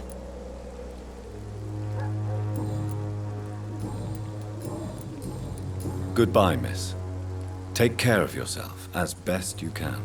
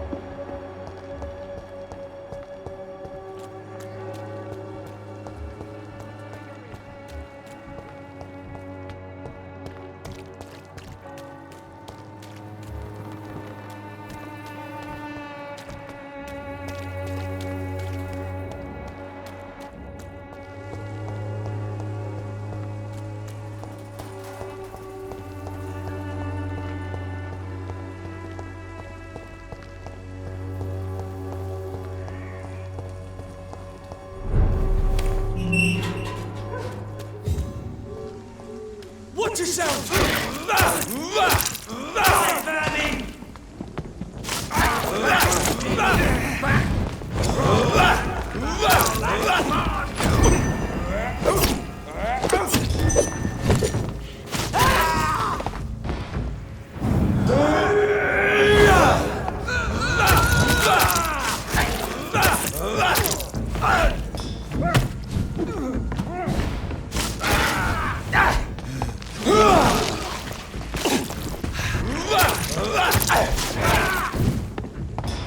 The power of the Lord commands you.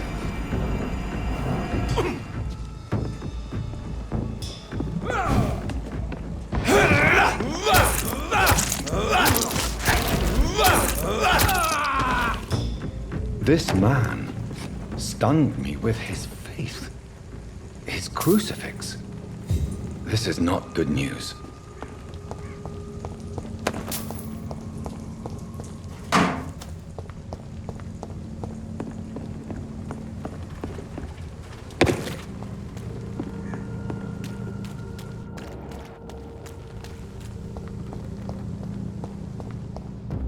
Look lively! It's on to us!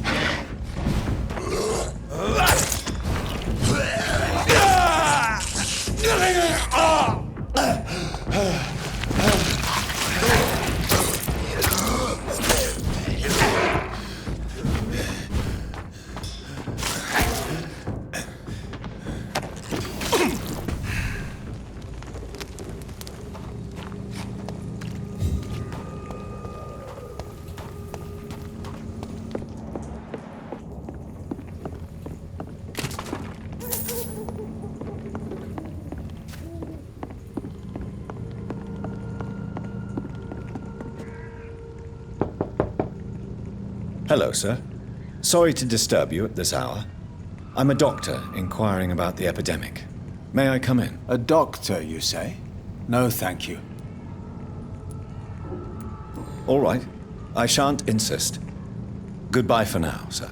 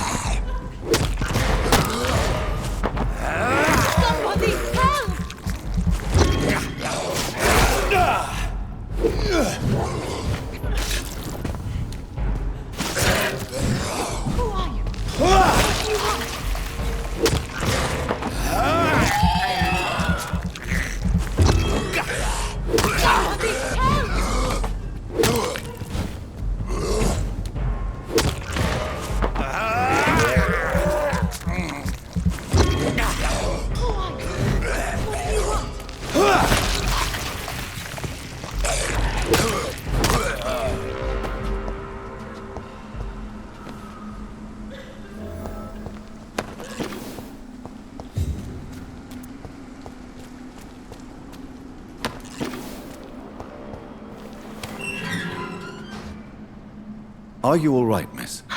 I don't know. Who were those people? They wanted to kill me. Why? They've lost their minds in the epidemic. They won't come back for now. You seem to know a lot about them, sir. I'm Dr. Jonathan Reid. I'm investigating this disease. I am Xiaoxun. Thank you so much for helping me, Mr. Reid. I must go to the cemetery now. Goodbye.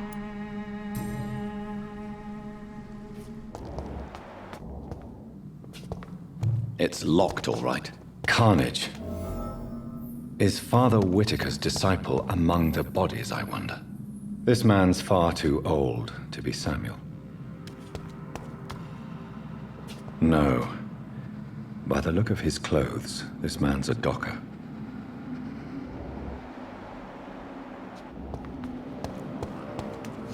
Samuel isn't here. I had better follow the blood trail.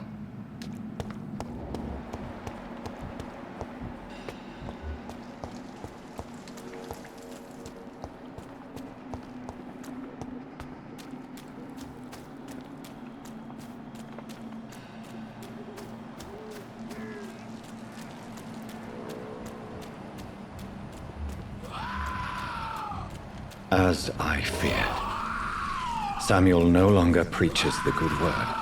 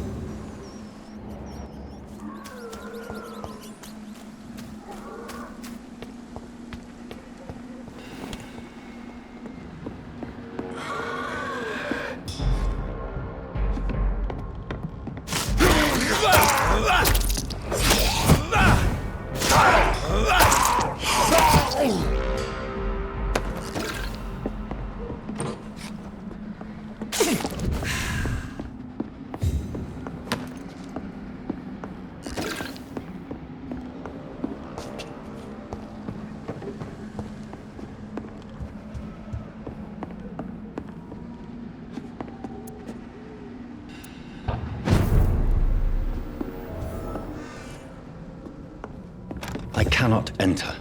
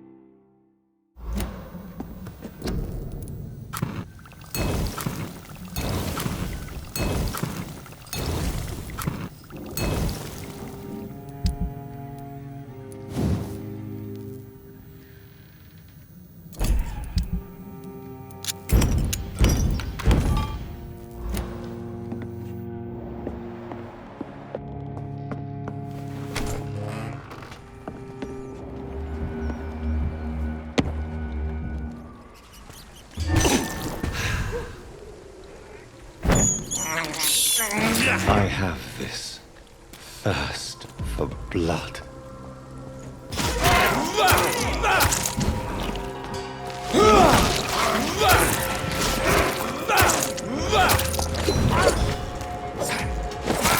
That leech is fast!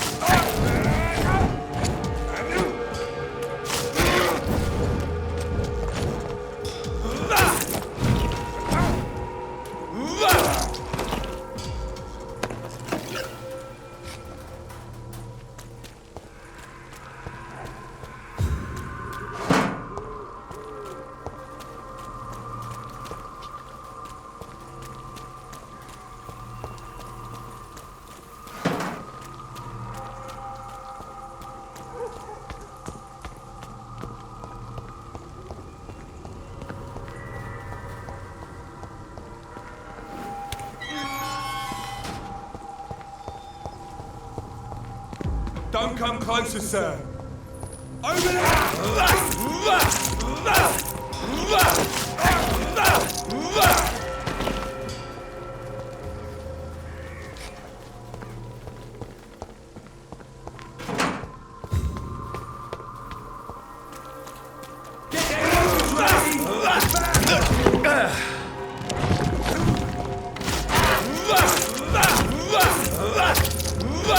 It's too fucking far!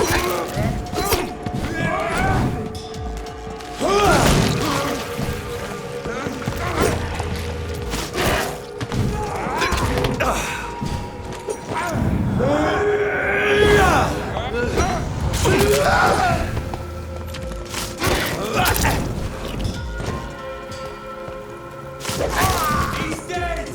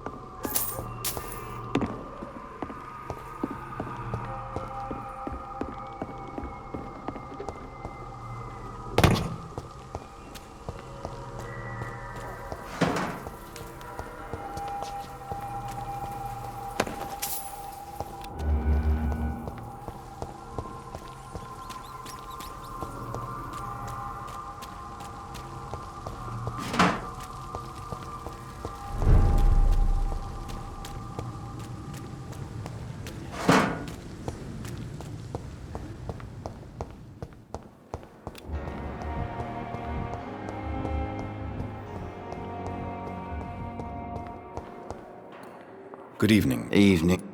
Soldier. Not really. As long as... Don't think you can do much. Goodbye for... I've wasted too much energy for so little result. Here again. Good evening, Nurse Hawkins. Good evening, Dr. Reid. Goodbye, Nurse Hawkins.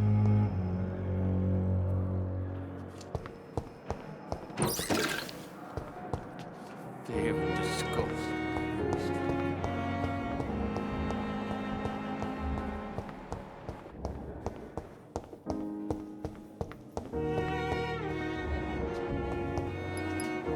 I'm quite... Do you need... Don't be... Then you are lucky. I wish that... Thank you.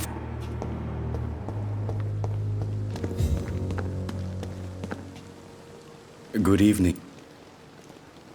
Do you need... Well, the prox... Don't... And that is... Goodbye, Mr. Chidana.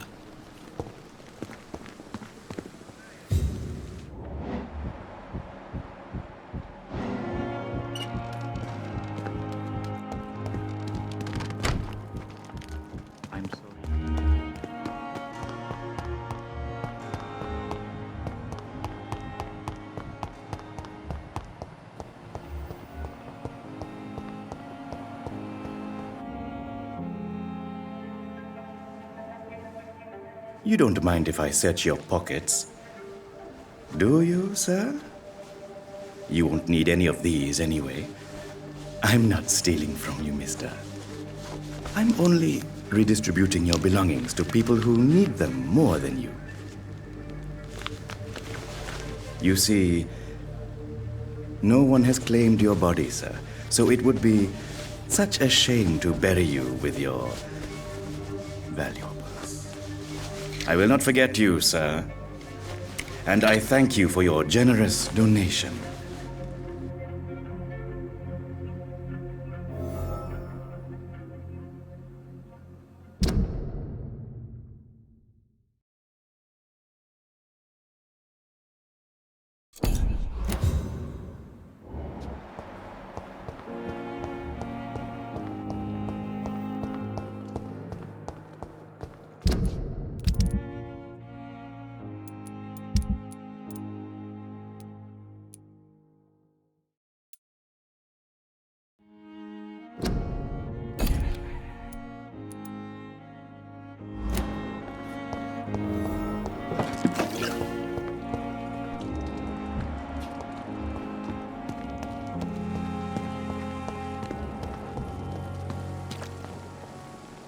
Good evening, Milton. Good evening, Doc.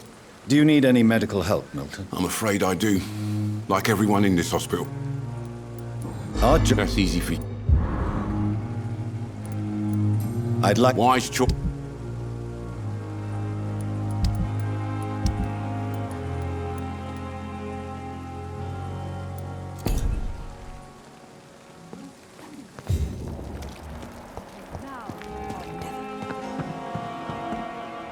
Good evening. Good evening, Doc.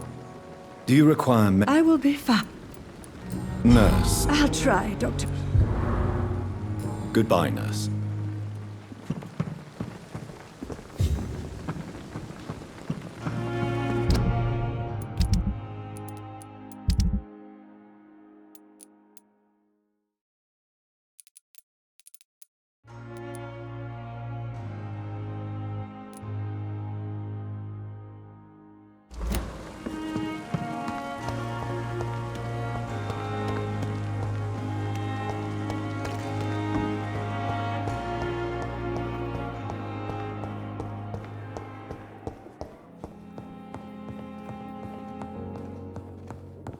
How long must I wait? Good evening, Dr. Strange. And good evening. Goodbye. You all... Good evening. Good evening. Is there an... Really? Unfortunately. Goodbye for now, Miss. You always knew the words to calm the children, Helen. As for me... Good evening, Doc. Do you require... Do you know you're the only... Despite... Well, at least... Goodbye, Mrs. Goswell. Don't waste your time with me.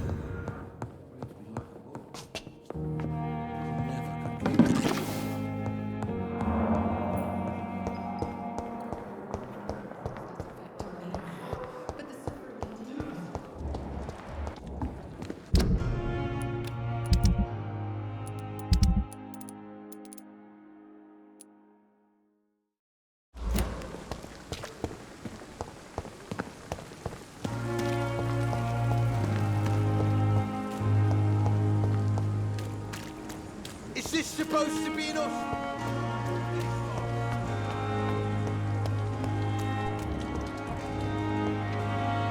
Good evening. Evening, Do you need... Don't get me wrong, sir. I'm certain you have your... It is true. Goodbye, Miss...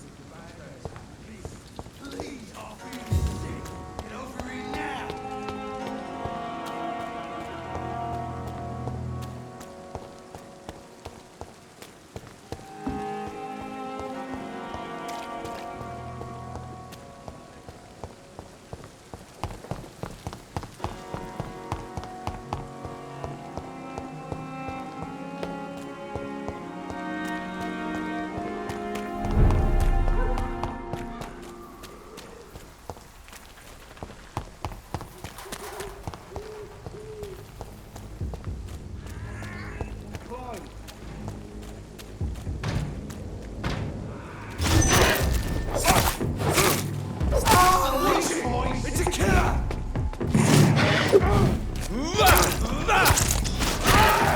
Fuck, he's dead!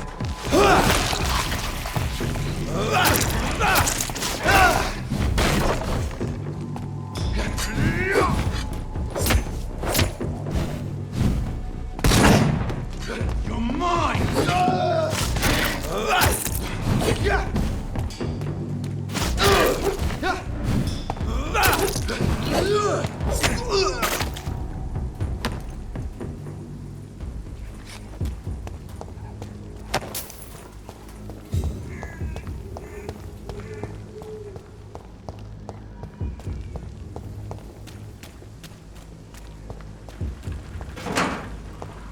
More and more of these bloody leeches every night.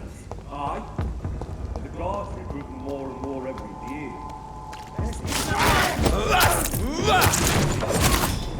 Oh my god!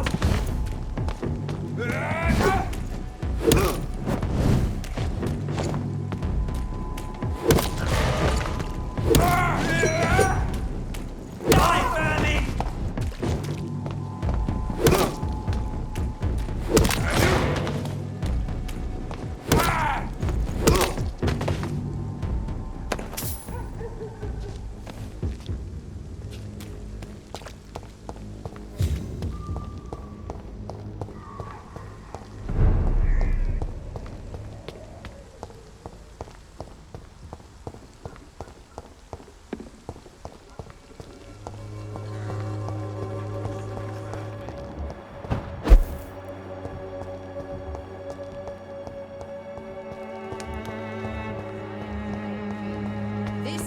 here will give you faith again. Good evening, Ben. I'm afraid...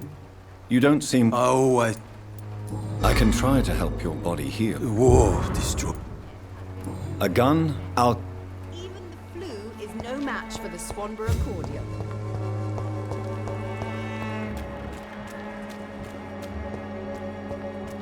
This street seems to get uglier.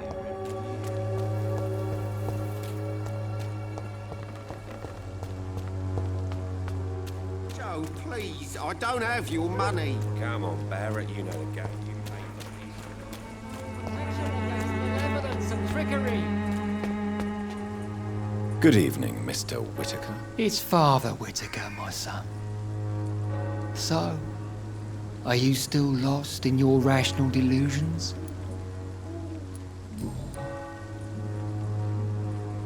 Why did you send Samuel to the cemetery, Tobias? What did you see there? I sent him on a vision. A dream of a dreadful and laughing queen covered with blood, sleeping with the dead and feeding on the fear of the dying. A laughing queen dressed in blood. Tell me more. This epidemic is her feast, the announcement of her return. Against her, science is no more than a child's toy. But who is she? She is the mother of harlots and abomination of the earth. She is Babylon, drunk on the blood of the saints. Tobias Whitaker, confess why you burnt those people alive. I have done what no one was ready to do.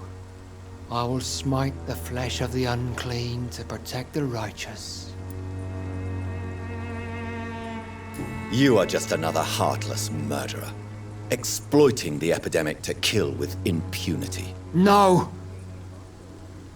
No. The only way to contain the spread is to strike at the source itself. The proliferating sick. You're not the savior of London. You're just a glorified sadist. I take no pleasure in this awful cleansing, Dr. Reid. I am only driven by the thousands of innocents I save each night. Why did... I sent... You... Good evening. It's far...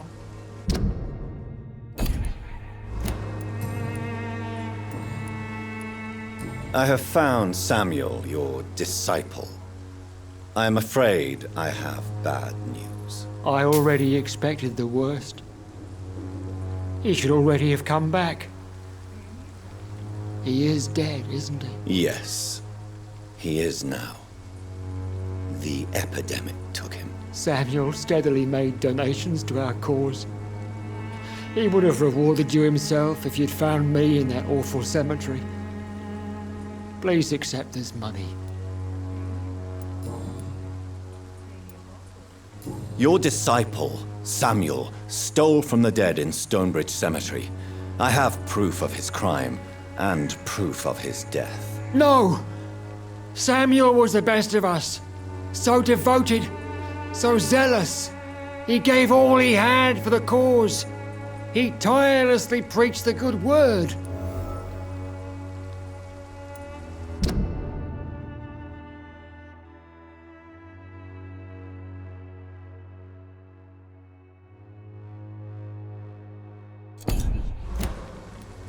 He defiled the dead with his petty thefts. That's how he financed your misguided crusade. Think what you will. When this city is saved, he will be praised for his devoted fortitude. He walked boldly into the mouth of abomination.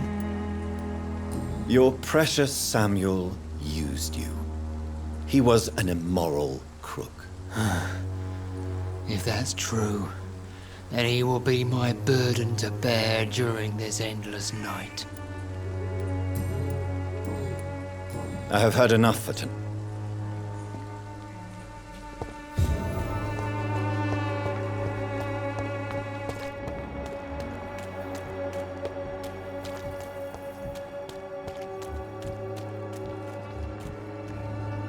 Good evening, Doctor. Can I help you?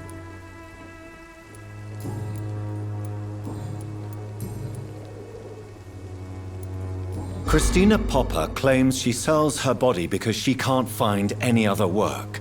Do you believe her? Of course I do. Her story is exactly what I want my readers to understand. We live in an intolerant and divided nation. Do you think things will ever change, Mr. Darby? I believe the situation can only improve.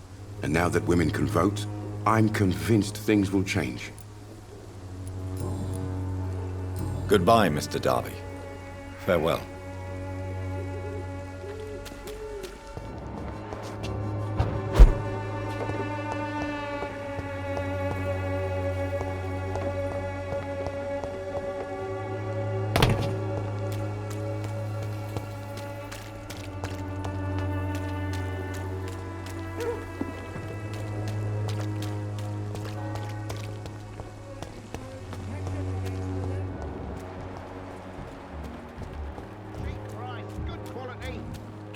Take a look. Don't be afraid.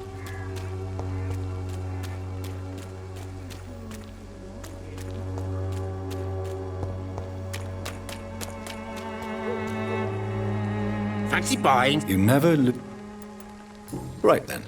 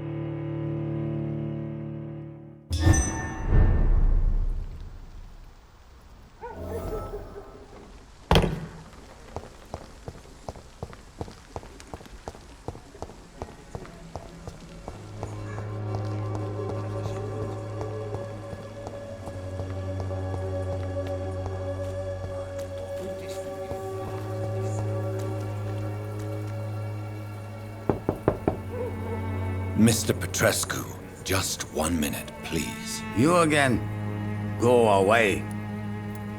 Sir, wait. Stop this nonsense. I know Nurse Crane is here. Shall we speak man to man, you and I? All right. Speak up. Don't you see we're on the same side? We fight to help the poor, sick, and abandoned. I'm nothing like you, Mr. Doctor. Yes, you are. You too believe in providing medical care without charge.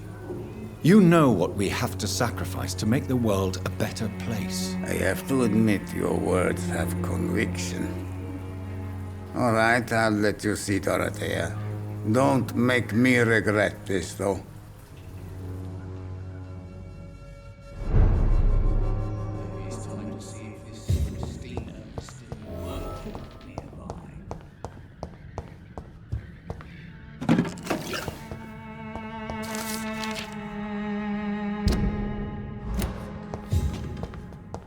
It's locked.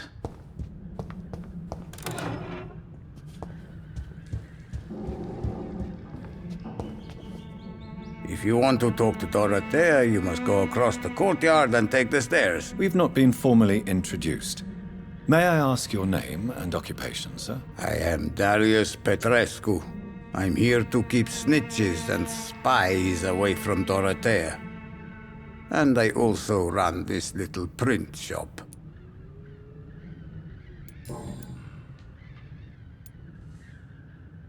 So Dorothy's real name is not Crane? Like myself and many people in this area. Dorothea is from occupied Romania. That's all you need to know.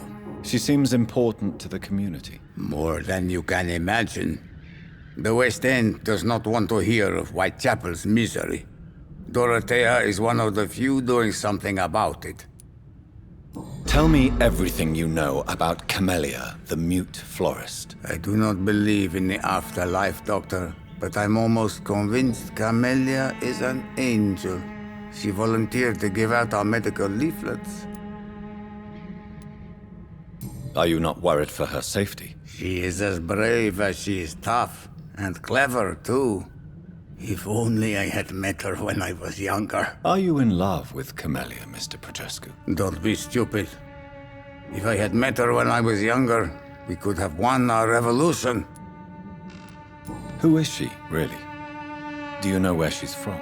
She's not from around here, that's all we know. Camellia is not even her name. It's her favorite flower. You say she has no close family? Well, there's that awful poet who constantly follows her around like a lost puppy. A good man for sure, but a very poor writer. Did you refuse to publish Richard Nethercott's previous works, Darius? Yes. His manuscript is as pompous as he is starched.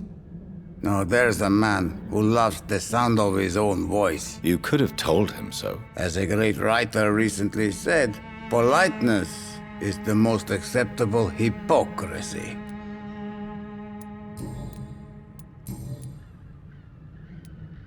How did you meet Nurse Crane, Darius? Why does she trust you? I'm her oldest friend in England. Dorothea and I share many ideas about this country and about the country we left. You mean occupied Romania, don't you? Even if not directly, I fought against your enemies. Really? Then perhaps you have more in common with Dorothea than meets the eye, Dr. Reid. I know you fought for your country when it was occupied, Darius. Tell me more about it. I know my days are numbered, and I know I won't see my homeland again. But I fought for Romania all my life, and I will until my last breath. But Romania escaped the grasp of the Austro-Hungarian Empire. It's a free country again. But it's not the country I fought for.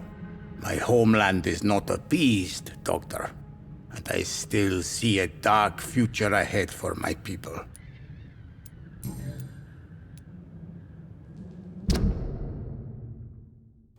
Do you need some help, Mr. Petrescu? I am very tired, but that is all. I don't need you, Doctor. Well, I think you do. Take this, and you'll feel better. Free drugs from an English doctor. It must be my lucky day. Goodbye, Mr. Petrescu.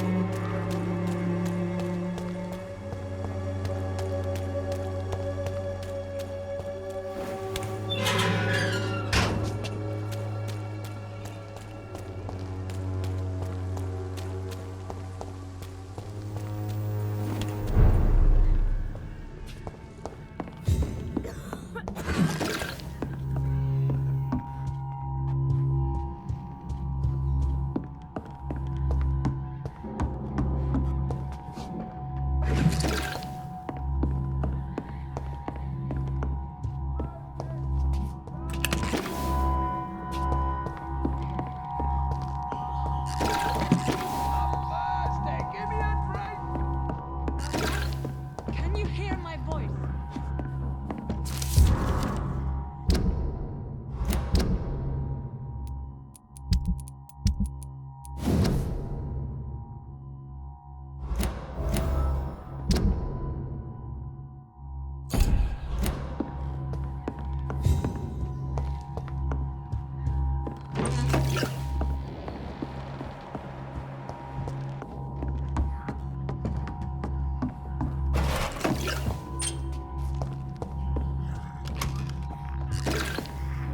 I need help.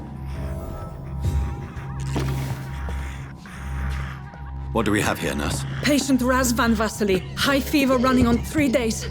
Complaints of dizziness, muscle aches, and head pain. Diagnosed with influenza. Treatment?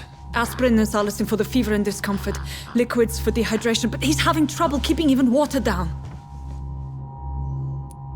Thank you, nurse. Anything else I should know?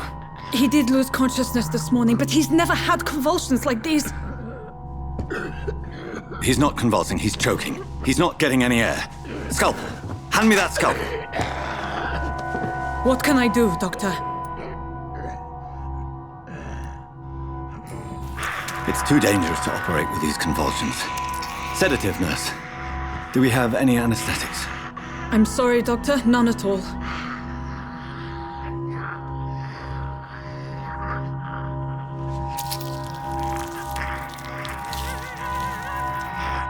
I need to perform a tracheostomy. Short pipe. That rubber tube will do. We're going to cut a passage for air through the neck. Yes, Doctor.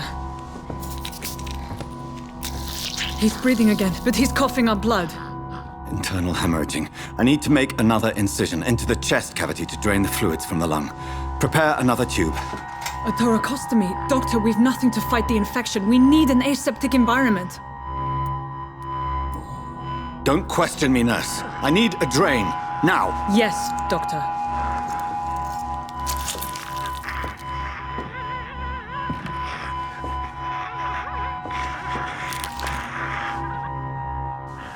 He's still bleeding, Doctor. I'm losing his pulse. The drain must have punctured the intercostal artery. There's too much blood. Are you all right, Doctor? I can't see.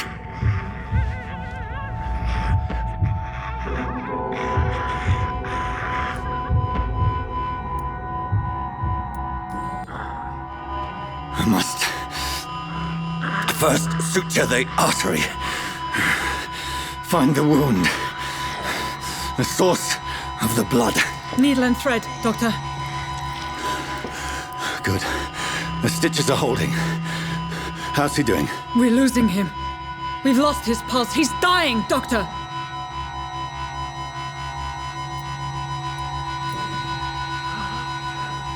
A dose of epinephrine, now. Yes, Doctor.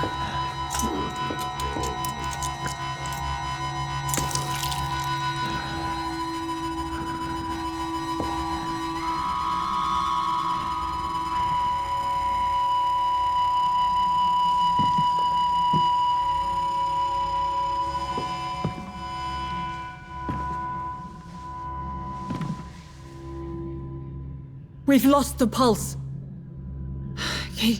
He's gone, Doctor. Nurse, we did everything we could. Truly? Everything you could. Is that how you'll report this in your log? Is this how the war went? Piling up one poor corpse beside the next? This was not an influenza-induced seizure. I've never seen symptoms like these on the continent. Neither have I. But the previous symptoms leading up to this attack were the same, indistinguishable from the epidemic. No. There was something more vile in these reactions. Something primitive. There have been numerous reports of mental breakdowns caused by the fever that accompanies the flu itself, Doctor. Yes, but... I'd best take some samples of the blood for analysis.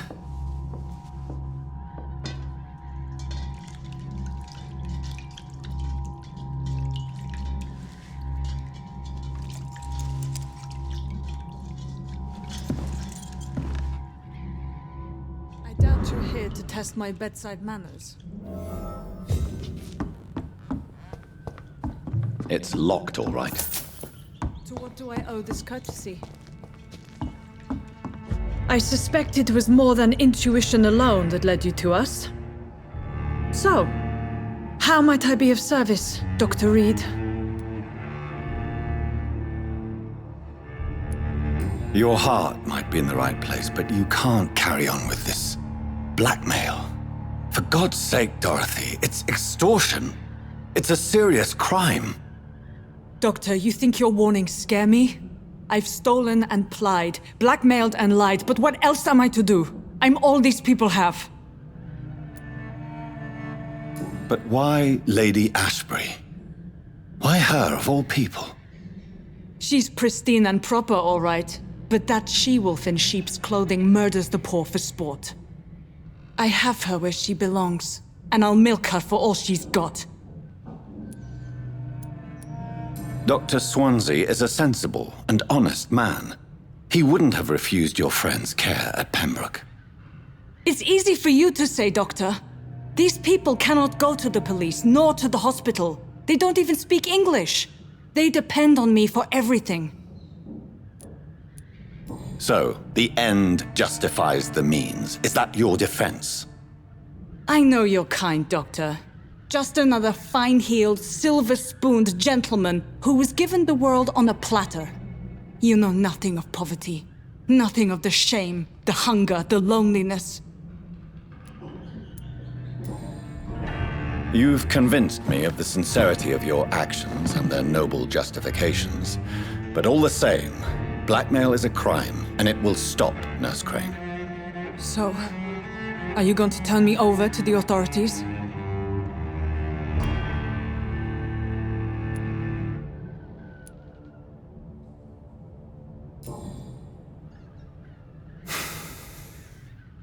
No. Your place is here. Jailing you would be an even greater crime. So, here is my proposition. I'll look the other way on your little enterprise. In exchange, you will resign from the Pembroke Hospital and provide me with medical supplies when the need arises. Dr. Reid! That sounds like a business proposition. My accomplice, then? No, just a privileged client. My research may require the occasional rare piece of equipment or ingredient. I'll pay good coin in exchange, fair and honest, to help finance your noble endeavors.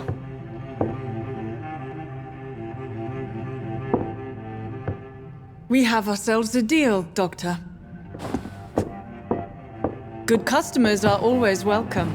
Yes, Nurse Crane. We have a deal.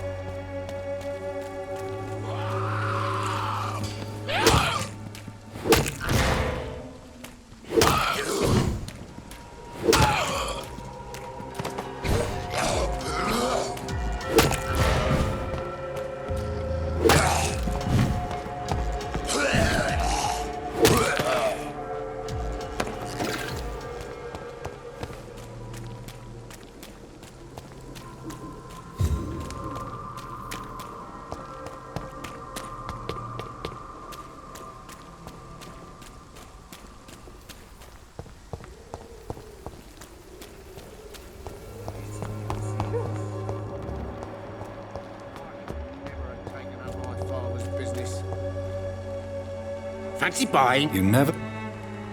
Do you need... I only need you. Right then.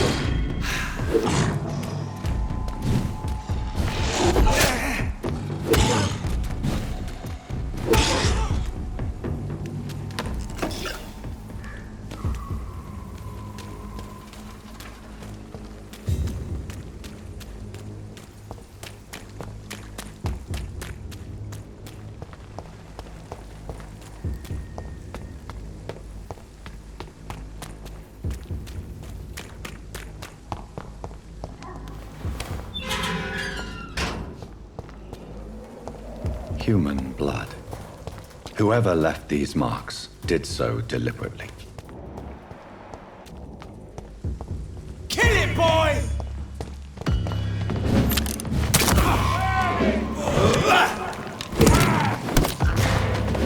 Die, vermin!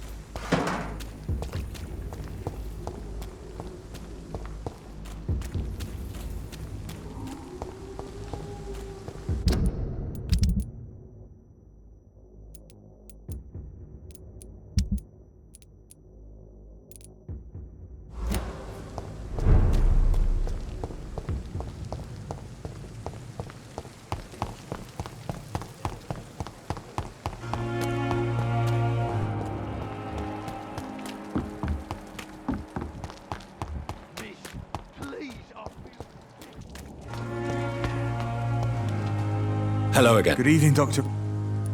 Do you need... Freight's up. Throughout... You're working at the Pembroke. Goodbye, Mr.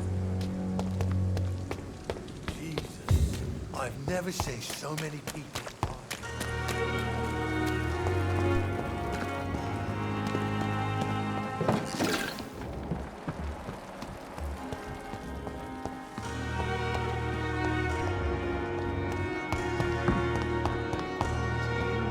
The life running in your veins. Good evening, nurse. Good evening, Doctor.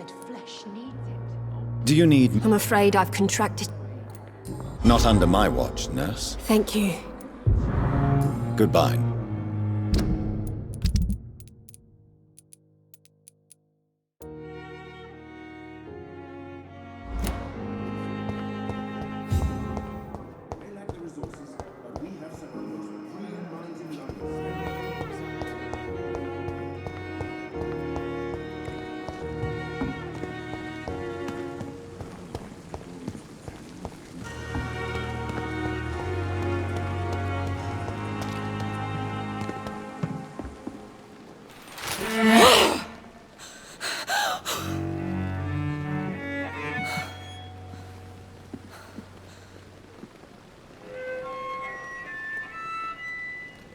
I would ask you to avert your eyes, sir. Or did you not know it was rude to stare? I knew it. Speak up, Dr. Reid. I like a man who speaks his mind. You killed him. He trusted you. And you killed him. Spare me your sarcasm, Jonathan. You are but newly born in this world.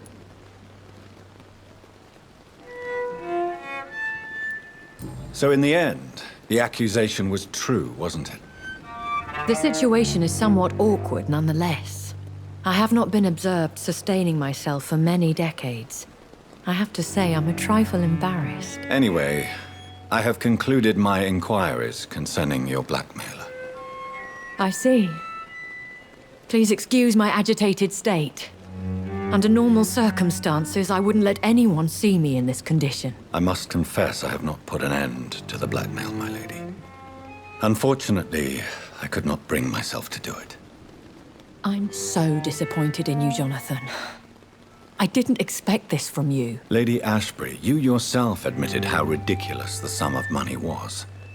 I can assure you it was all used for charitable ends. Well, you are full of surprises, aren't you, Jonathan? All right, say I trust you, but you will still pay the ransom. That is only fair. After all, it was you who failed to bring this problem to a satisfactory conclusion. I believe I could agree to that. And since a lady always keeps her promises, I will now answer any questions you may have.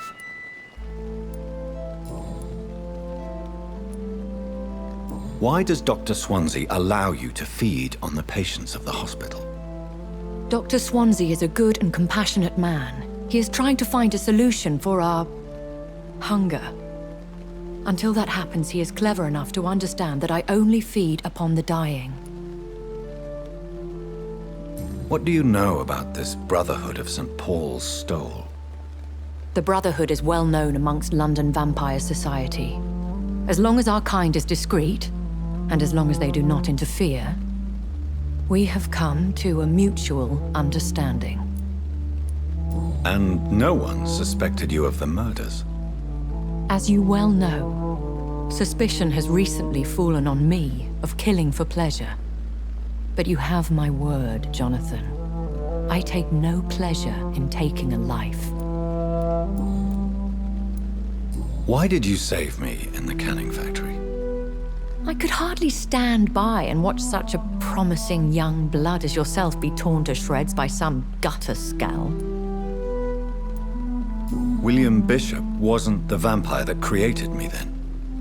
No, Jonathan. Whatever their strength and demeanor, Scowls are the progeny of careless vampires. It cannot be the other way round. What type of vampire is a Scowl? Not a true vampire. The deformed offspring of lesser vampires. It is a shame these creatures run wild, slaves to their baser instincts.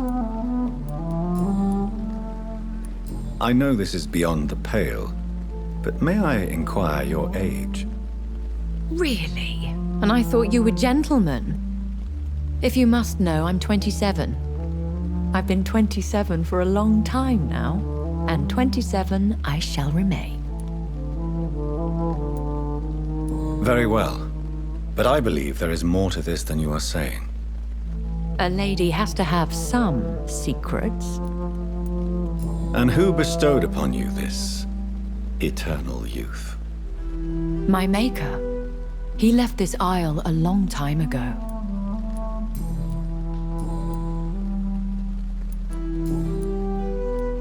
I've been away from London and England for 3 years. This isn't the city I remember.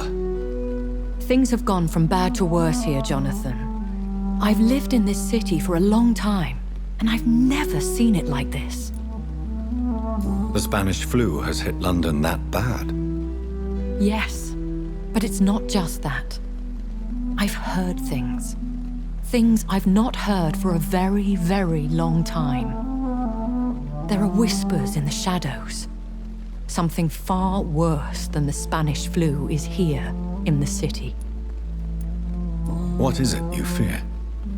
Fear has long since flown this form. But there is something malevolent circling us. I feel fear is merely waiting in the wings. Are there many vampires here in London? Immortals are of a rare breed, and we often tend to hide. But you may occasionally meet some of us at night. Do you know any of them? Have you an idea of the identity of the vampire who attacked me? You mean your maker? No, Jonathan, I have no clue. But I fear he or she is as careless as cruel. To let you discover your new condition by yourself. What do you mean? Every now and then, you may discover an immortal in the deep of the night. But we are a rare and reclusive breed. Our progeny is almost never accidental. Will they all be as affable as you, my lady? I do not see why not. But remember, even the shark smiles before he bites. That sounds like a lesson from experience. Vampire politics are as intricate and sometimes tedious as a game of chess in a gentleman's club. I've learned from experience it is best to decline to play. When I awoke, changed, I was chased and attacked by vampire hunters. Prepared and well-trained. Though I can't be certain, more than likely it was the once glorious Guard of Priwen. Once glorious, but still dangerous. They have seen better days, but all fanatics are dangerous. You would be wise to stay clear. They are sworn to destroy our kind. You make them sound like some sort of cult. More a society, and like all the best ones, a secret society. I thought them almost gone, but it seemed they have been recruiting.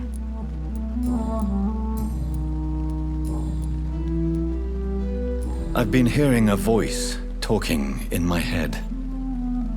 Is this some kind of insanity? It feels like the voice of the vampire that created me. Hush. Tell no one this. It would be unwise to talk of such things amongst British immortals. Speak no more of your maker.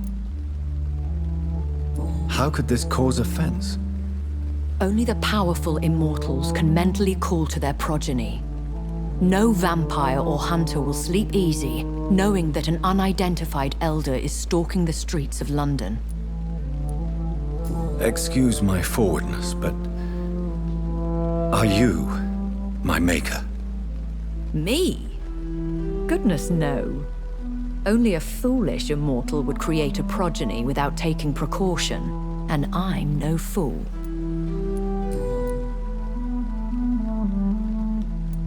A vampire?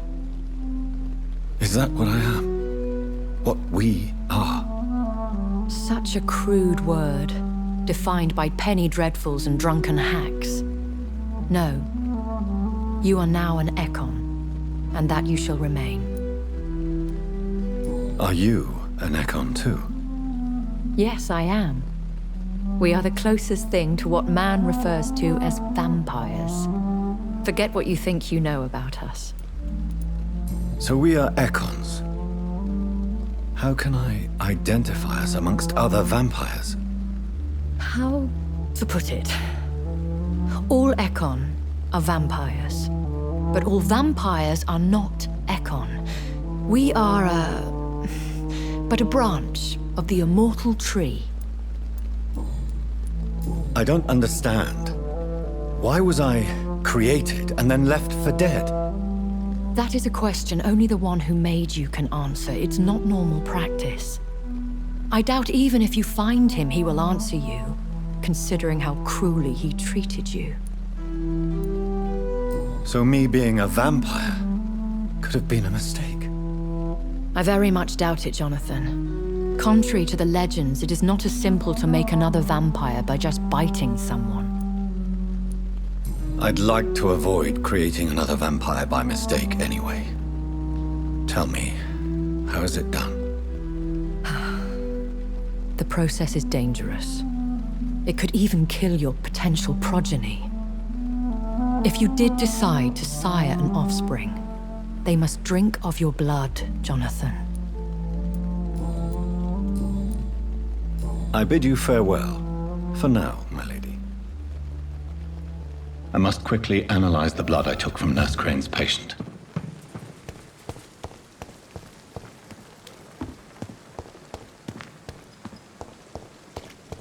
So many myths. A lot of my own life.